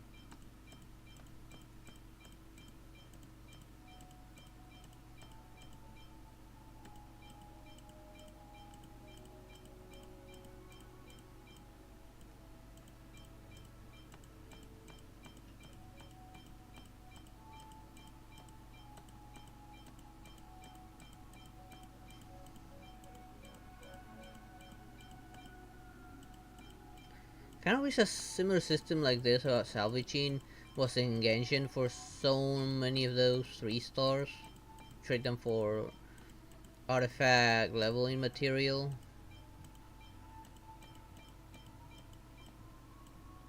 It would be so nice if they did that. Then use my Clara for bug fight because she's good for it. Or you can use someone else for it. I'll probably go for someone that can do some good crowd control so I can get rid of those bugs faster, but Clara would also be nice to help with the tanking. Like, I also got food to help with the tanking as well.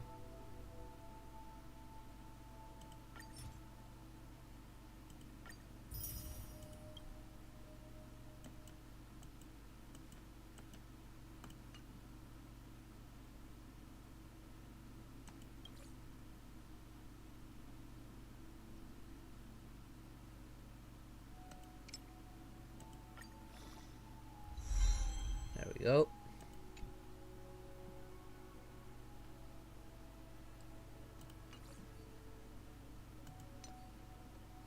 Audit went into, they recommended a straight up HP on that one. Break effect makes sense.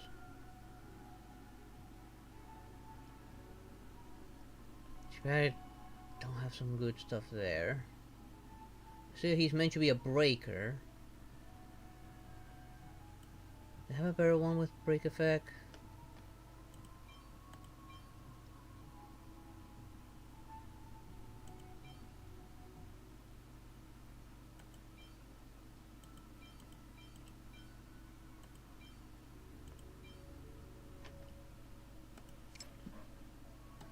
No, not that.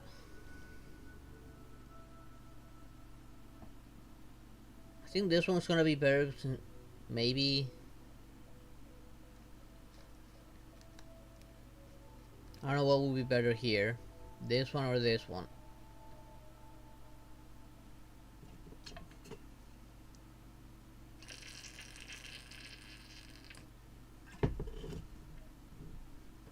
Guess it falls down into what I get once I enhance it.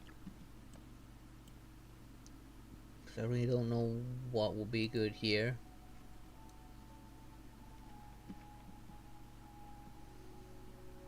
Let's see if we can get lucky on this one. Attack rest. Attack percentage.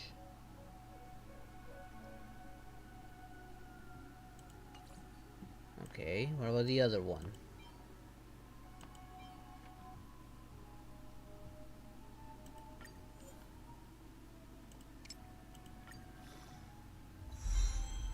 Crit rate? And flat HP.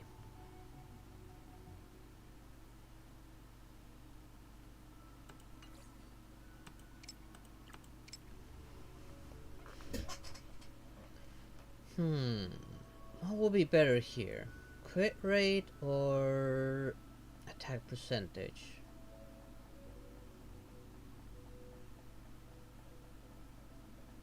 And this is a scenario where I don't know which of the two would actually be better. They're both okay, but do I go with the one with flat attack and attack percentage? Or do I go with the one with crit rate?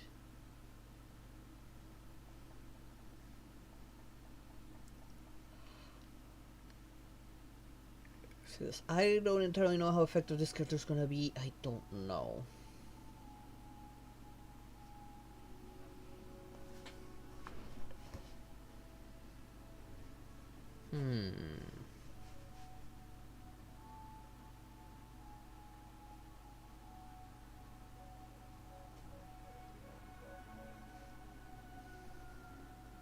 What would be good here?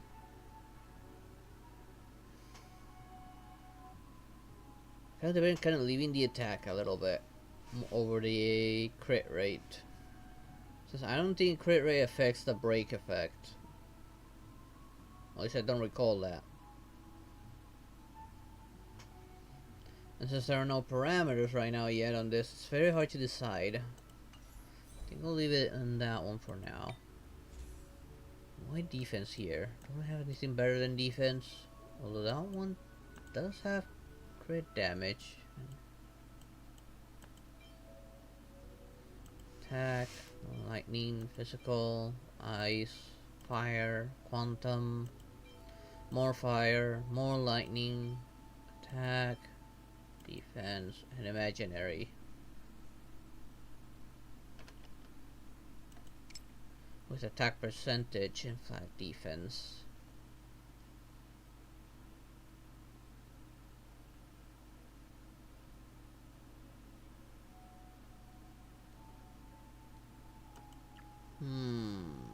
This is a hard one.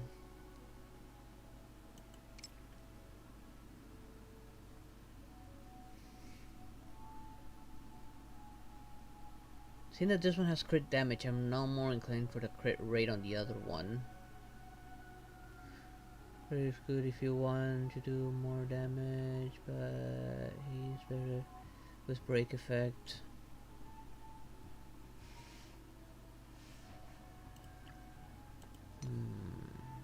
The one that's on already has crit damage.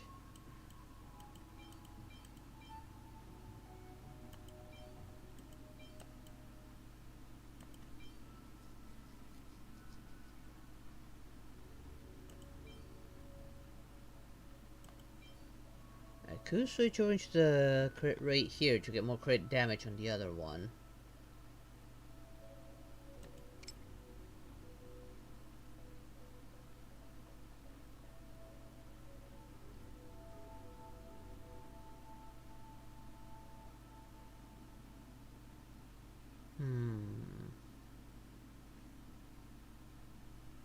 I don't know.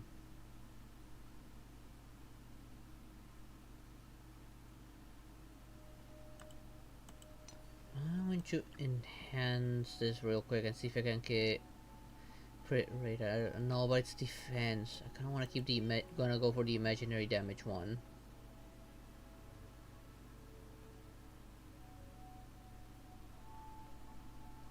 And because there's nothing here yet.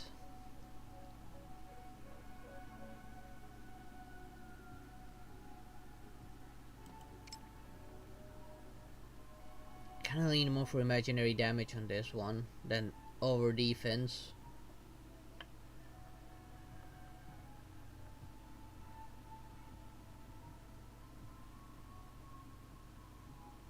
Since I don't have one here that's break effect.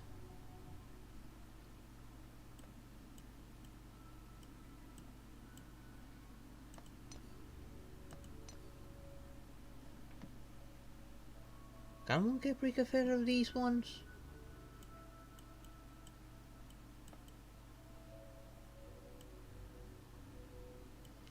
Imaginary boost is good for more damage too, but you need to get lucky for break effect substats. Yeah.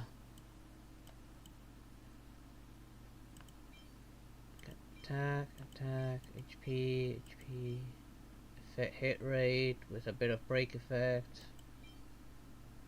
I'd rather have the break effect maybe being the main one, maybe.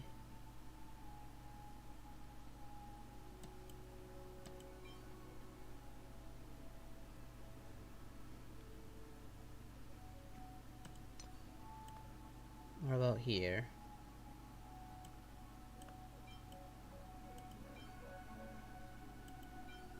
Attack, defense, a lot of bloody defense, more HP, speed, attack, and attack.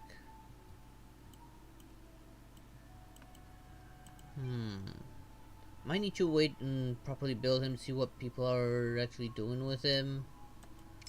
Because there's nothing here. It's a hard one to build.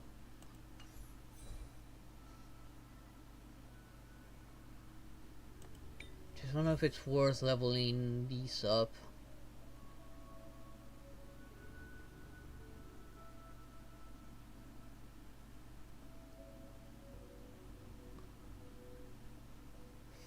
Let's maybe try and see if we get lucky on this one. I got a crit damage at least. A little bit more. Not gonna max out just yet. Do the same deal here to at least get some bonus out of it. So they're not entirely bad. Defense. At least I went into attack.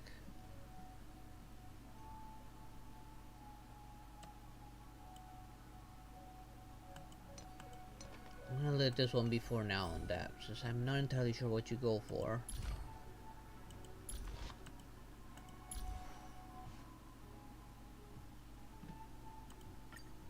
I never ascended him? I thought I did. I'm not done yet.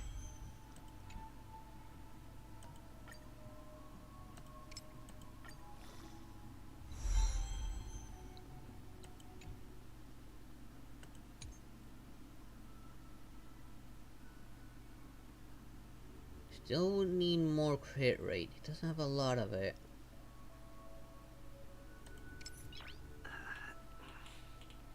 Nice.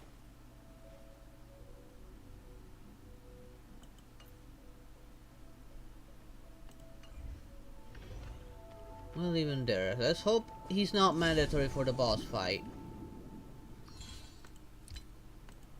Although my gut tells me he will be mandatory.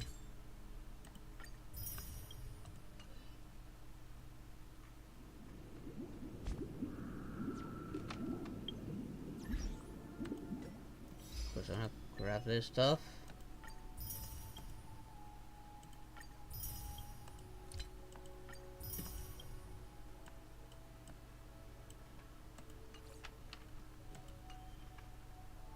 I wonder how they're gonna go about giving us the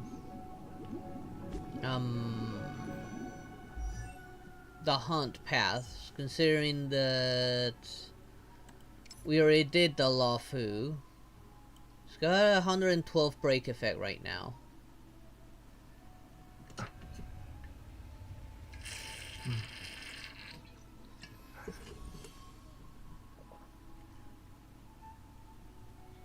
If I want more, I would need to upgrade even further those 4 stars.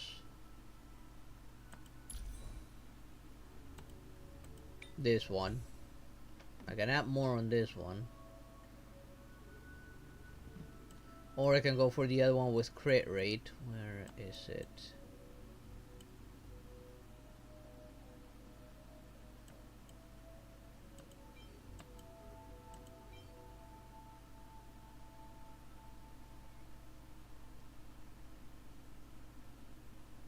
I think either one doesn't matter. I didn't get break effect on the secondaries and either. I don't even know if you can get secondary break effect with main break effect.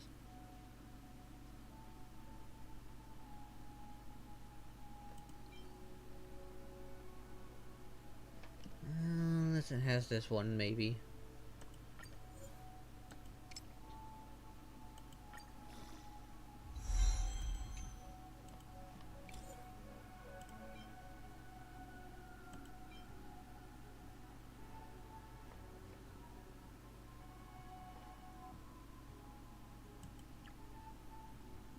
This is 3 stars, so might as well.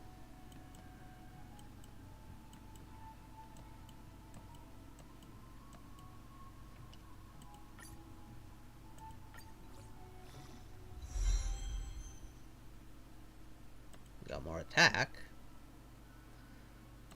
This level's 12, right? I got a lot of these, so might as well.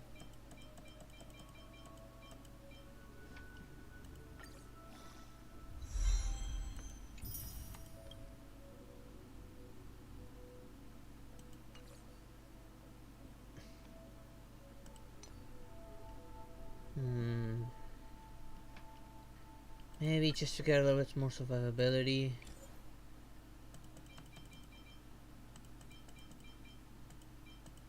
Take it all the way to 6 to see what we get. Oh, that hurts. No, I'm not gonna bother with it anymore.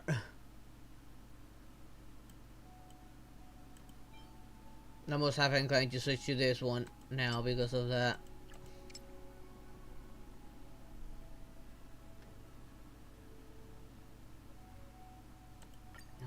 Let's see.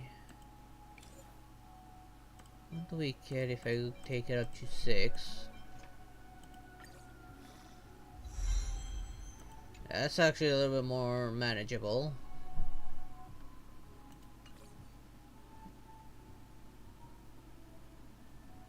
Kind of like this one more than this one now.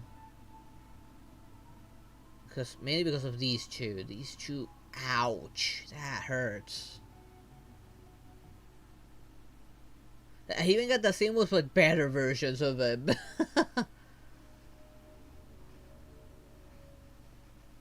The difference are the upper main ones.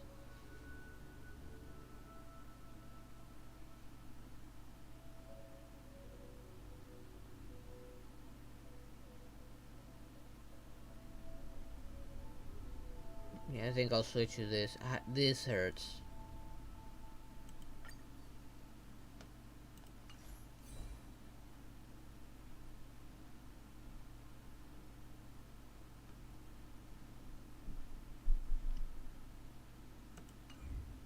Whoops, not what I meant to do. No, I have a break effect, where was it again? Of 129.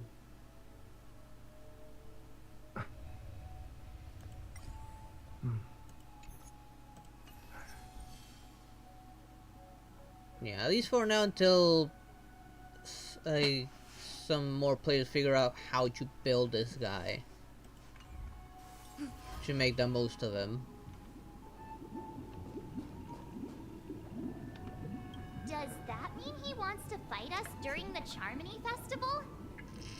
I'm afraid so. This is weird. Aren't Arc villains usually plotting some dirty conspiracy in the end? But he actually said something like, "In all fairness." Could it be that he's underestimating us? Don't all bad guys underestimate us? Well, in my opinion, Sunday is deeply committed to his own philosophy and genuinely wants to prove that the Order is right. I sensed a strong conviction and a desire for dominance in him. Maybe he won't accept the outcome unless he wins fair and square.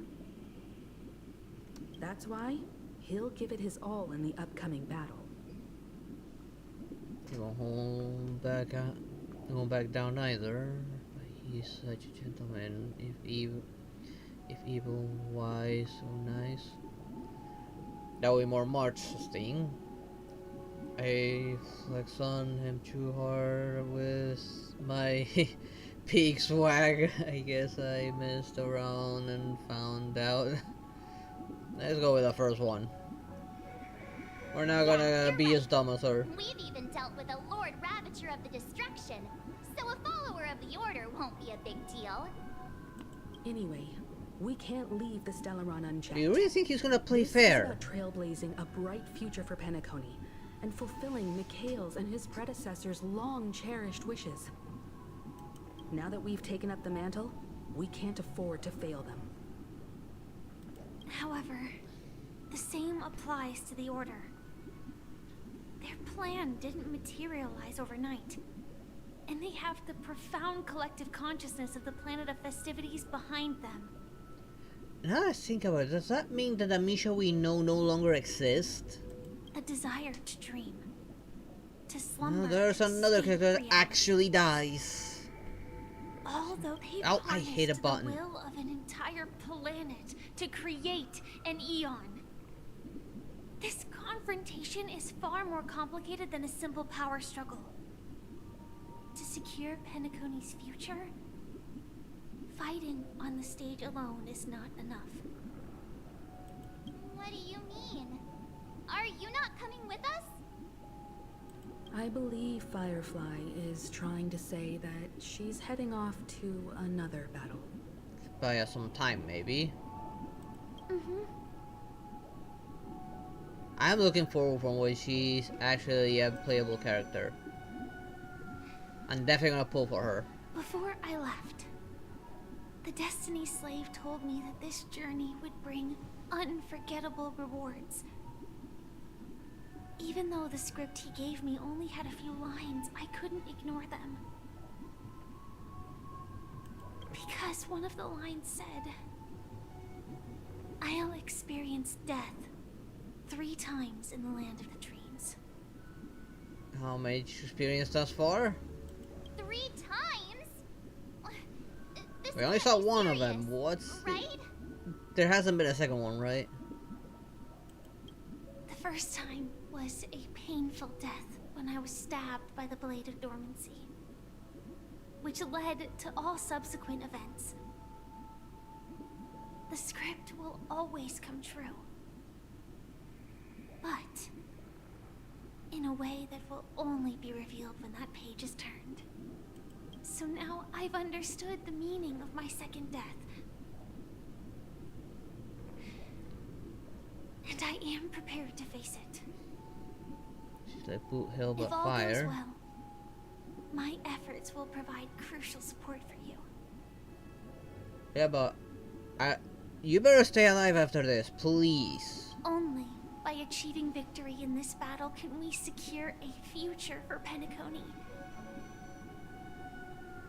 And only then, my third and final death won't come true in the most terrible form. This better not be literal, like, since there is no death in Penacony. It'll just be, you died and you end up waking up in the reef. Better not be definite. The most terrible form? Does that mean... The true death. Where everyone in Penacony loses themselves completely in the eternal sweet dream of the Order. We must do everything we can to prevent that. Have you made up your mind, Firefly? Yes. Otherwise, I wouldn't be here. Thank you again for your assistance for the Astral Express. May we meet again, in reality. Hopefully. And you owe me a kiss for everything you put us through. Yeah. Farewell, everyone. May your trailblazing expedition never end. Are you sure you're not a trailblazer instead of a Steron Hunter?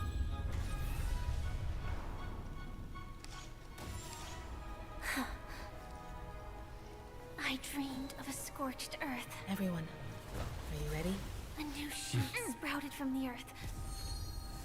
It bloomed in the morning sun and whispered to me. Like fireflies to a flame, my biggest death. May we meet again in reality.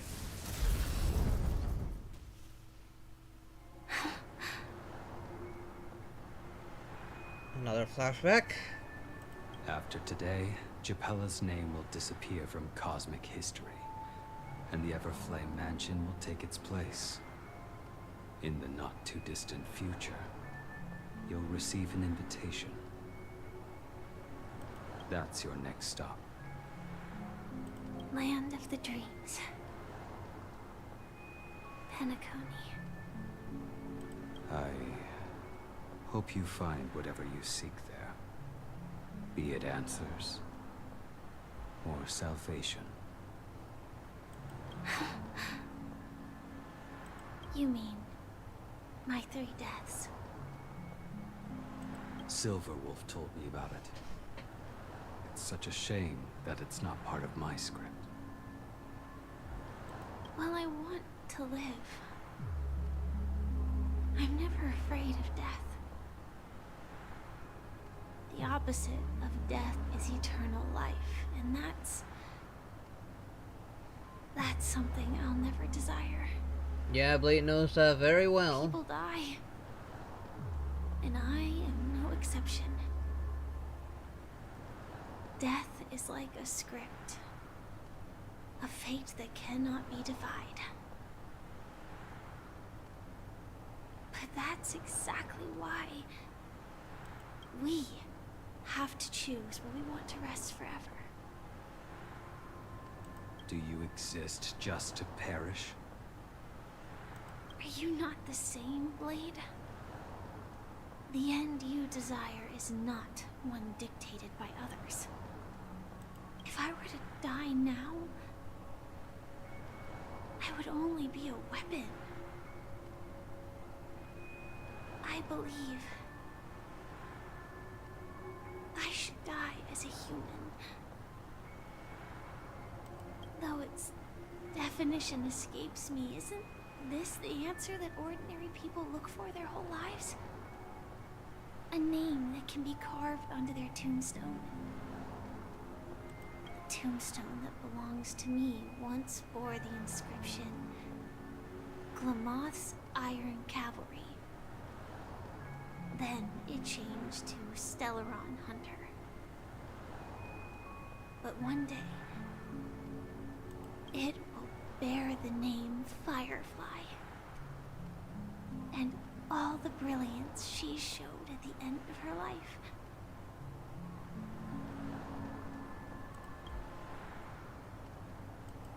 Don't tell me she's actually gonna die. She better not. Better not let her girlfriend die. That's quite unexpected, old man. Who would have thought your crazy plan would actually work? Do all you nameless fools just act on a whim?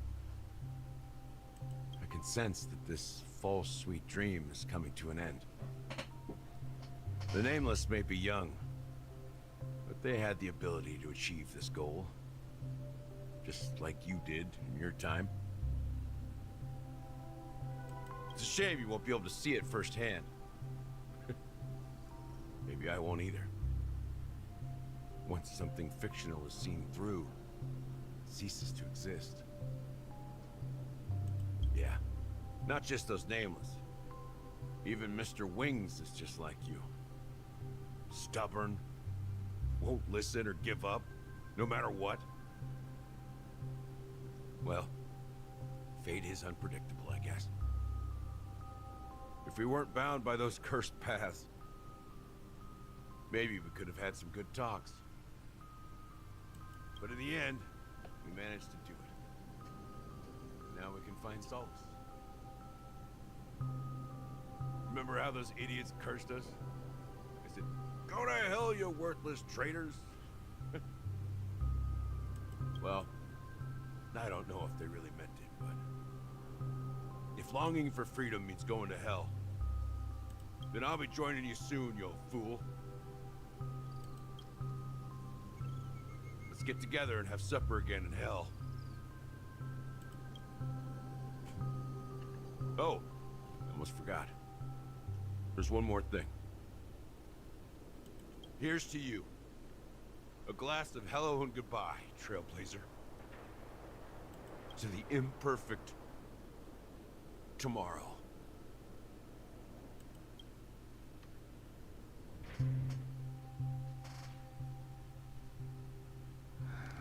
It's warm here, isn't it? Part of me was kind of hoping the old man You're lucky woke we up and found stood up, shelter from the rain. asking for his hat. Let alone fresh berries in this desolate place.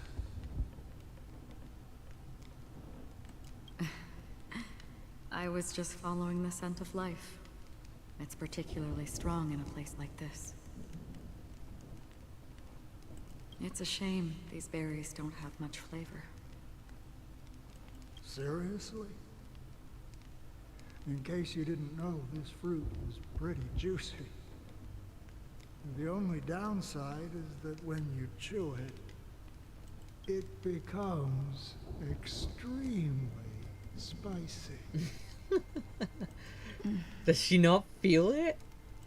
Have you lost your sense of taste? I can still taste certain things, like a faint sweetness. Before coming here, I stopped by a place called Orkron. It had barren cliffs and nights lit by bonfires. Burgundy snow would fall from the sky, and when it landed on my tongue, it tasted like raspberries. The flavor wasn't exactly sweet, but it left a lasting impression. When I think back on my past, I realize that what's tying everything together isn't the big events, but rather these small yet unforgettable moments. Don't worry about it. Losing oneself is a reality that every self-annihilator must face. At least I haven't completely lost my senses and memories yet. Well, congratulations on adding another footnote to your journey. By the way, are you always alone? No, I had a companion in Orkron. She's a short, nameless girl who aspired to explore IX. She always said she'd walk a path deeper and farther than Akavili's. Quite an ambition for such a small girl. So what happened? She became stagnant water. Well, my condolences. Could it have been a Pepeshi, maybe? Condolences. I don't need them. The girl left with a smile. She never regretted her choice and most definitely wanted me to say goodbye with a smile. So, that's what I did. That's proof that you're grieving for her. Or perhaps I'm just afraid. Afraid? I rarely sense that emotion from you. What do you fear? I'm afraid I'll forget the 30 days I spent with her, just like all the other days in my life. Most of them have already washed away with the rain, disappearing into an unseen realm. I fear that those vivid red memories will fade away too. There isn't much color left. And besides this faint, warm red, there's almost nothing. Hard to imagine. A ranger accustomed to bloodshed, destruction, and chaos finding warmth in the red color. Because I have experienced this warmth many times. Long ago, I promised someone that I'd bring it to more people. And that for every remaining moment of my life, I'd strive for a better ending for all. As long as this red color still lingers, I have a chance to fulfill that promise. It represents a burning fire, blooming flower, the berries in this cave, and life itself, fleeting yet still dazzling. I have to find out we're having the flashback of Akron. Is she gonna suddenly show up and save the day? In the end, it will lead me beyond the horizon of existence. And on the other side, I will cut off nihility. The one blessed by the sleeping and shapeless is considering how to kill them.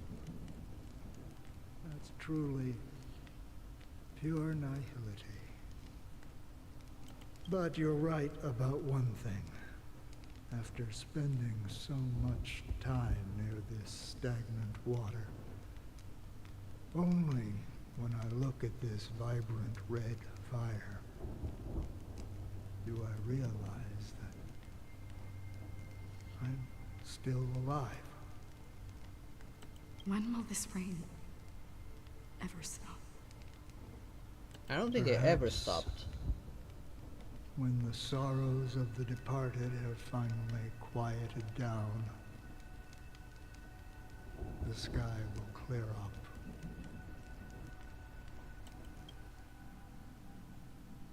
For 7 hours until... Have you heard of a planet named Biari Scamandros, Don Hung? It's one of the Paradise Kingdoms under the influence of the Harmony. a sought-after wonderland for the inhabitants of the Dardanu major and minor systems. Half an Amber Era ago, the family held an unprecedented festival there. And after that, everyone on the planet became part of the family. Do you think the same thing will happen on Penacony? Yes. Or how else can we explain it? The family deliberately used the Watchmaker's invitation to keep all the Pathstriders here, but banished the Emanator of the Nihility. Because of the Nihility, I'm rarely affected by the power of other paths, but somehow I can unconsciously infiltrate them. Maybe that's the risk they're trying to avoid. I would disagree. Biaris Commandros is not part of the credit system or connected to the Silver Rail. It's nothing more than a remote civilization sheltered by the Harmony. But Penacony is different. If the family messes with Penacony, that would be like declaring war on almost half of the factions in the cosmos. They have no reason to do that. Are you sure about that? No, they don't. If they truly serve the Harmony, that is. What do you mean?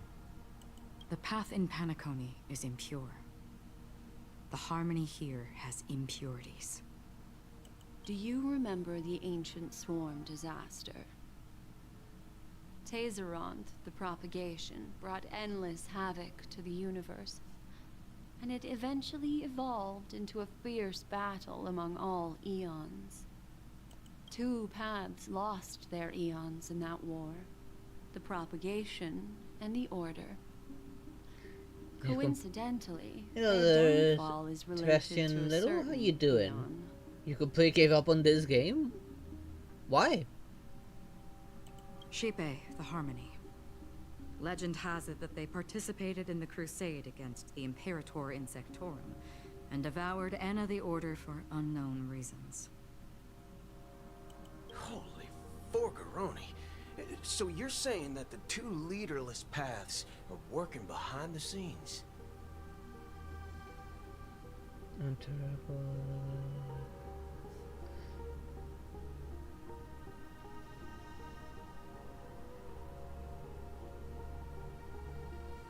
But I don't see any descendants of the propagation in Penacony. Could it be that the remnants of Beyond the Sky Choir are hiding within the family, trying to resurrect a fallen eon? So it's a bit of trial and error a little bit. Even now I struggle a little bit simply because I don't have the good enough characters to build proper teams, but I manage. I am somewhat used to turn-based games since I've played plenty of them. Mainly like Final Fantasy games. I can't say for sure. But here's They're just a lot of definitely variety for a planning something lot for of the team Charmony buildings, which adds to the difficulty. Now, this is getting way too complicated. Is this why you want us to leave Astana right away? Are you giving up? I'm stuck on the very first planet. The very first one will be Herda Space Station, and then there's Jurilo 6.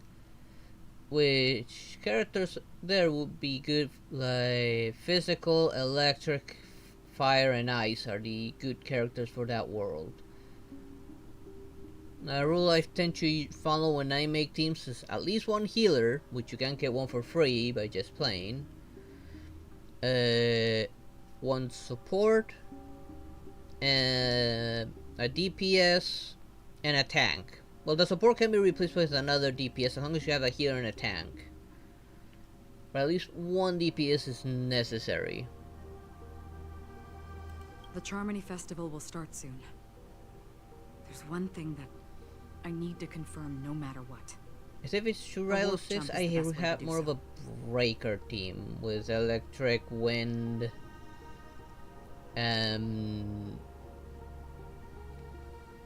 ice. I did have a decent ice, but I didn't use it as much. Since not very many enemies were weak to it. What did I have for fire? Alright, I had Asta for fire coverage, who's also worked well as a breaker. Time is running out.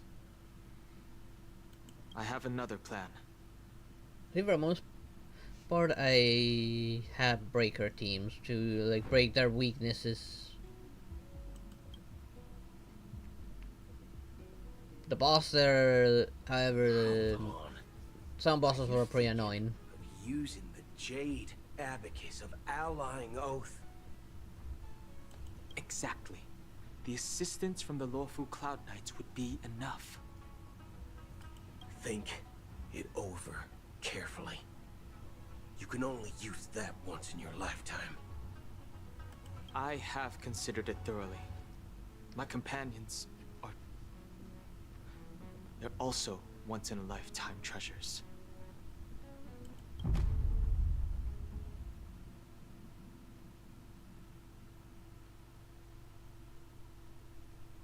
I wonder if that was a good idea, Don.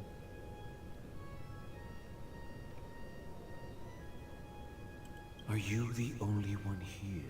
I'm okay with experiencing these events on stream or on YouTube videos of people playing this game.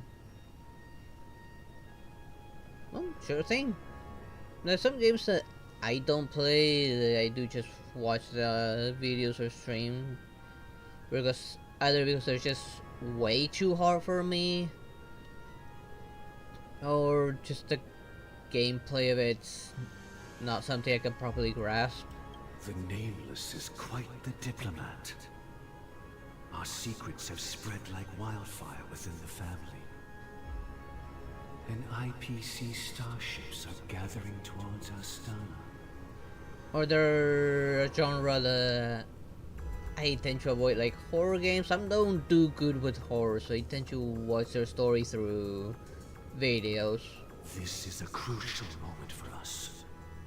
So, where is the chosen one who harmonizes the varied sounds?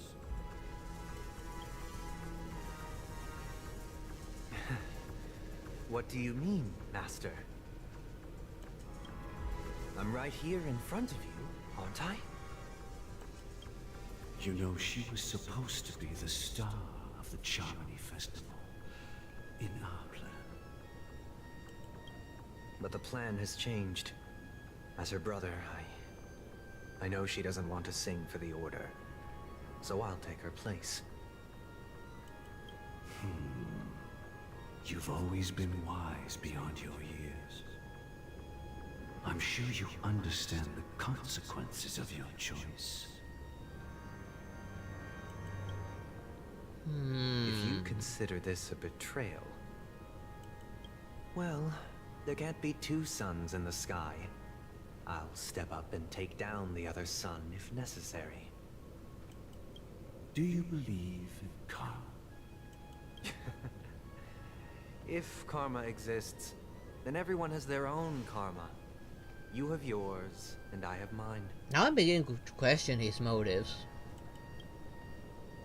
And my karma has nothing to do with you, Mr. Gopherwood.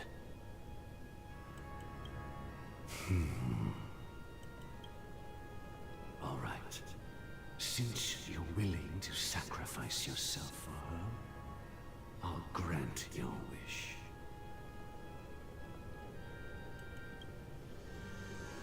Well, the compromise came sooner than expected.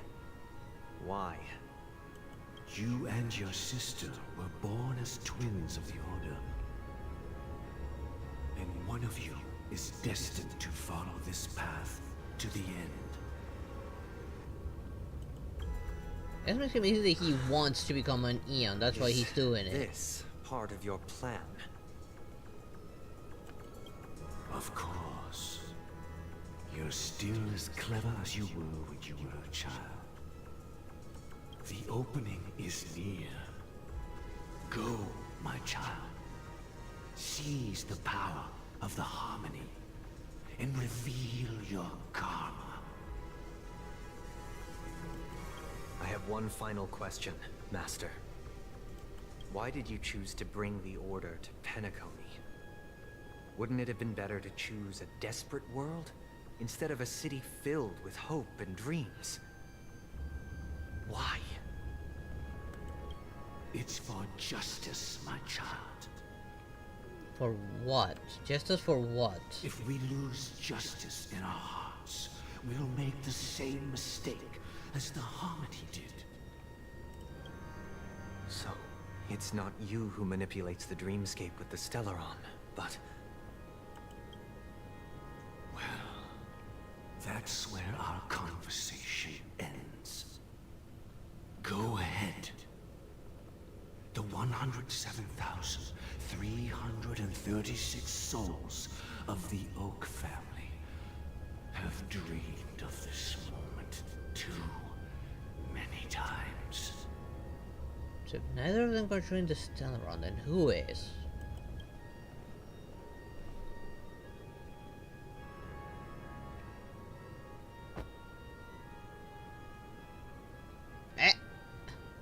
Did the bird just die?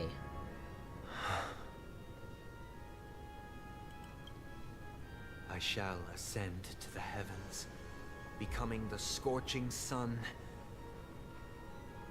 That was expected. I didn't expect you to the bird just gonna flop and die.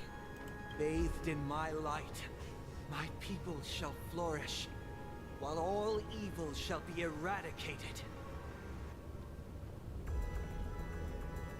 Send it for power. I can tell. Like it's like he wants to become the new Eon of Order, and this is quite grim. Seeing all these birds just dead there.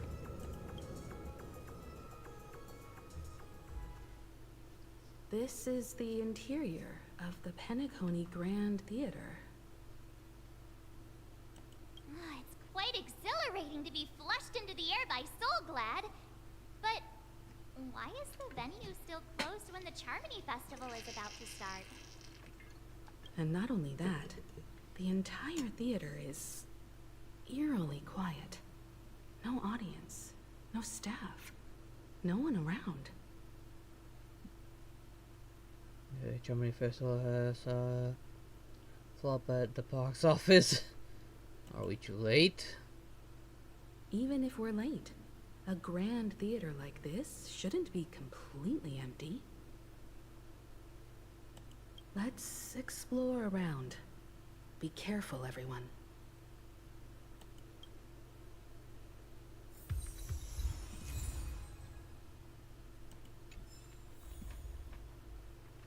Good thing I turn around.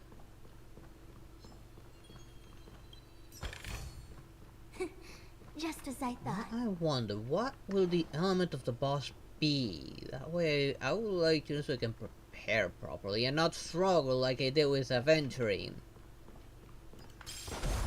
My goodness, there is struggle with that boss. Nothing hidden there. Will this open if I get near it? No. That will probably open the next time I come by because there's definitely a hallway there. Gosh, the atmosphere here is so creepy and unsettling. Even if there's no audience yet, there should be some staff around. Why is it so silent?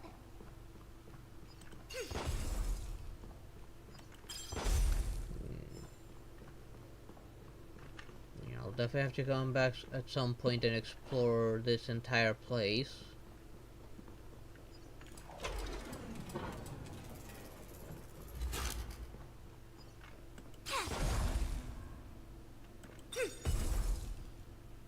My team scoot for the boss?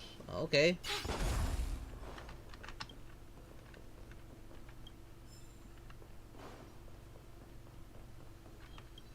I have a feeling that these are just gonna suddenly start moving at any minute.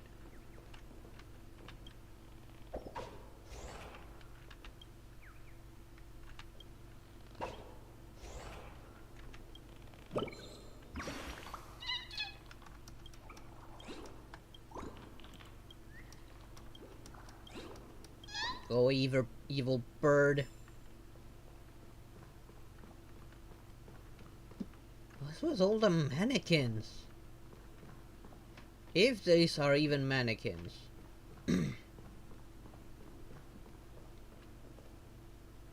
Let's see something I could grab over here. So before I head to that,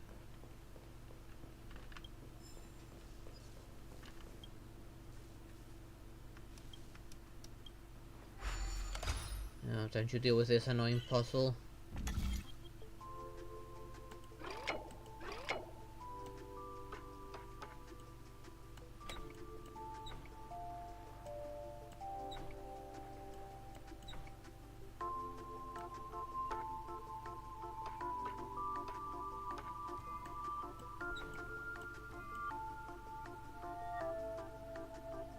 But it will be better if you got sparkle. Yeah, unfortunately, no.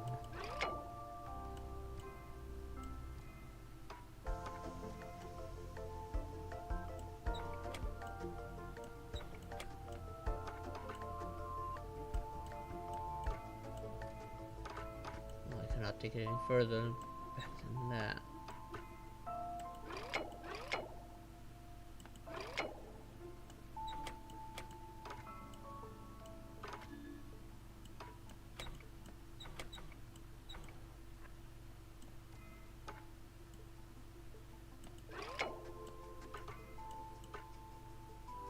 Still not good enough.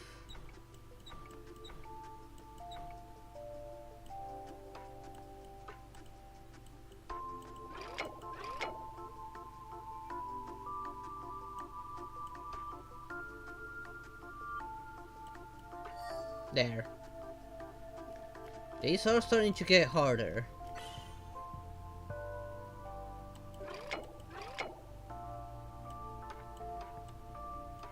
How in the nine devils do I get over there? It's not like I can use these.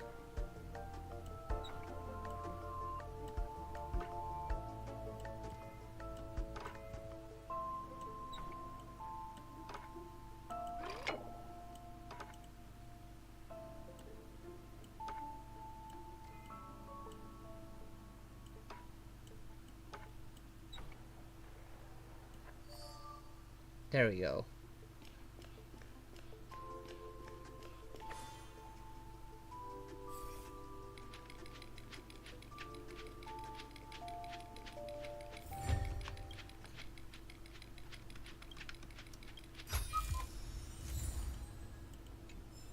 Okay, some more stuff. Oh, can I reach it from here? What do you mean I can't reach it? Let me guess, I need a bow user to reach that one. Unless there's another way through the other side.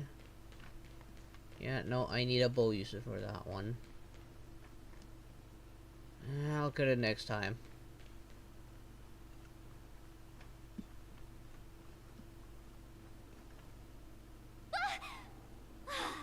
Yikes! They scared the life out of me. Just now you Why notice are there them? so many puppets at the ticket office? I can't get in? Won't suddenly start moving, will they? So many mannequins. Is this a fashion store or something? Of course we're gonna use trying to scare her.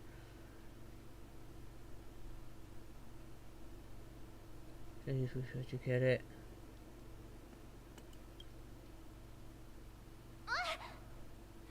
Stop it! Are these puppets part of the stage setup? I don't think Even so. It's so eerie that the entire front hall is empty. Their position is just too weird.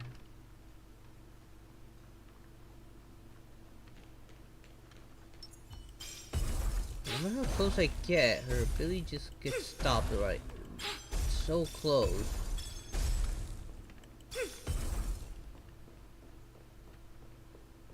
I don't see a way in. And because there's no jump, I know an arrow would definitely get through easily, which doesn't make sense why hers can't make it through. It's not like it flies, it happens instantaneously. Same goes for his.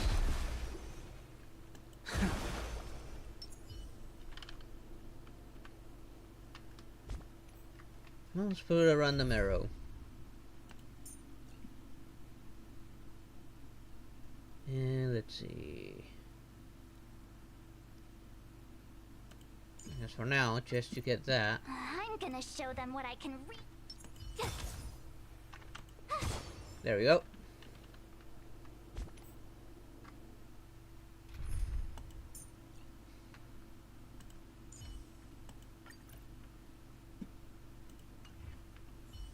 Oh, she didn't say anything.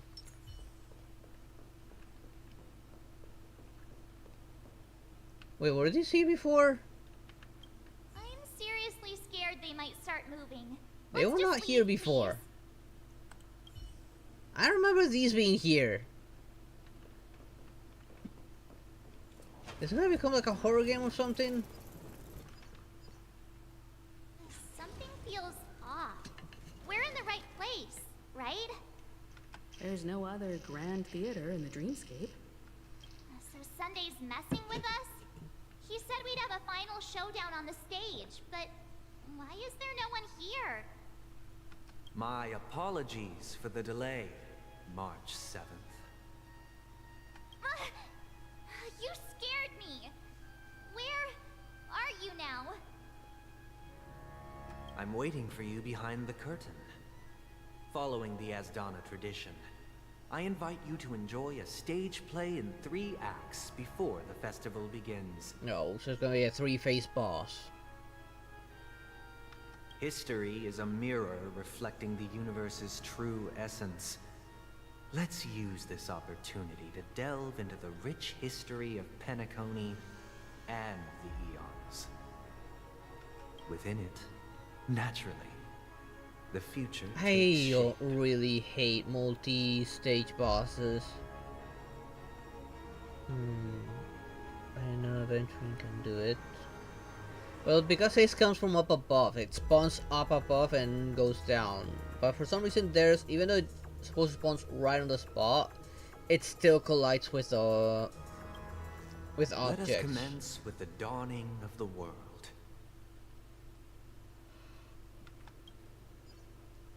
After the Dusk Wars, darkness veiled the sky, and chaos consumed the earth. Enna the Order emerged, destined to restore all existence. That marked the first day.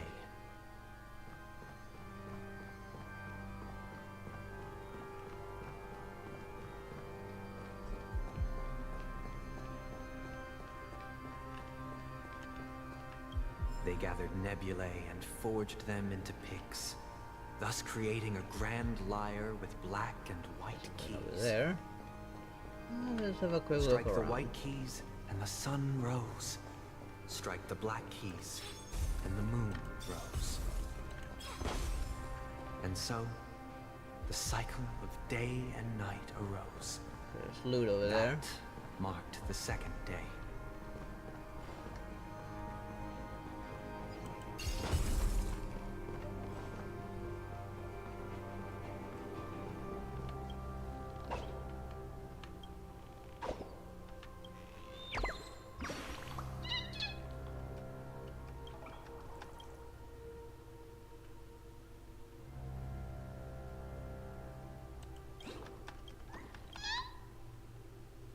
Just go for a random answer there.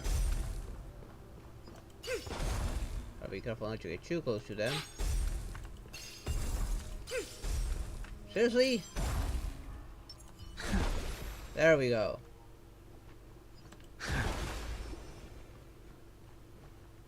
Ah, there it is.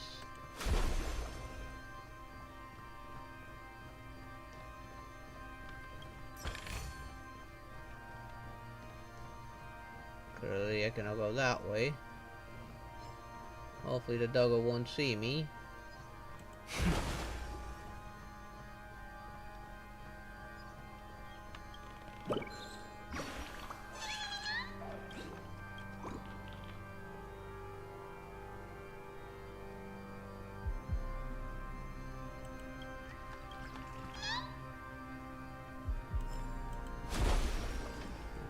far forward that way to see me. I don't see much in the way of loot that way.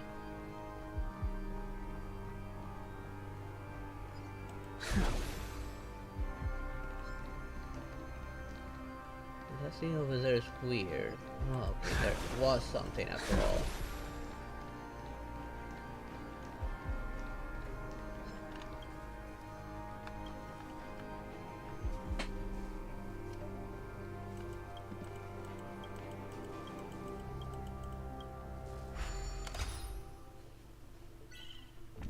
Oh, wow.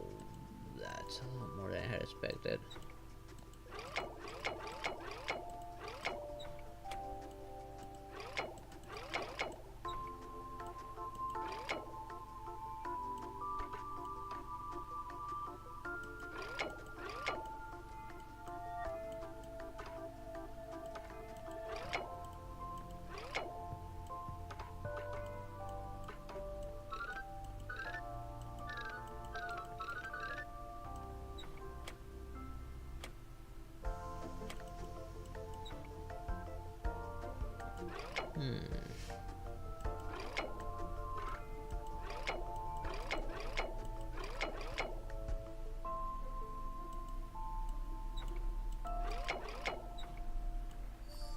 There we go.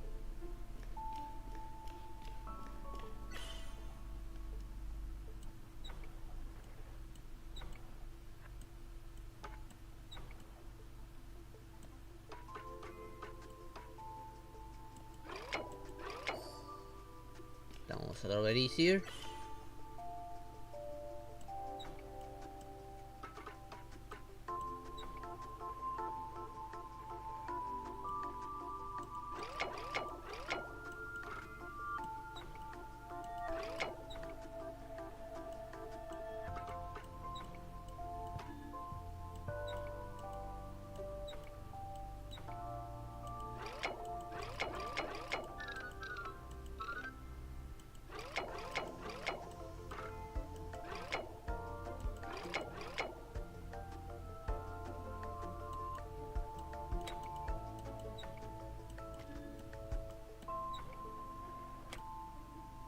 Can't reach that.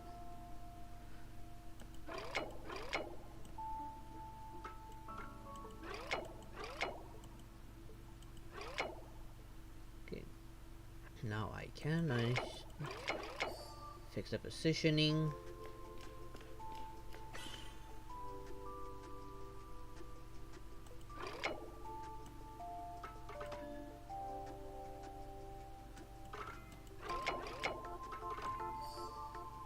There we go, that last one was easier.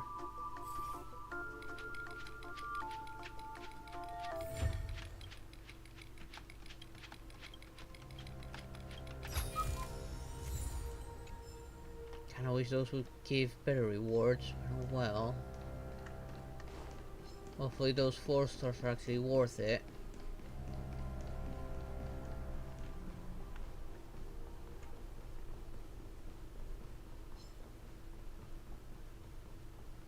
I'm not gonna bother with that one yet. I'm pretty sure I'll have to go through it sooner or later.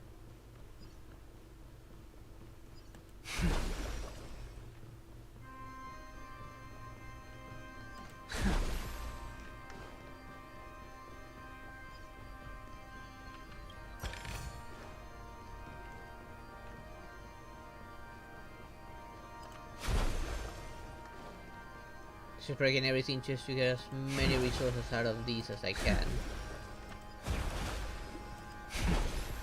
And the collision for those are finicky.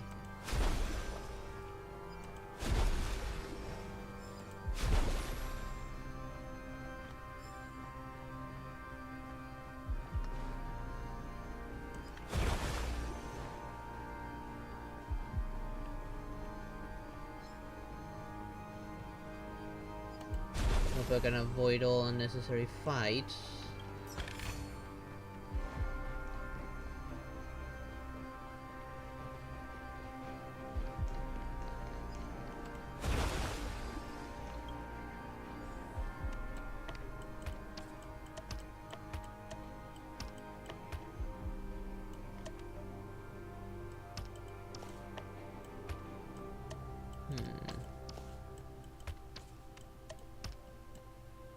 look for the corner pieces.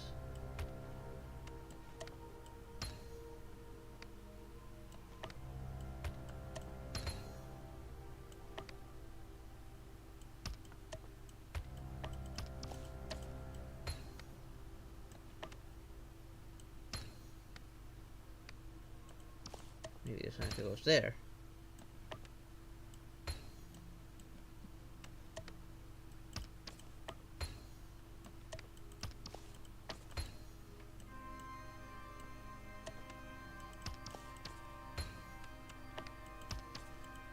Such a large puzzle for such a tiny chest.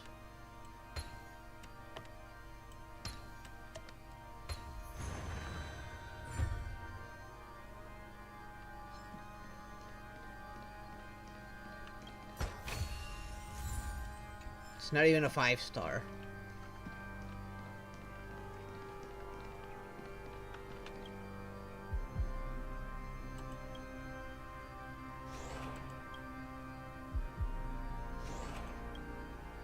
How are we reaching so high up?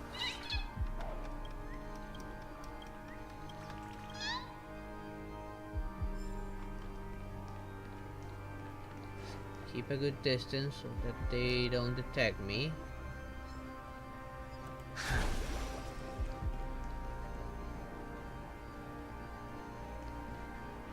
The puppets are gathering around the frame. Are they expecting us to enter it?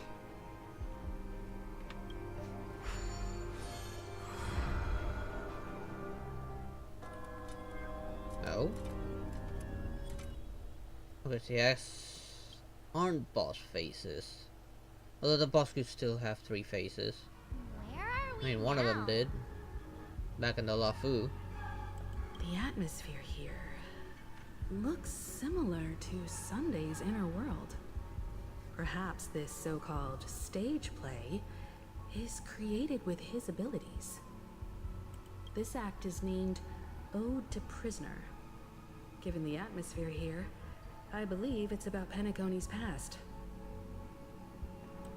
I thought things were finally looking up as I managed to dodge prison during my recent trailblazing expeditions. But now it looks like I'll be back behind bars again. Is there a wall we go to that doesn't get us in prison? I genuinely wish to avoid a violent clash with my esteemed guests from afar. Therefore, I've arranged 3 acts before the situation becomes irreparable. Where shall we start our narrative? Well, let's start with the time when Penacony was still a frontier prison.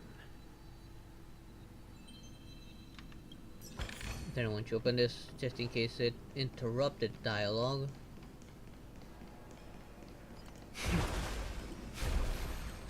Oh, you're just a bird.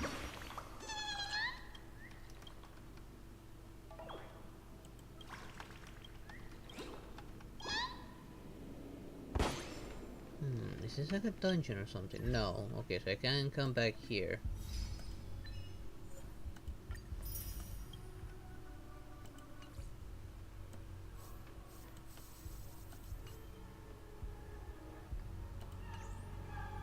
Wait, I just noticed something.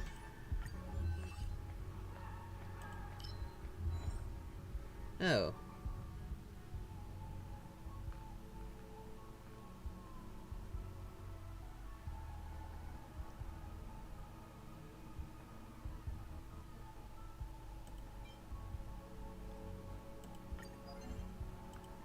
Didn't really read it, I just read the answers of what it could be and don't want to waste too much time.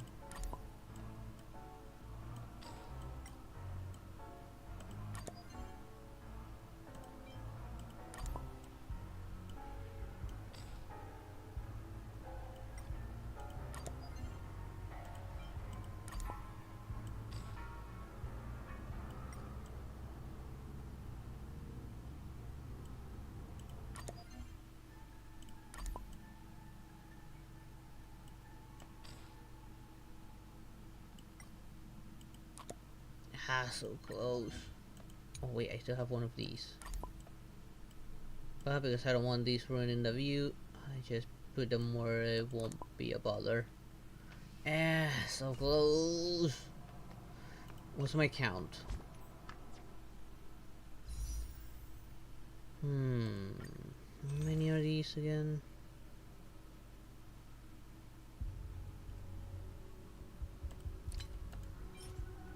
I got up to 4 tickets.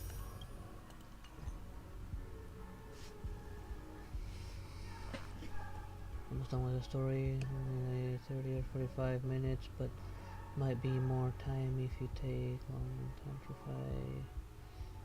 fight and get lost. Yeah, probably. And because of that, I might leave it for next week. It's already 2:20 in the morning for me. I should be getting some sleep soon. I'm at 6 right now, wishes. I'm gonna have to debate heavily. Do I continue and try and pull for Robin? Or do I hold and wait for Boot Hill? For Boot Hill, I mean. I keep on like thinking Boot Hill because it sounds better, but it's actually Boot Hill.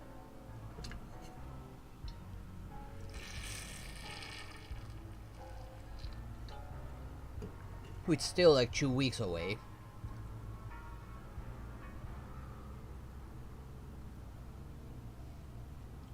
And technically speaking, right now I have a guarantee pretty much for a 5-star. I'm at 73 pity. Which, why do I have to hit pity so hard to get a 5-star? The problem is, if I get Robin, I could lose my 50-50 to Boot Hill if I do pull a 5-star. Which is annoying. I don't know if Boot Hill is gonna be worthwhile. I do feel like he might be. Look like he's gonna be a good DPS. But Robin is also like a good buffer. She seemed skill point friendly. Not gonna bother with Topaz this time around. I'll wait for another reroll for her. As long as she's not with someone that's actually worthwhile. I'm almost debating if to skip Robin. We'll see probably next week. Right now, I am gonna go get some sleep. So I'm gonna leave this here. I'm probably gonna take longer than 45 minutes because I'm gonna be looking for the loot as well, and I can tell I won't be able to avoid some fights. I gotta try and get as many stealthy retreats as I can. Because this definitely looks like a maze, and I'm bound to get lost. Do remember, I don't have a good sense of direction.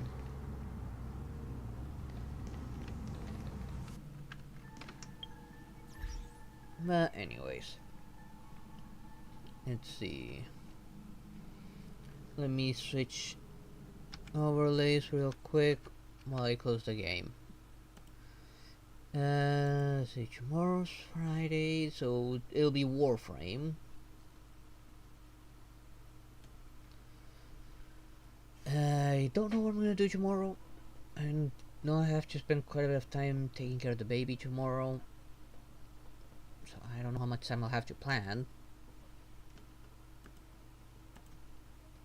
I didn't have time to get some Aya. You're gonna, if I can, at least get an hour or so to try and get some Aya for tomorrow before I start stream. Not entirely sure yet. And it almost confused me now that I think about it on this story. It almost confused me and made me think that Gallagher might have been the bad guy, but in the end he was still the good guy. And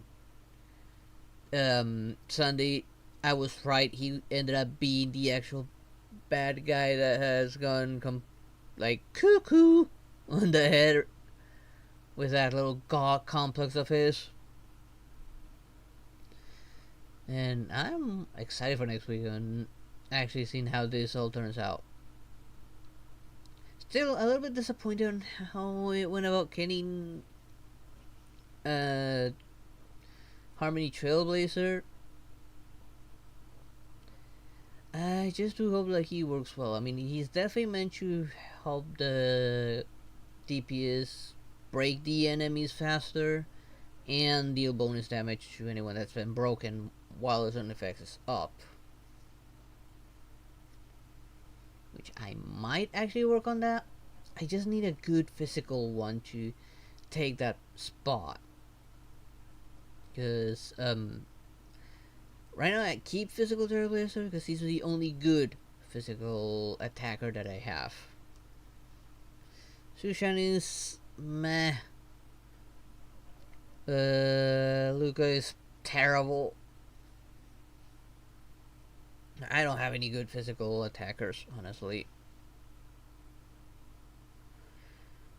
But well. We'll see what I do next week with Star Rail.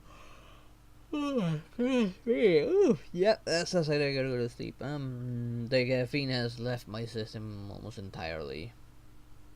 Well, let's see. Spectators on Twitch. It's down to 1, so I won't be doing a raid. I'm gonna stick to my rule of 2 or more spectators on Twitch to do raids.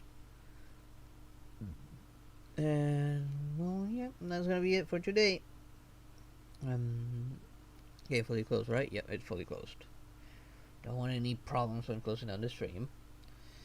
So, thank you all for watching. I hope you'll enjoy today's stream, and I hope to see you all next time. Good night, everyone. Bye bye.